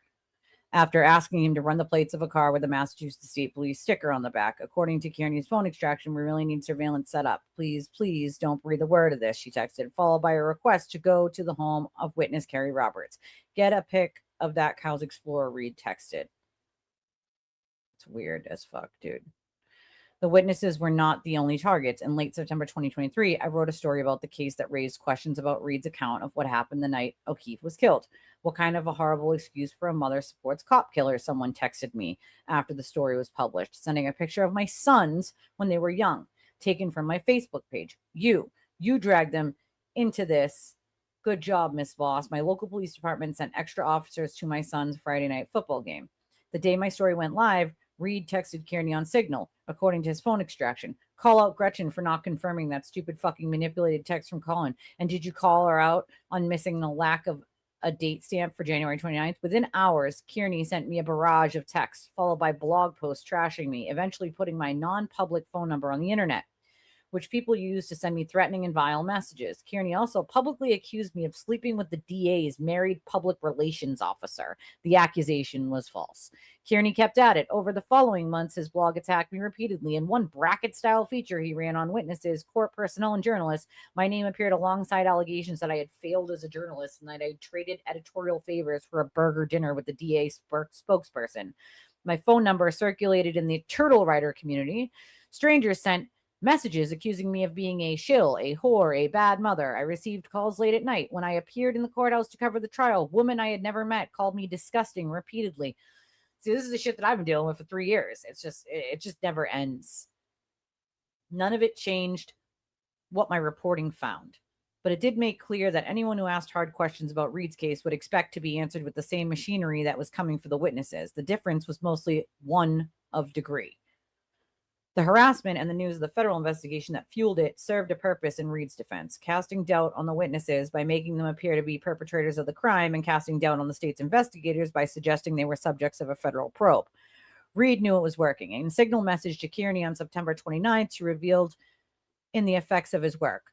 Look at what you've done to their reputation, she wrote, and to my jury pool. As the bus carrying the jurors made its way from an undisclosed location to the courthouse each day in the spring of 2024, the 12 jurors who were supposed to know nothing about the case looked out the windows at the massive banner on Route 1A that read in large red letters, Karen Reed was framed. They passed dozens of protesters camped out at the Legacy Place along the bus route, wielding posters with slogans like "Way Beyond Reasonable Doubt" and "DA Stop Lying." Even if they weren't looking, there was no avoiding the sounds of people yelling "Free Karen Reed" at their bus. Though the judge had instituted a 200-foot buffer zone around the courthouse to protect jurors from the contentious protests, which Kearney led on his bullhorn during pretrial hearings, it did nothing to help. Hundreds of women, some men, clad in pink merch, Reed's requested color, lined the streets across from the courthouse and the adjacent field, shaking pom-poms, dancing to music, blasting out of pickup trucks, and walking dogs in Jackson Yannetti t-shirts. The jury room on the second floor down the hall from the courtroom overlooked that field, where Reed and her legal team made their entrance and exit every day. We could figure out when Karen was leaving the building and when she was coming back because there were cheers, said one juror in the first trial who requested anonymity to speak about the proceedings. When they peeked through the blinds, they could see it all, including at one point a bouncy house and a lobster food truck. The field transformed into something resembling a circus. Many of them reported it all to the court officers. Nothing was done to stop it. We kept saying, "I can't believe they're letting this happen," the juror says. The juror also recounted what another juror had described. His wife had told him that Kearney was assigning nicknames to each of the jurors. Just knowing that was really uncomfortable and not cool, the anonymous juror says. Once the jurors recognized Kearney in the courtroom, she says, they grew nervous he would identify and dox them. I knew it. He had done so to a juror in a previous case in that same court. We felt intimidated, she says, adding that about halfway through the trial, the jurors asked court officers to ask the judge to remove Kearney from the courtroom. It was the jury that asked that? Holy shit. It was the fucking jury that asked for him to be removed. Oh my God. Any other judge would have removed him. Any other judge would have removed him. Because of that. Like any other judge would have removed him. That's wild as hell. That is fucking wild as hell.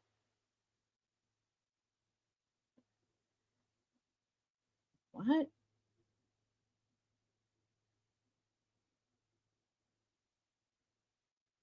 Weird. Someone, this is funny. Now because by the way, I'm reading, right? This is an article that I'm reading, right? So one of the donations I got earlier, the person has now filed the buyer stated they did not make this purchase. So weird, right? So like they're now saying they didn't send it. Weird. Listen, don't donate to the channel if you just want to hear what you want to hear. I just like throwing that out there now. Now I have to wait for fucking PayPal to like a quote investigation on that, right? Like it not only takes money out of my pocket, but like now I have to wait for them to do a whole actual investigation on that. Like, you know what I mean? Don't fucking donate if you only want to hear echo chambers and what you want to hear, bro. Like don't do that shit, bro. It's annoying as hell. Like I'm reading a damn article. You might not like what's in it, but it's a fucking article. Like there's nothing I can do to change what the article says, right? Whether you like it or don't like it, I don't know what to tell you. I'm reading it as it's written. Okay. Like that's just not only in bad faith, just shitty to do to someone. I would never do that. Yes, they did, girl. Yes, they did. It was one of the, I think I got 3 today, including yours. So this was one of the 3 of a $25 donation.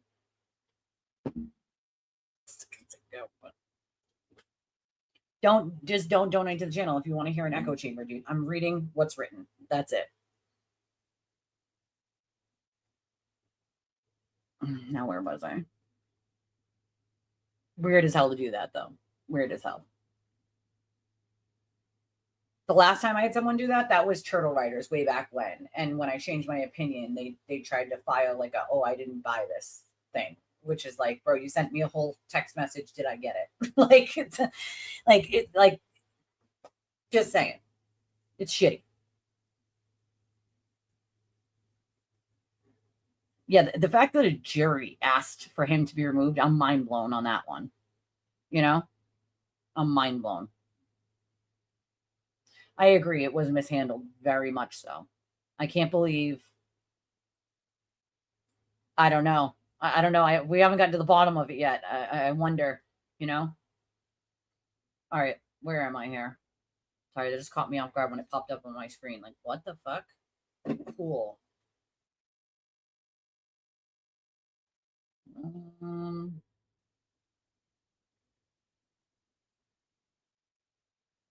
going to pop the donation information up for anybody else who does want to donate, but full effect, don't donate and then tell PayPal you didn't do it, because clearly you did, right? So weird. Don't donate if you want to hear an echo chamber. Don't do it. But if you do want to donate and you do appreciate my work, there's a bunch of different ways you can do so, including the link at the top of our chat that works for any debit or credit card and these options. Hold on. Okay. We felt intimidated, she says, adding about halfway through the trial, the jurors asked court officers to ask the judge to remove Kearney from the courtroom. He was not removed. On July 1st, 2024, the judge declared a mistrial after the jury said they were deadlocked. The anonymous juror believes Kearney had a direct impact on the outcome. If the conspiracy theory was never created, there's no doubt in my mind that she'd be in jail. No doubt. The day after the mistrial, Paul O'Keefe emailed U.S. Attorney Levy. It was not you, darling. It was not you. It was not you. It was not you. I don't think you would ever do that. Definitely not you. I got lots of opinions. People may not like them, but I got lots of opinions. So Paul emailed the U.S. Attorney Josh Levy. I would appreciate the opportunity to meet with you regarding your involvement in the murder case against Karen Reed, he wrote. You were kind enough to meet with her and her legal team, and now I think it is time to meet with the family of the actual victim in this case. He never received a reply. He sent another email and another. He left a voicemail. Nothing. The mere fact that they were involved and used in court to create a cloud of doubt, the defense used it as a weapon, says Paul O'Keefe. Nobody would come out and speak and say anything. O'Keefe's family, who filed a wrongful death suit against Reed that August, weren't the only ones who were stonewalled. Elena Rafferty, the Canton chief of police at the time, says she repeatedly reached out to Levy and Deitch, begging them to help. She told them that there is an enormous amount at stake. That if they didn't do something, allowing the intimidation of witnesses to continue would set a precedent, allowing the whole justice system to crumble, she says. I agree with that. We just simply can't have that, because then other people think it's okay to do it, and then it would, yeah. They finally agreed to meet in the fall between Reed's mistrial and the second trial. I had repeatedly reached out to Adam Deitch. Like, these people are getting eaten alive. They're your witnesses too. Rafferty recalls telling them. When she arrived at the meeting, 9 people were seated around a large table, including Levy and Deitch. I said, I am coming in to beg for help, she says, and opened up a huge portfolio full of abusive letters and emails that have been sent to the witnesses. Residents of her town, and I'm crying. I'm saying, help me help these witnesses. This is crazy. She wanted them to speak up, tell Kearney's followers, the Free Kearney diehards, that these witnesses were in fact witnesses and not murderers. Levy texted her later. They had talked about it for a while after she left, Rafferty says he wrote, and there was really nowhere they could go with it.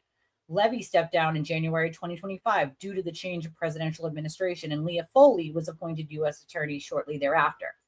Her office contacted Rafferty and other law enforcement figures involved in the case, including the Commonwealth Special Prosecutor Hank Brennan, and let them know that the investigation was closed. The case that had run for nearly 2 years, during which time they allowed Reed to stand trial for murder twice without intervention, resulted in no charges against any of the witnesses or against anyone else. The only conviction from the entire investigation was one of the federal grand jurors themselves, who pleaded guilty to leaking confidential grand jury information. Though Foley told her law enforcement partners that they could announce it and allowed lawyers for Brian Albert and Brian Higgins to state in open court that they were not targets in the investigation, her office never made an official statement. That left the door open for Reed and her followers to hijack and misrepresent the news. I don't know if I believe that, Reed said with a smile when a reporter asked her whether she encouraged or discouraged by the Fed's decision to stop investigating the case. I have good reason not to, from the horse's mouth. She knew it was closed, though. I just do want to point that out. She absolutely knew it was closed when she said that. Kearney's stated goal of influencing the jury pool. We're trying to affect the jury pool. We are, he shouted at one rally. That's exactly what I'm doing. Appeared by his own metric to be succeeding. Jury selection for the state's retrial of Reed began April Fool's Day, 2025. It took 10 days and 591 prospective jurors to find 18 who were deemed fit for the trial. The day the jury was brought back into the courtroom to ask a question amid their deliberations, 2 jurors appeared to look directly at Kearney, who was sitting in the media section, and smile. I was in the courtroom that day and saw it. After they delivered their verdict later that day, as they filed out, one of them appeared to look straight at Kearney and smile broadly. After the case was over, the jury foreman, who later said he didn't take a single note after the first witness testified, called the witnesses suspects. In a post-trial interview, even though the defense was prohibited from mentioning the theory of their involvement in the crime during the trial, in addition to the harassment they continue to suffer, the witnesses now face Reed's own lawsuit against them. Alongside the wrongful death suit that the O'Keefe family filed against Reed in 2024, which is still ongoing, Reed has filed her own civil rights lawsuit against the witnesses, Jennifer and Matthew McCabe, Brian, Nicole Albert, Brian Higgins, and several law enforcement officials, alleging that they concocted a plan, executed that plan, and freed an innocent woman to steer the murder investigation away from themselves. Adam Deitch is still a sitting U.S. attorney, Reed is heard telling Kearney in a phone call recorded in the months after her acquittal. She was warning Kearney not to tweet about what she called her private conversations with Deitch and the lawyers.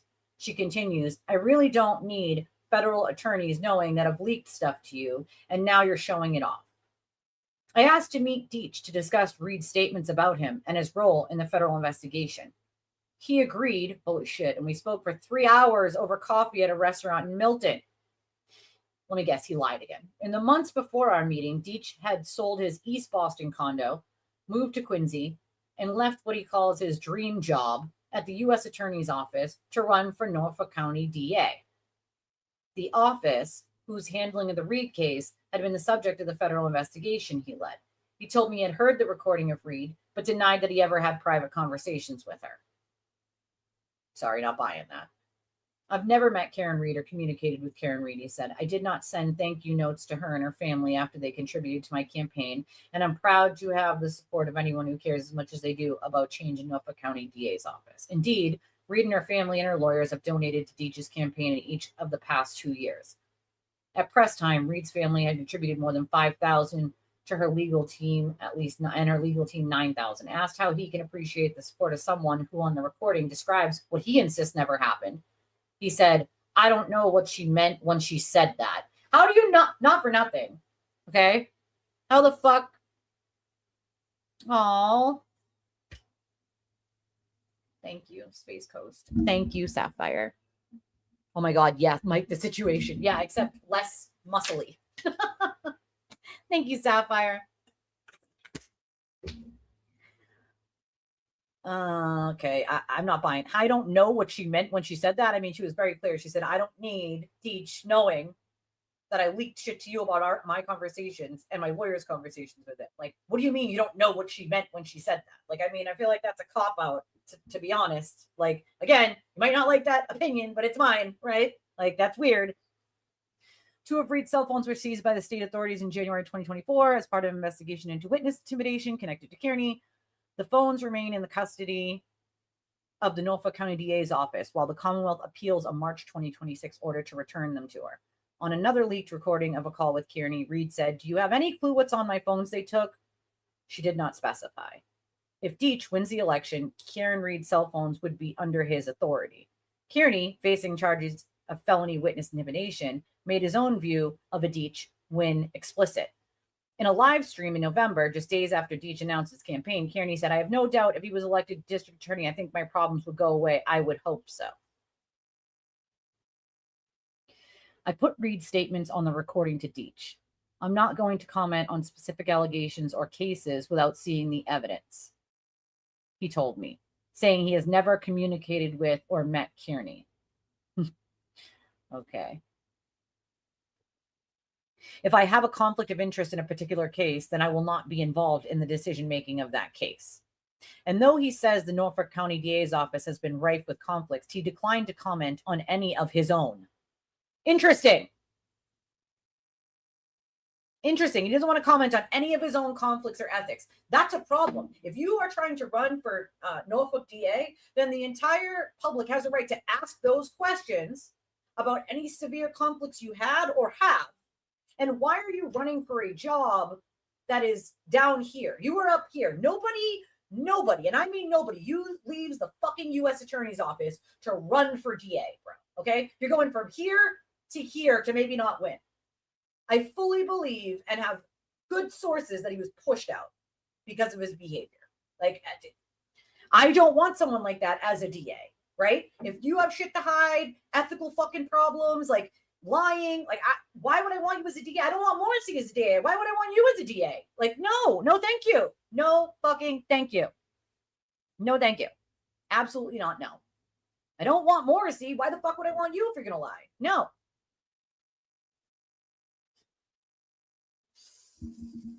Or you could like use text to type. To be fair, my daughter doesn't use my, she doesn't use exactly her fingers, because you guys remember I told you her fingers are sort of curled in like this.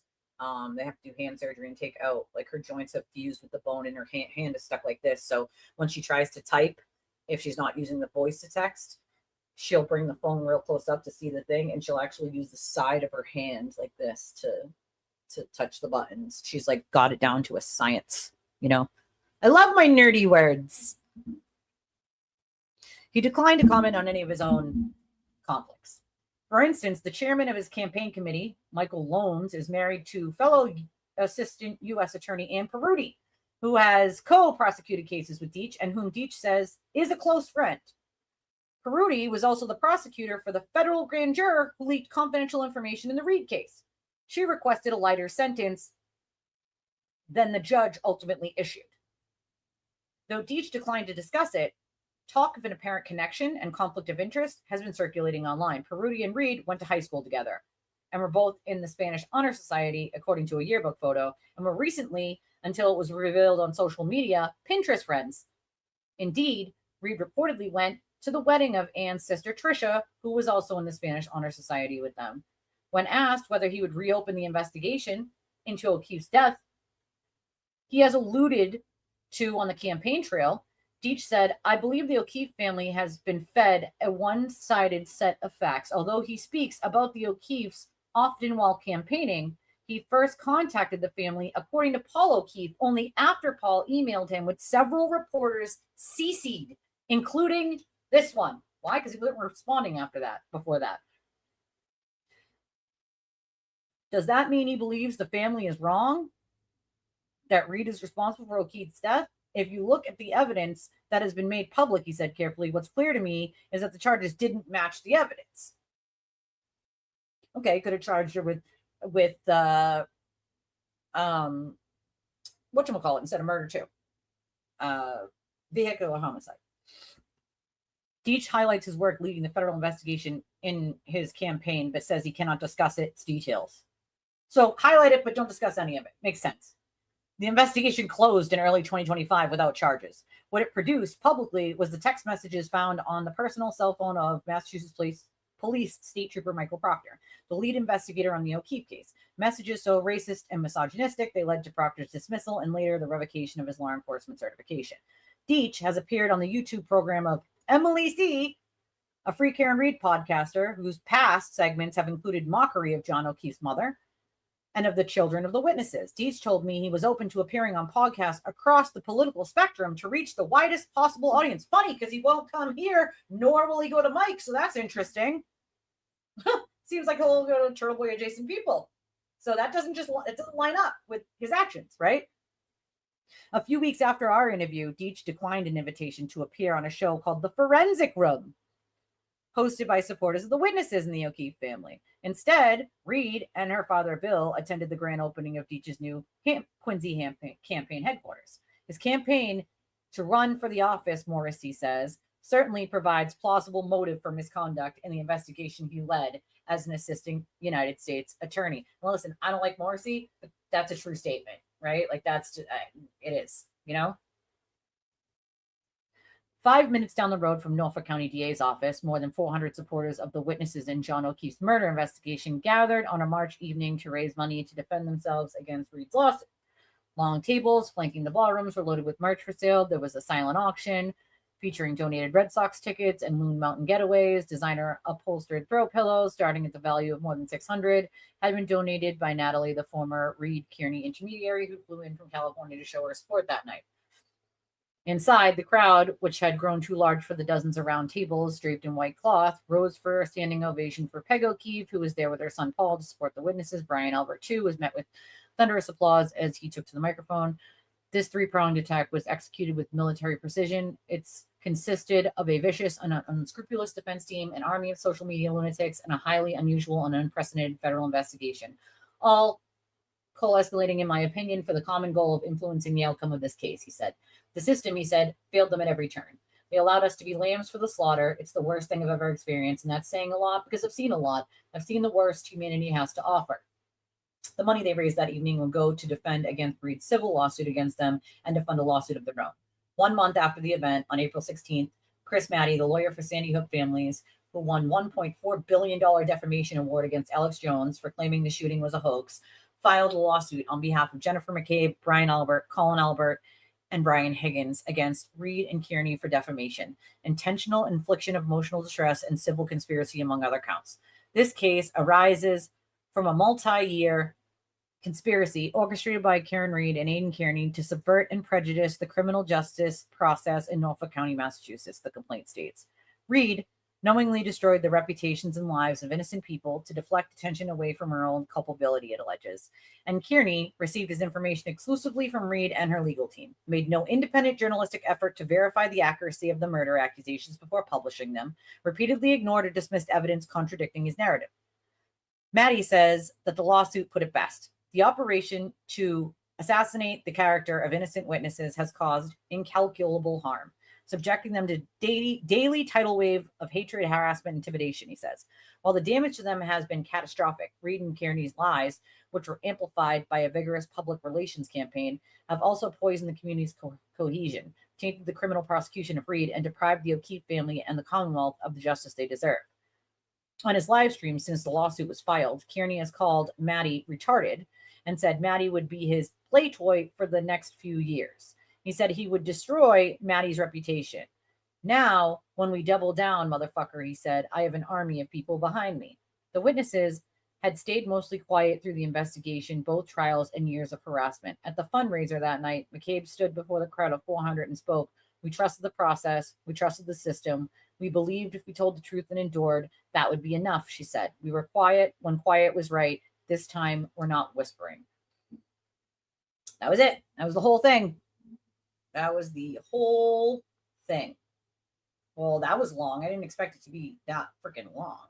I definitely did not expect it to be that long. It's very long. What I can confirm is I can confirm the text messages that Gretchen talks about in that. I've seen them myself. I've seen them in his phone extraction. So it's, I don't know, weird.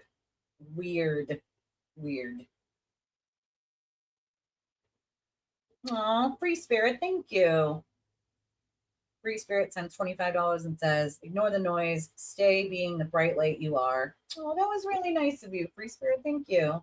I love little messages like that. Like, little messages like that remind me that, like, there's a reason why I do this, right? Like, no matter how much I get hammered on no matter how much people try to break me. Like, there's a reason, right, why I do this. And there's a lot of fucking people that depend on me not just giving up and going away, right? There's too many people. Wait, he goes to your gym? Shut the fuck up. Still now? The situation does? Shut the hell up. That's hilarious. To be fair, Paulie D is from like Johnston, Rhode Island, which isn't too far from me. It's not too far, you know. You're almost at the finish line, Robert. Almost at the finish line of those treatments. You get to ring the bell. You know, you're gonna ring the bell, my friend.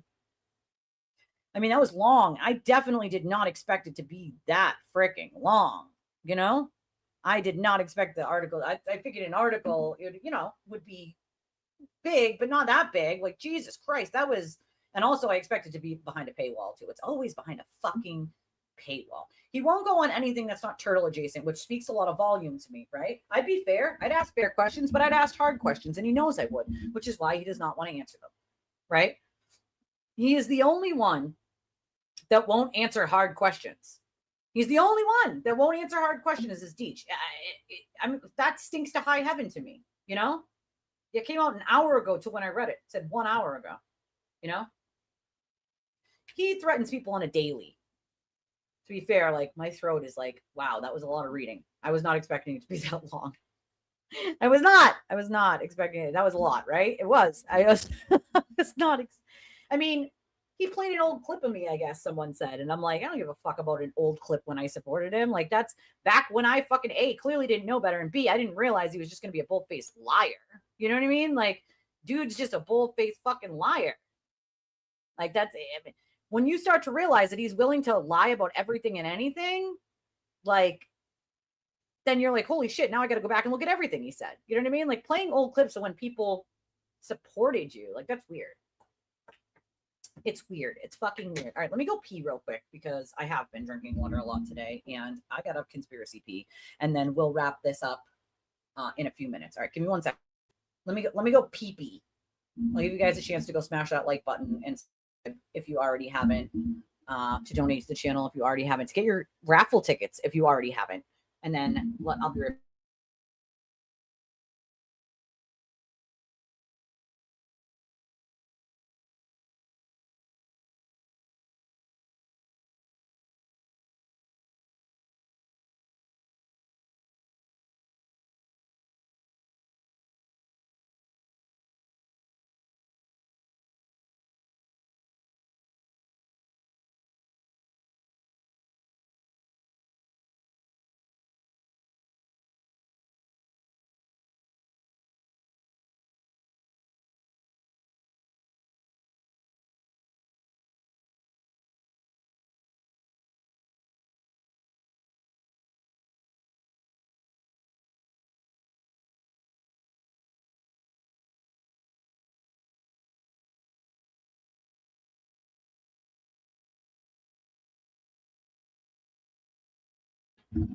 Okay, I'm back.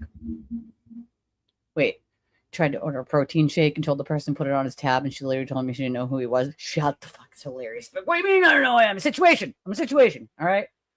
Situation. I did a lot of hydrating today, although that was a lot of reading.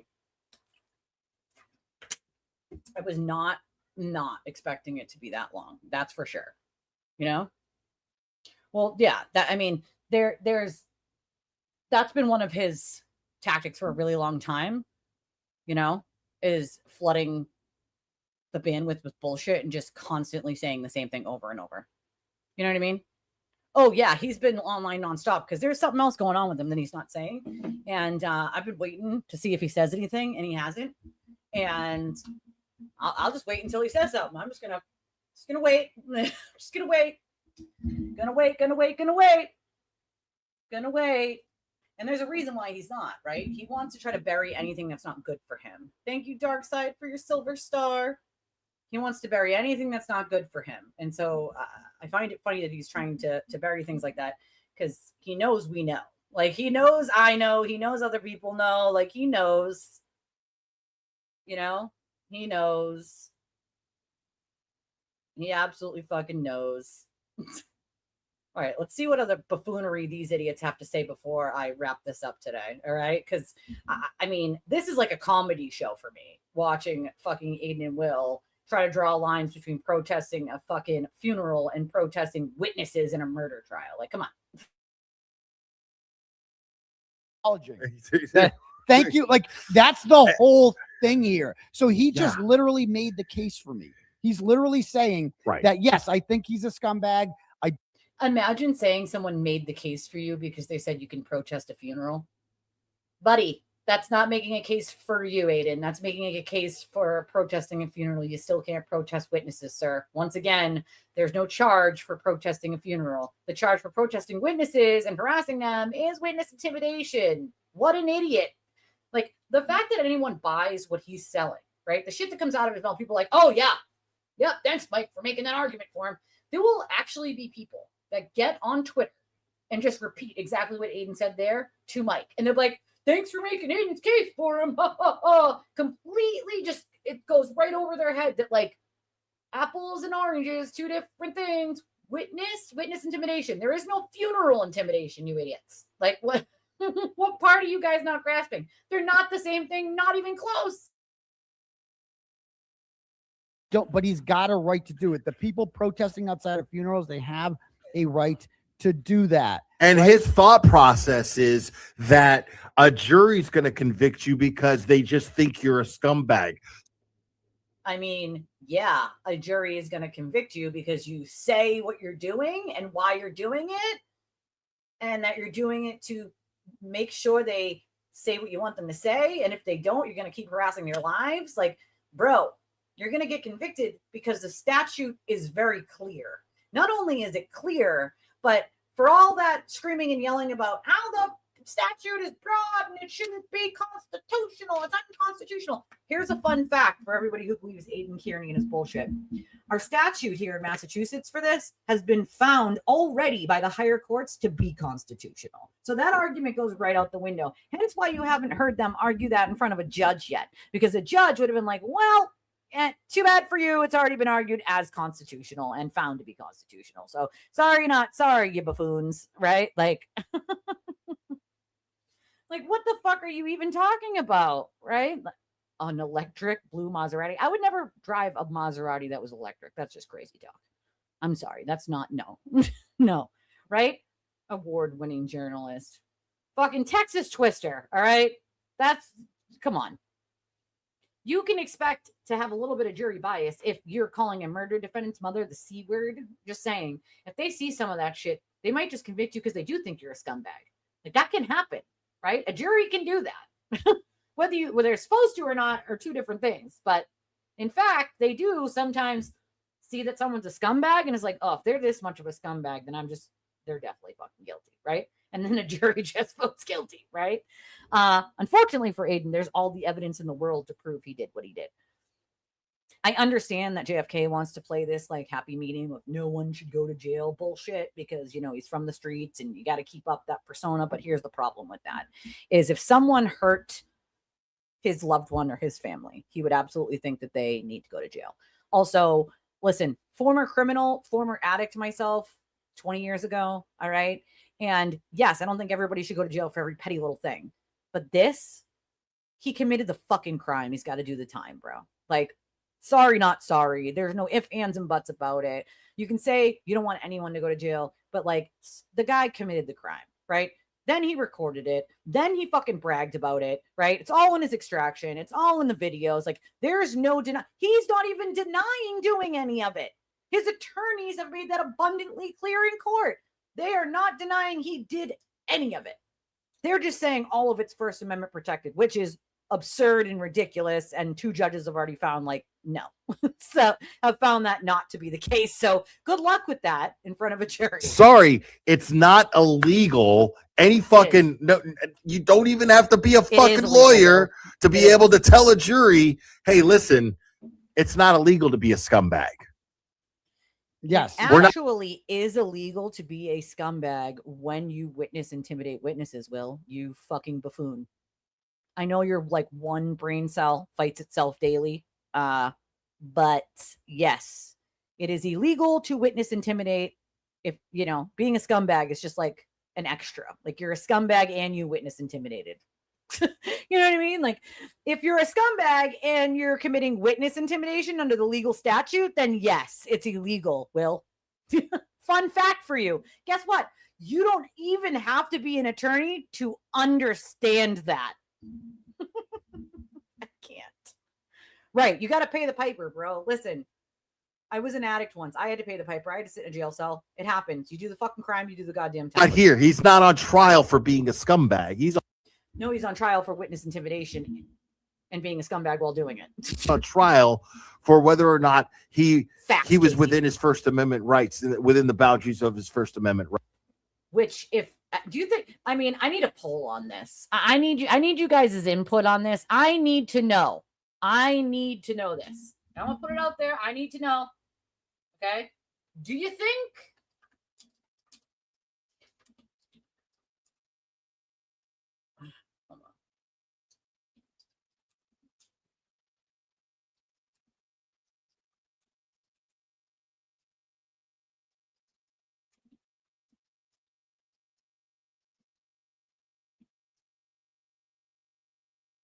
Starting this poll.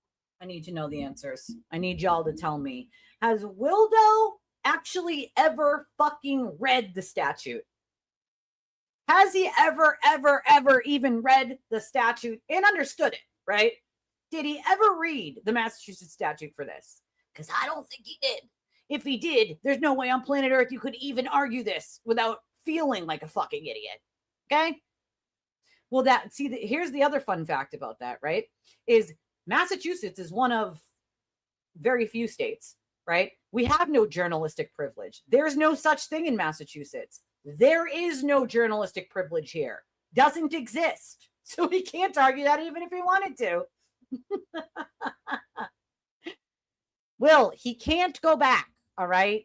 He's got all the reason to lie. Like the fact you can't use your own 2 brain cells in there, one that you got fighting, like to live, to figure it out. Can you please go back?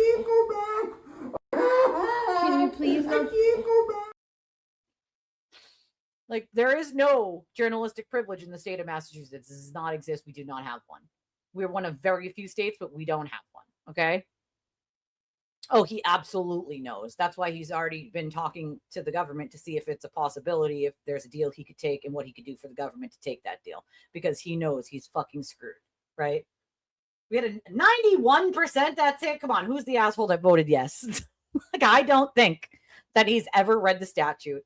And I think that if Will even attempted to read the statute, he wouldn't have any fucking idea what it says or what it means. Like, let's be clear here. Okay? Let's be clear.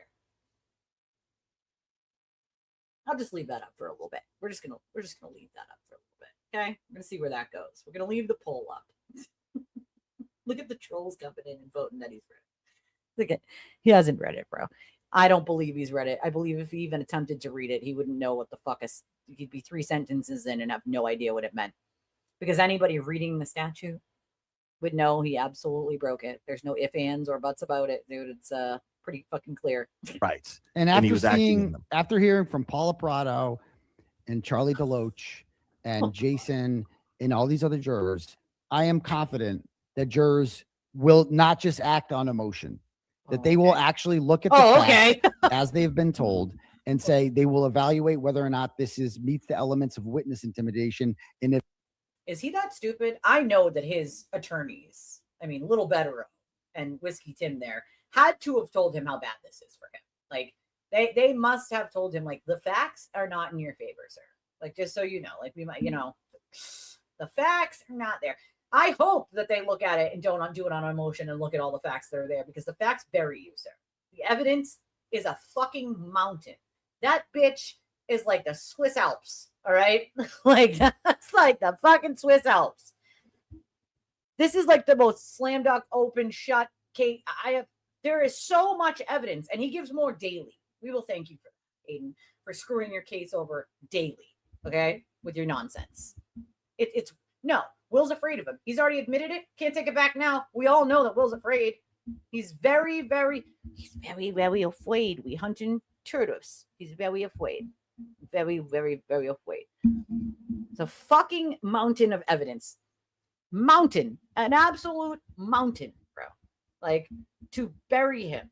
Like, what planet does he live on where a jury looks at all of the evidence and the statute and goes, oh yeah, no, you just ask questions. Yeah, I mean, First Amendment, totally protected. Like, you have to be extra fucking delusional to believe that. If they do, then they will conclude what we have all concluded. That I actually have faith in the jury. Who's we?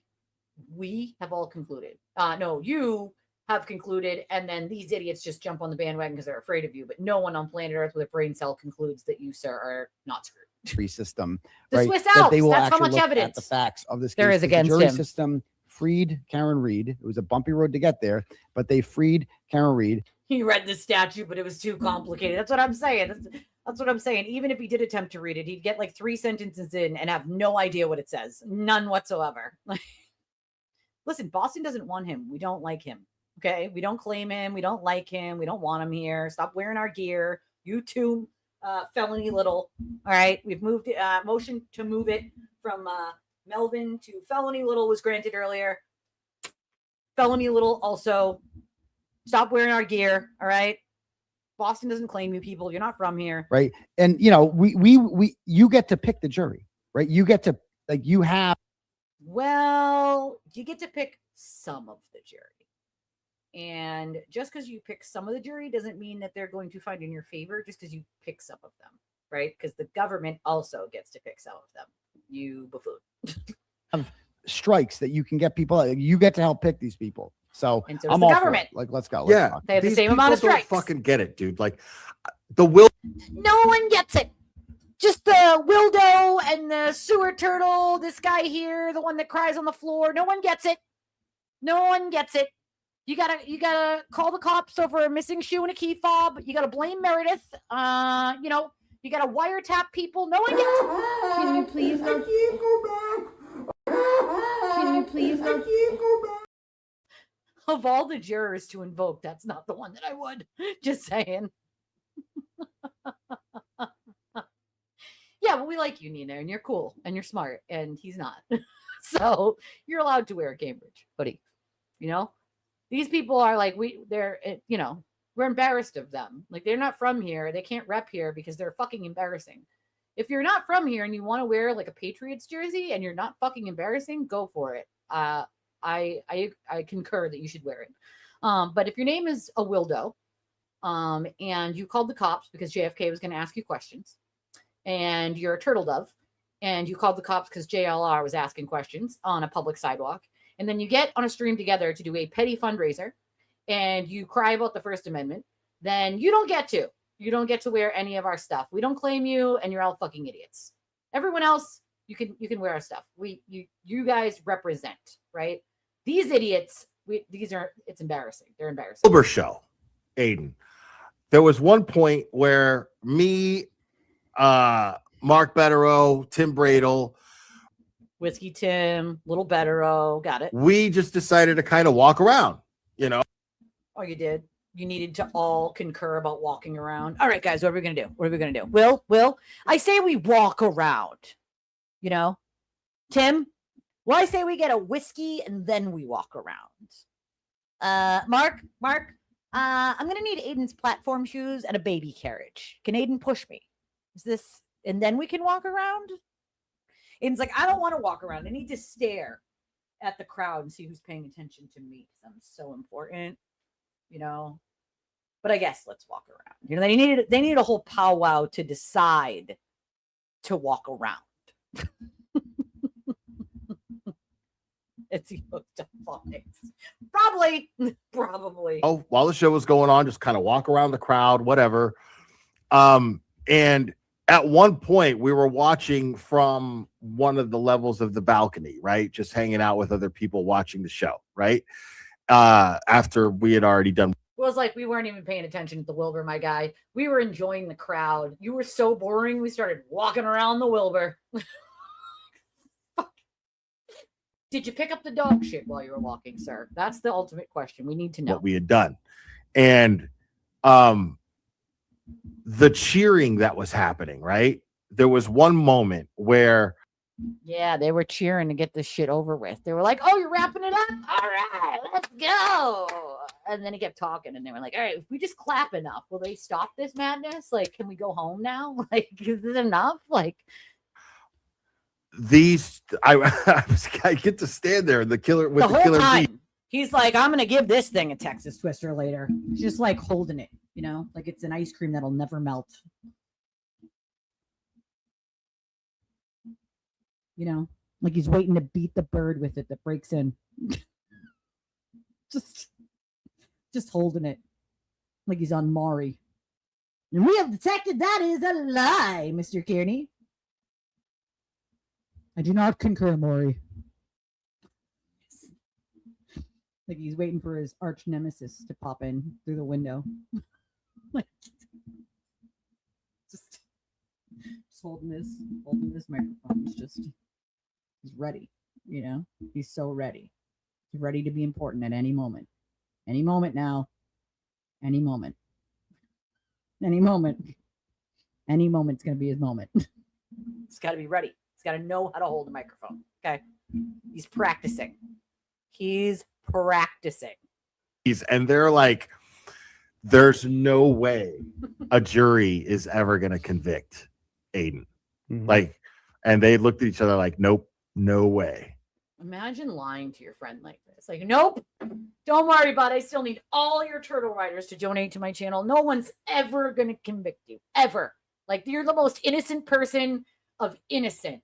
It's a whole government conspiracy that, you know, we'll find the evidence. Don't worry. None exists of any government conspiracy against you. And there's a mountain of evidence like the Swiss Alps that show that you're a liar, but you're totally innocent. Everyone at the Wilbur believes you're innocent and no one thinks you're going to be convicted.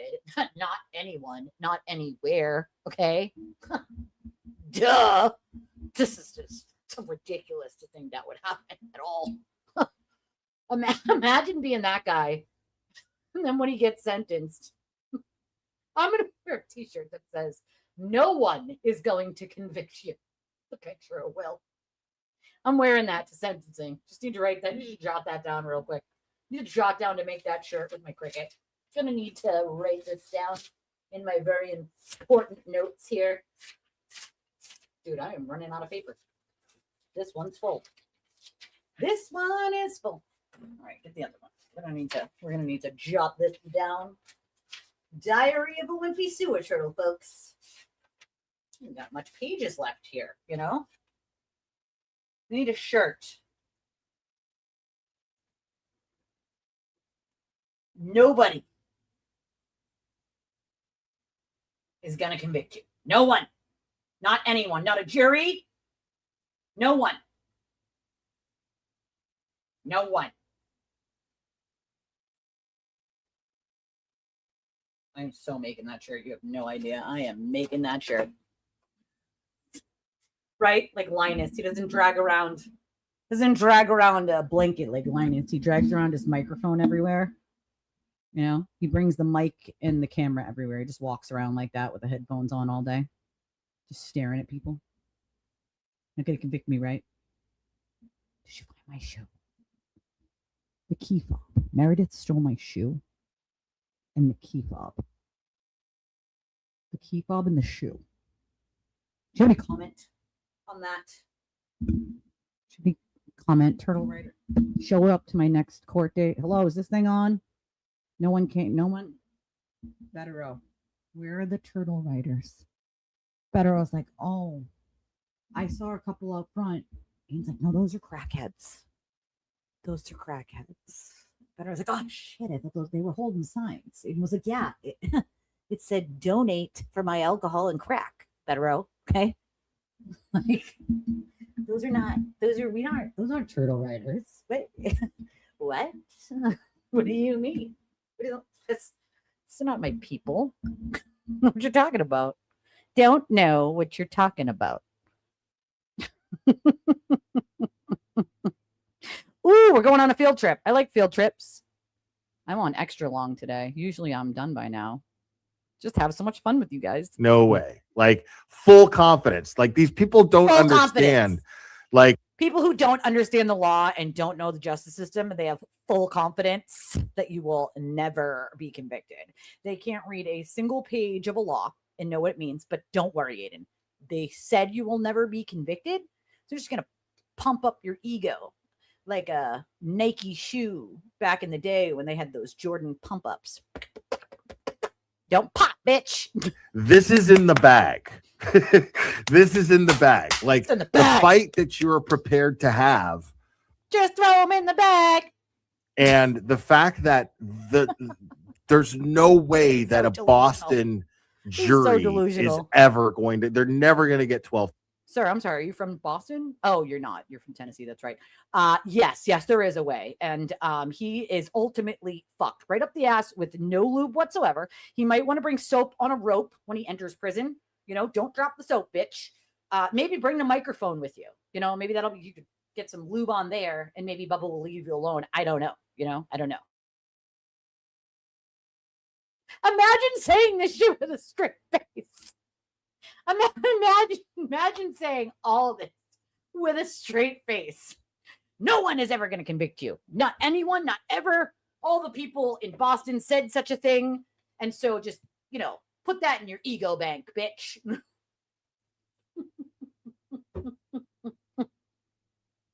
Like, bro, Will, seriously, in all seriousness,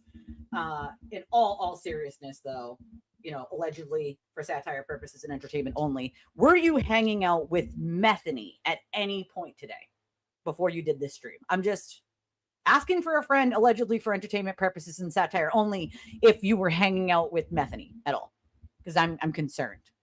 I'm concerned. Did you lick his asshole clean yet, sir? Just, I mean, did you ask him if you're allowed to be his Jew boy anymore? You know, I'm just asking. You know, I have questions. People and you know that are going to convict you. And both of the guys that we're looking right now, they don't like me, right? If both of these guys were on my jury, they wouldn't convict me. Motion allowed. Motion allowed. Motion allowed. So I did not have a whole bottle of water in my face when I read that, because that shit would have just been all over the screen. No Jägermeister for Willie boy. No car bombs. Can't put any Guinness in there. Right? Like, bro, that's not how I can't. Have a good trip, Miss Elisa. Let me know if there's anything I can do to help with the event, promote the event, whatever. I'm definitely always, you know, like tweeting about stuff like that. Anybody who'll help a missing person is a good person in my heart. I still have a missing person as a friend. So he'll be gone 20 years this September, and I'm hoping they find him before that 20 years is up. So you let me know if I can help in any way, and I will always help. Space Coast has now seconded Nan's motion. Okay. Seconded Nan's motion. Oh, someone sends $20 and says, for extreme entertainment. Thank you. Thank you. Thank you. Thank you very much. I'm not as entertaining as you guys think I am. You guys entertain me. I guess it's a two-way, right? I entertain you, you entertain me. We do this thing together. You know, it's like hanging out with a bunch of friends, you know? It was a lot. It was a lot. My throat was like, I don't know if I can finish this. Is there any more? Jesus Christ. Second the motion. Whack Vangler Will. The Marlboro cowboy over there says he's not going to be convicted, which means he's not going to be convicted. I feel confident they would not vote, like, because they know. They know,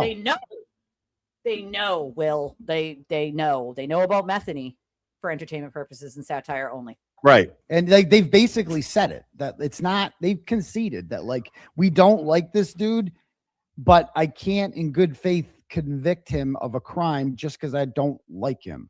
Right. They don't even have the balls to go against the other 11 people. So, you know, they don't even have the balls to just stand. I'm sorry. Is Will saying that, like, one juror should intimidate the other jurors? Just objection grounds. Grounds is Will is a dildo and he has one brain cell. So just, I mean, that's the grounds. Overruled. Motion allowed. Up and say their own opinions. Like, these people right now, they're looking for sanctuary so they can get more views. That's all. They're trying to collect views from people who hate. You know what I think is funny is I don't need to collect views. I'll get what I get, and that's it. right? Like I will get whatever views I get, and that's that, right? I don't need to collect views by having Mike on or collect views by having Brian on. I'll have a person on that has no followers or one. Like, it doesn't matter to me whether someone has one, none, 100, a million. Like, I just like interacting with other people here and there, and having people on is a nice little change of pace. So no, like what in the fuck? Like, no. Like what? I mean, these two have brain cells that are fighting each other at the moment. Like, one's gasping for air and one is begging for CPR. Turtle Boy, because that's the only direction they can turn. That's it. That's all they got. You can only go to Turtle Boy cult. And I hope that we get to like nowhere I don't know how it works. If you get to like the witness, the potential like we have the jurors that come in every day, we need to research them before coming in. Like I don't. Wow, he's like we need. Sir, you can't intimidate your witnesses, your jurors. If that's what you're thinking about doing, you can't do that. You can't contact your jurors privately or have third parties contact your jurors. You can't do all that. I know what you're thinking up there in your crazy little. You know what? Matter of fact, go ahead and do something stupid like that. I fucking would love for that for you. Like, obviously, you got to look into everybody who comes in. You cannot have some crusty sneak on the jury. That's the only hope of a mistrial is you get a crusty Stan or type on that jury. Now, that's possible. I've offended a lot of people over the years. There's no sure. No, it's extremely possible because he's a lying liar who lies with liabilities, and he's going to test a lie, right? And he's going to try to have other people test a lie. It's a fact, right? So, unfortunately, you know, it's a very real possibility that his whole jury is full of people he shit on and lied about, you know? Just saying. I'm telling you, there's no they definitely didn't read it. And if they did, they didn't understand the statute. Like, even Nan will tell you, it's very clear statute. There's not, like, he's fucked. He's screwed. I have no idea what Will is saying. None. It's like listening to Snoopy, you know, like Charlie Brown teachers. Wah, wah, wah, wah, wah, wah, wah, wah, wah. He's just kissing Aiden's ass. I love you, Aiden. I love you. Love you. I love you so much. Please send me all of your turtle writers and all of their funding. I need it. I need it now. I want it and I want it now. No, they're being dead serious. That's how delusional they are. They're fucking dead. This is dead cereal freeze. All right. Don't make jokes out of this. This is not a knee slapper. All right. This is not funny. This is not funny. This is real. They're cereal. They're so dead cereal. Okay. That's not only do they not say it with conviction, but Aiden's shifty eyes tell me something else. He's like, yep, never going to be convicted. Never. Not ever. Never. Shifty, sketchy, magically suspicious eyes with the pupils missing. They don't know what they're saying. Will's just saying shit that'll make Aiden happy. Yep. Yep. Whatever you say. Yep. Yes. Pineapples will blow up tomorrow. I sure did see there is purple elephants. I saw it with my own eyes. Aiden's not lying. There are purple elephants. Those exist. Who said he was lying? I have pictures. I have receipts of purple elephants. Okay. All right, Will. Sure thing, bud. Sure thing. Right? We. So it is not like a guarantee for every 10 ride. We. people who like me, there's one who doesn't. Okay. And that's the exact ratio basically of a. No, honey. No. For every one person that likes you, there's 100 that hate you. Just not everyone says it out loud, right? Because they don't want to deal with you harassing their children because you're a fucking lunatic. Me, on the other hand, I don't give a fuck what you have to say. I don't give a fuck. I don't give a fuck. You have zero control over me or what I say. And that just pisses him off, doesn't it? See, here's a fun fact about Aiden. If you just simply don't give a fuck what he has to say, it doesn't bother you. Especially since all he does is lie. Why the fuck do I care if he says a bunch of shit that simply isn't true? Anybody who knows me knows it isn't fucking true. Therefore, I don't have to care. Like, I don't have to give a shit what he says, right? I could just watch it like it's comedy like this. Because, I mean, this is like a full-fledged Seinfeld show right now. Okay. This is like the time that they had Elaine dancing. You guys remember Elaine? Elaine dancing? That shit. That's what it reminds me of. That's how comedy this is. Okay. Elaine dancing from Seinfeld. Like that's what the fuck this is like to me. This is comedy. All right. Thank you, Allie. Appreciate you. That's what it reminds me of. Yes, Seinfeld. It reminds me of poor Elaine and her terrible, awful dancing that everyone laughed at because it was so fucking funny. Like that's what this is. This is a whole ass comedy show. A whole ass comedy show. Like a whole ass one. Thank you for the laughs, dude. Jury. And so it's up. We have to find that person. We have to weed them out, right? And or the others on the jury. I mean, that's the beauty of the jury system is you get to discuss it and find consensus, right?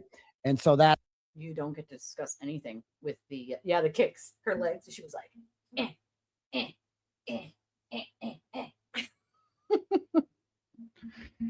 Oh God.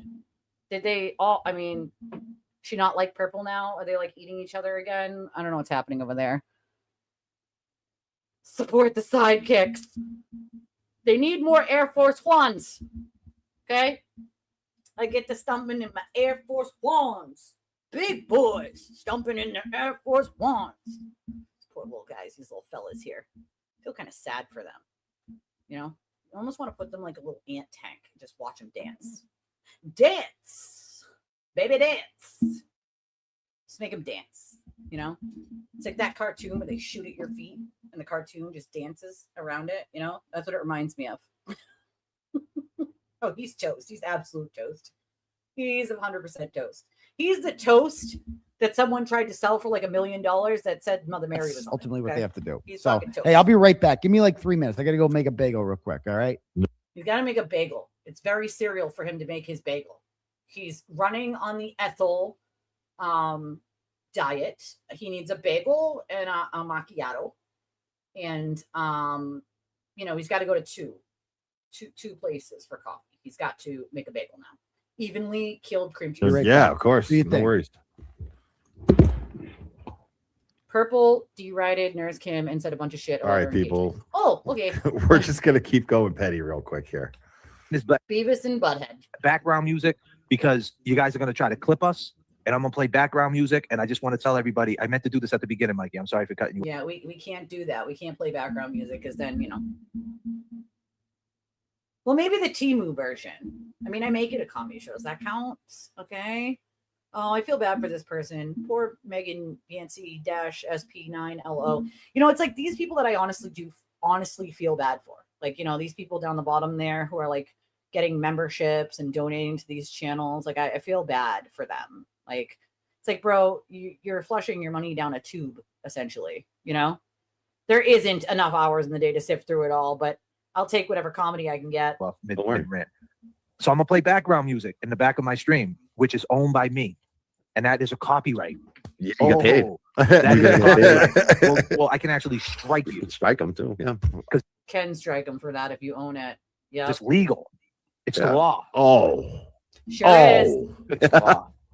It's backed by a big industry too, the music industry. That they don't fuck with that copyright. That's like J7 gave Purple like $750 to buy a camera and get his website up. See, that's the shit, right? Like, that's that shit. People giving these large amounts of money to someone who are just shitbag people, right?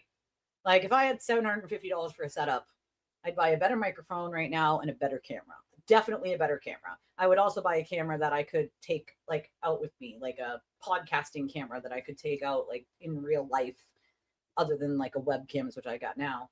To do other videos, because me and my husband have been talking about maybe when the channel grows and makes a little more money, or maybe if we start getting like sponsors, we could start making some other long form content of like challenges and things that would be fun to do in general, because I think you guys would really get a kick out of my husband. I honestly do. I think he's a fucking comedy show of his own, and I honestly think you guys would get a huge kick out of him.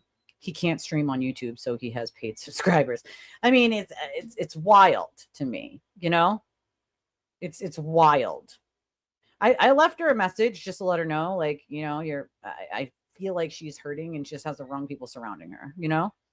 He might, who knows? I would if I owned it. Decades of it's all set. It's not like Let me back YouTube. you up. So you said that Machado said something at the end that all the protesting or whatever he was doing, what he calls it, did not help at all for his case. Is that what you're saying? And for Karen, like you could have rallied support. It's just like what you're saying too about his shows. Like if he was smart, he'd do one show a week, maybe go and miniature golf with his kids, sitting on his deck talking about the latest movies. And you know, here's the thing. What? I appeal the strike. You don't win it because he owns it. He owns the copyright. All he has to do is give that copyright information and you lose the strike. And then he gets all the money that you made on your channel today. The strike gets lifted. And then it's going to be up to him on whether or not he wants to sue me over this.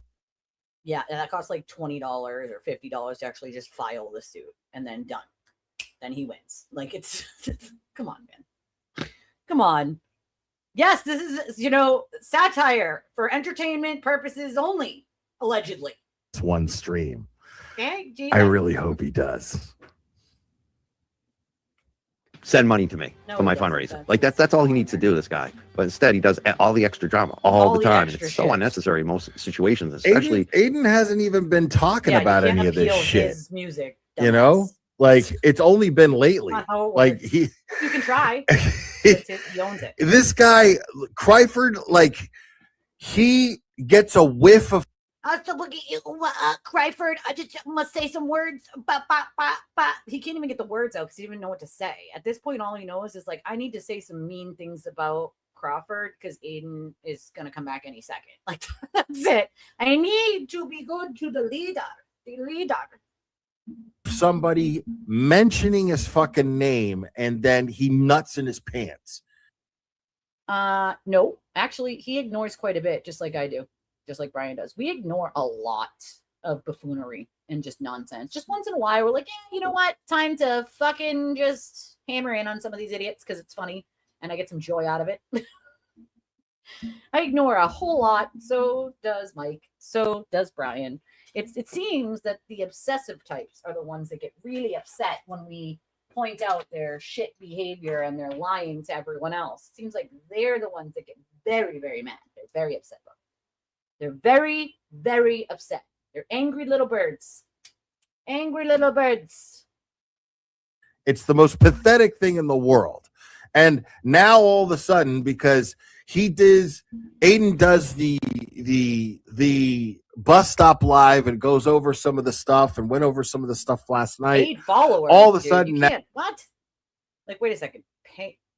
You mean like members? I'm confused.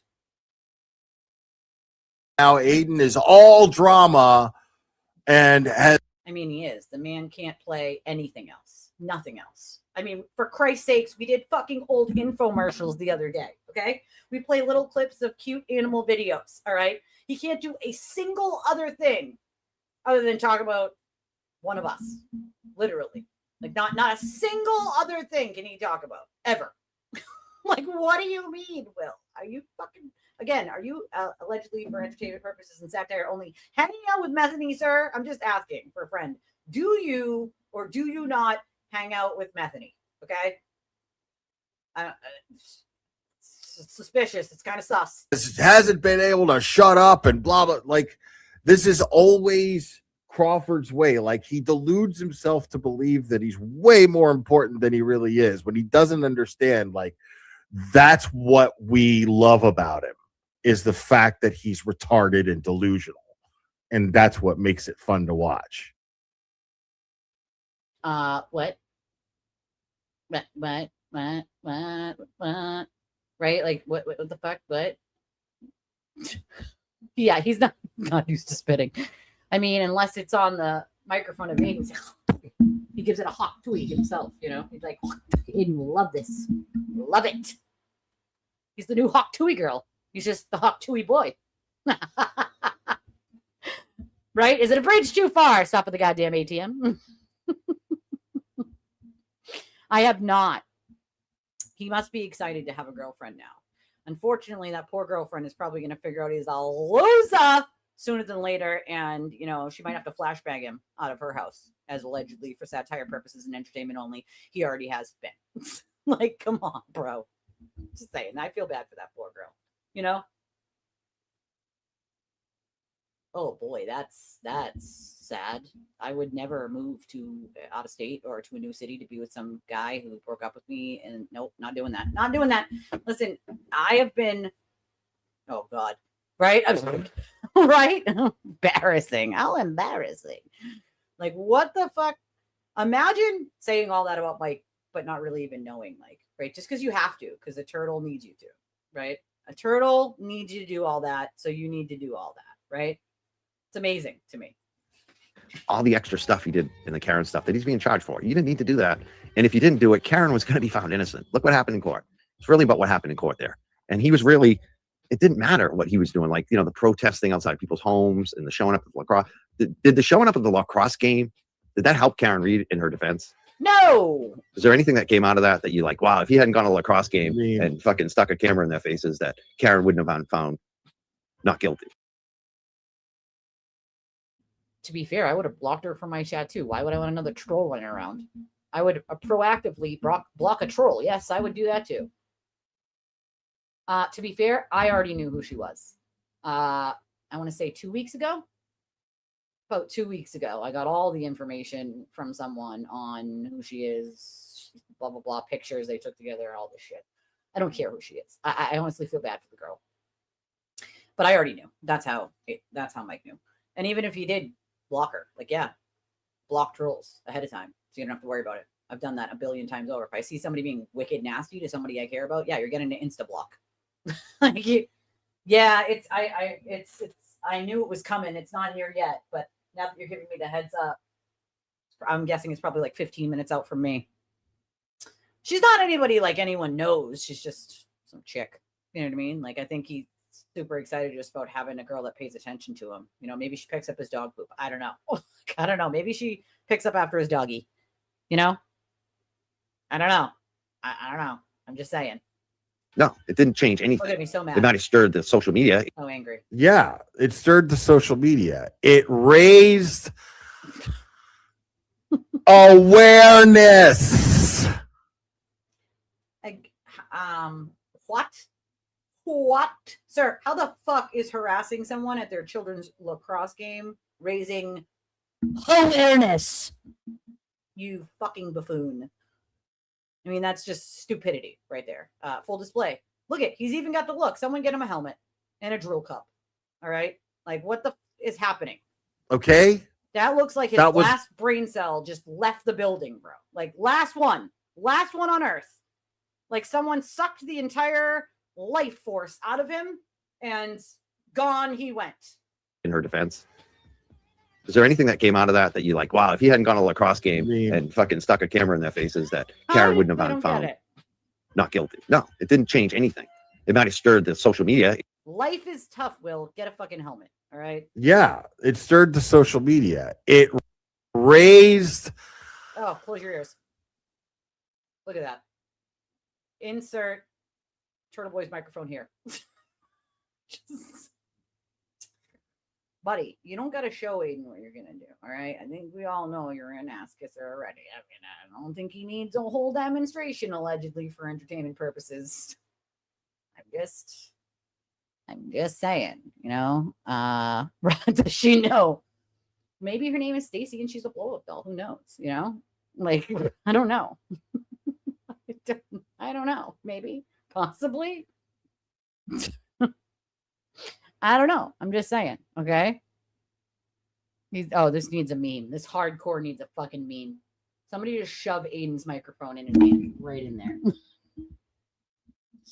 Insert here. Stick some lube on there. Microphone on a rope. Microphone on a rope. Yeah, good. I'm glad they didn't know who he was, because it's like, once you do, it's like you can't get it out of your, like, you're like, oh, that fucking deplorable piece of human waste, you know? Ew. He said, yeah, no.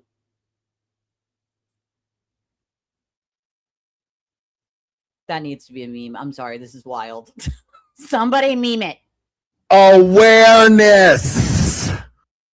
Oh, that's a meme too. Yep. That's a good one. That's a good one right there. What is happening in this photo right now? Caption this. Can we? Where's the? Someone caption this. Caption this. For the love of God, people, caption this. Right. He wasn't needed to raise any awareness. He was not needed for that, sir. We did not need that. I'm going to need y'all to please, for the love of God, caption that shit. Caption it. Karma is taking him down, my love. I promise. I promise. I 100% promise. Right? Karma is coming.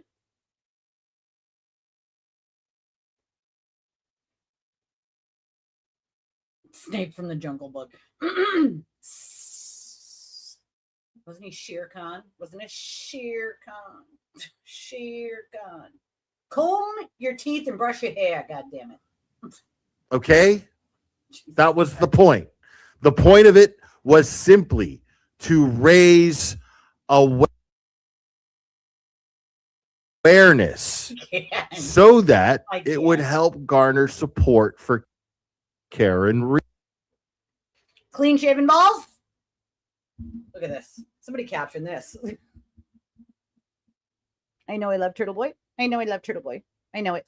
I know it. I know you know. Yes, I'm in a cult. Yes. I don't pick up my dog's poop. And you know. I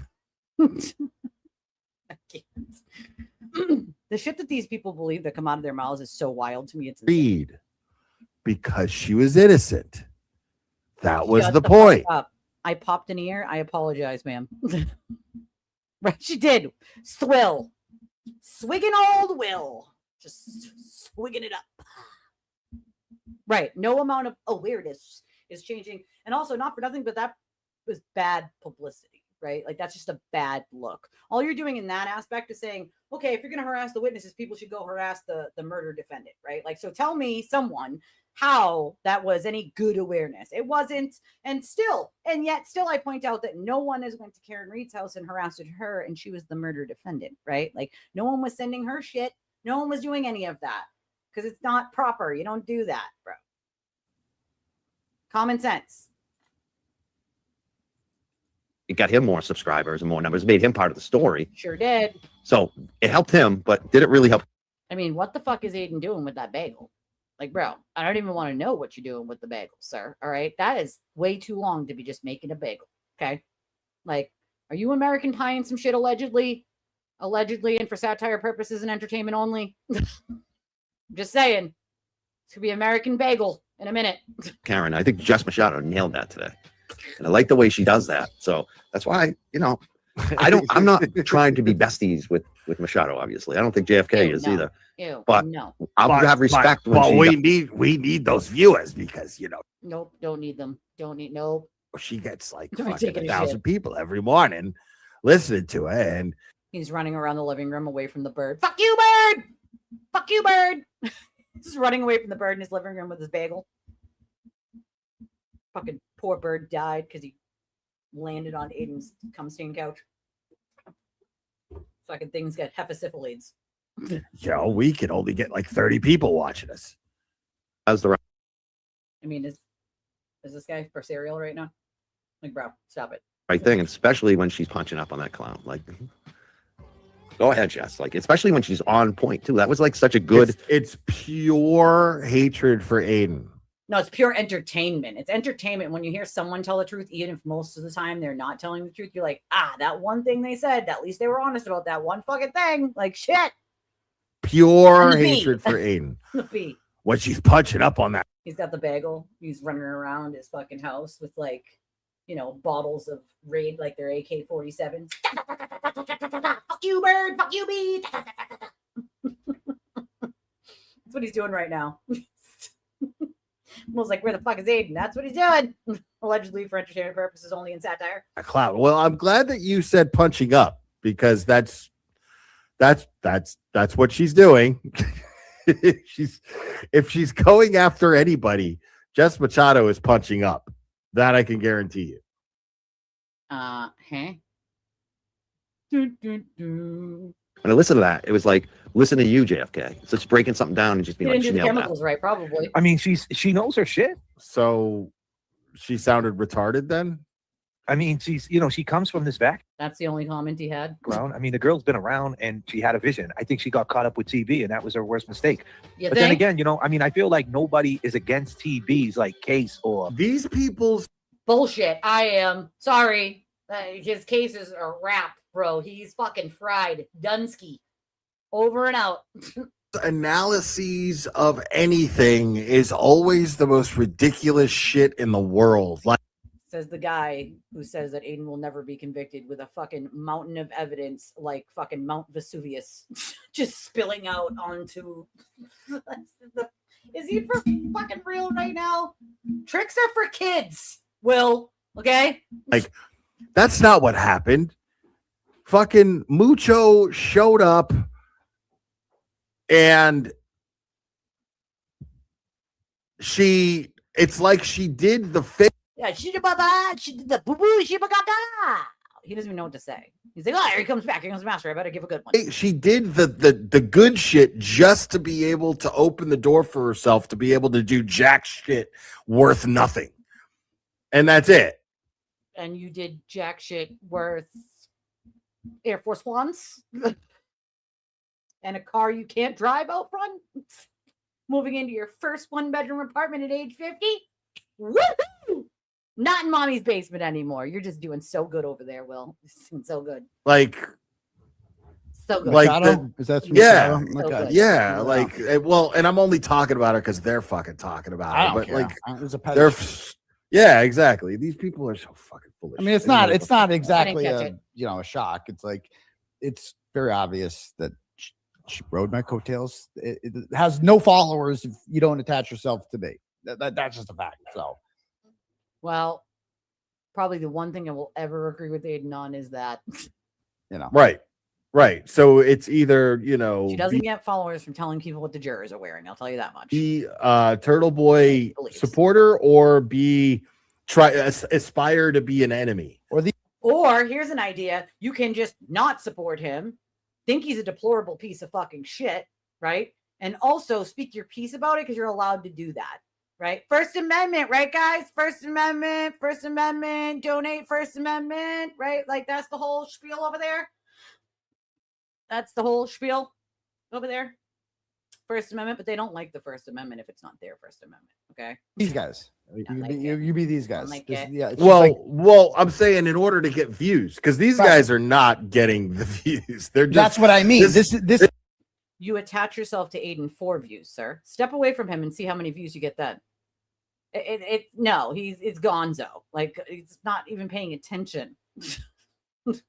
Like, just say it. You can just not support him and speak your piece about him too.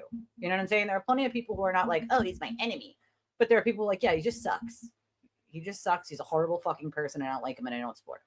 Like it's not one or the other. People don't have to be, an enemy, right? He makes everybody an enemy who doesn't agree with him on his own. No one else asked for that. You know what I mean? Agreed, Lisa. Agreed. Like, step away, Glare. Step away from Aiden and see where your views go. I would love to see that. Let's be fucking honest here. Let's see that view because that's coming. Whether he likes it or not, eventually Aiden will go there. Like, he will. No doubt about it. This is the what's so alternative. funny. you can be these guys or you can be successful. You can get sued into oblivion and end up in a cardboard box in a 1-bedroom apartment in Tennessee, not picking up your dog's poop with a car outside that you can't drive. Or you can be everyone else, like a normal human being, and build your channel brick by brick, as small as it might be, and know you're doing the right fucking thing. So you can choose these two buffoons, one that has a car outside he can't drive, and Air Juans, okay, riding on the back of this idiot, right? This idiot is going to be broke living in a cardboard box and having his bank accounts levied. Okay. Yeah, definitely be one of them. That's super successful. Super successful. It's like very successful. Definitely listen to them. Which one are Right. you going to choose? And it Pretty wasn't, much. you know, and I feel like guys like you, and the reason I like guys like you and guys like the Baker, right, is because you actually support you're genuine. You actually support what He doesn't support what you do. He's afraid of you. He already said that out loud. You forget that he said the quiet part out loud, Aiden. He said it already. He's afraid of you. He's afraid to go against you. He's scared. Yes, of course I can, Brian. He's a scared. A scared. A scared's the word. He's a scared. He's very, very scared. Okay? These aren't serious people. This is not for cereal. This is not for cereal. This is not for cereal. That's my question. How exactly is success defined? Can we define that, please? I would like a vowel. I'd like to buy a vowel. Oh, I want to buy a vowel, please. Right? It's wild. They hate women. We know this. They hate women. Hey. What's going on? Oh, you know, just having a little fun with some clowns. So I just got home from work and I saw your stream, and I always find it funny, like the things that they always go back to is like, look at the views, they're getting no views. But do you realize there's multiple shows going on right now? Like there's your channel and my channel and Mike's channel. All those people that are coming in and watching those shows are adding up. But if you look at, he goes, oh, well, this is why I like you, because you're a genuine guy. Yeah. And who are the two people that he just only names now? Will Baker. And Baker. And that's it. Because you know why? That's the last fringe of support that he has online, because no one's supporting him anymore. Nope. No one is supporting him anymore. And I don't give a shit. Like, I'll do a show and have 100 people, 50 people. I don't care. Like, I still get my voice out there. People still understand what I'm talking about. People still want to hear what I'm talking about. Like, they do the restream. Like, listen, usually before I'm done, I'm at like 1,000 views. I have a channel of 3,500. It's not even that big. If I'm already doing over 1,000 views before my shit is done, right? Why are my views the same as Baker's views? And he has 2 or 3 times the subscribers. But in the grand scheme of anything, can I just say this? Yeah. If you like, they laugh about me. I still make a lot of money off my channel. Right. Like JFK, they're shitting on JFK, and they know this. And the reason they're doing it is, go watch the beginning of his stream. Before he even starts, he has like 20 super chats already. He's raking money on his channel. That's what they're pissed about. It's not views. They're trying to get people away from these channels. But like Mikey last night, I think he had over 50 super chats with Nan on. That's crazy. Like, killed it last night. His show was crazy last night. Like, that's what they're pissed about, is that, let's add it up. JFK and Mike right now are making a lot more money than Will. 100%. Oh yeah. 100%. They pocket pick everyone, dude. They pocket 100%. pick everyone. They're like, oh, you made one here and one there and one here and one there. Like, bro, what you guys are upset about it? You sound a little mad. Like, one's got a fucking car in his driveway he can't drive, right? Yeah. The other over here is going to be having his bank accounts levied. Like, yeah, let's be successful like that. That's what success looks like. I want no fucking part of that shit. None. And here's the other thing too. Like, you notice now we do a stream and they feel like they got to counter it. Like today, like I got to pop up and do a fundraiser and make money to make myself feel good. That's all that is. It's just a feel good stream that he has money coming in. I also think that he's going to have to pay for that. He's got to pay for the fucking golf thing, whether it happens or not. Right. Yep. So I also think that he's looking to grab that cash because he knows that shit's dead in the water. You don't think that he told Will to go up and do a stream for him the other night and raise $6,000? That's to 100%. Pay all this shit off. Cause you know why? Sold like 11 fucking tickets. Like, no one cares. 11 yesterday or the day before yesterday. It was 11. Yeah, and look at all the people that showed up. Look at not even all the people. Just look at the people that showed up at court the other day. That's who you have that supports you now. There's no one there. No one cares. No one cares anymore. You burnt so many fucking bridges with good people that were backing you. Yep. They don't care Good anymore. people So too good that luck, were buddy. educated, that have good information, Good luck. that have a background in helping other people. Like those are not the people you want to burn, bro. Like Good luck. not Good smart. luck. And look at the article that came out today. And I get it. I read it. Gretchen Vosch is, you know, like let's say, I mean, she hates Aiden, she hates Karen. Yeah. But I was looking through it, a lot of it today, and it's like you fucking like the way I perceived and I look at it, Karen was using you, yes, as an outlet, but you turned into a fucking villain against her. Like He did, yeah. you know, and you know, here we He go. knew he was going to. I mean, I knew he was going to. If she didn't give him what he wanted, like ultimately, which was he thought, and this is what he, of course, I'm sure you heard him say it in private, like he thought he was gonna be, you know, traveling the world for book deals and movie deals and interviews and all that shit. Like he thought that him and Karen were gonna run off into the sunset together and do all these things together. When he didn't get that, he lost it. And that's when he got mad because he couldn't go out and turn this into the thing, you know, and turn it into the thing. And you know what? He's only got himself to blame. He's the one that fucked it up. That's it. That's it. He has no one else to blame. His own worst enemy. Own worst enemy. He But is. I He gotta just run, ruins Elise. I wanted to jump on really quick. I gotta run. I got a show in about a half an hour. So I gotta get Absolutely, ready. my friend. I will All tune right. in while I'm making dinner. Take care. Bye. Bye. It's always nice to have people pop on and say hi. It's always nice to have Brian on. I'm actually going to wrap up too anyway, so I'll send you guys over to Brian anyway because he'll be the only one I think on at the moment. But I need to go make dinner. And this was fun, kids, but I feel like I have a lot more to clown on in this. I'm just saying they're going to give me more content by tomorrow to clown on, but like, wow, there's a lot I can clown on here. Like I haven't even gone through this myself yet, but I need to pull some clips out because like this is a fucking shit. This was a give me money stream. Like what the fuck happened here? Like before they did this, did they talk to Captain Crunch and Tricks the Bunny and they were like, this is a great idea. This is what we're gonna do. We're gonna do a petty fundraiser. That's the idea. That's a $1 million idea right there. We're so successful. We're so smart. We're such amazing people. That's what they affirmate themselves in the morning. I'm so smart and I'm so talented and I gotta hold my mic. I gotta hold my mic. I gotta learn how to hold my mic. All right. I love your stinking faces. Brian's show is 25 minutes. I'd say 25 minutes probably now because it's probably 6:30. I think it is 6:30 with Nan. So you'd probably want to catch that one. I'll pop over there while I'm doing dinner. I love y'all. I love your stinking faces. I will see you guys tomorrow on Thirsty Thursday. Don't forget to get your raffle tickets. We're running in the last days of this. And so if you haven't gotten any, make sure you get some. 6:30. Brian said 6:30.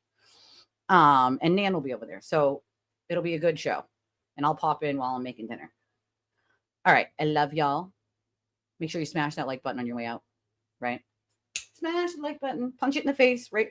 Bow. Give it some chiclets to replace its teeth. You know? Just give it a whole box of chiclets and then bow. Pop that bitch right in the mouth. Do me a favor and hit the subscribe button if you already didn't. Thank you guys for your jewels. YBE for your membership. Allie. Pepper for being a new member. Mishi. All of y'all who donated through the direct options. I appreciate y'all. I love y'all. And I will see you guys tomorrow morning. Bye.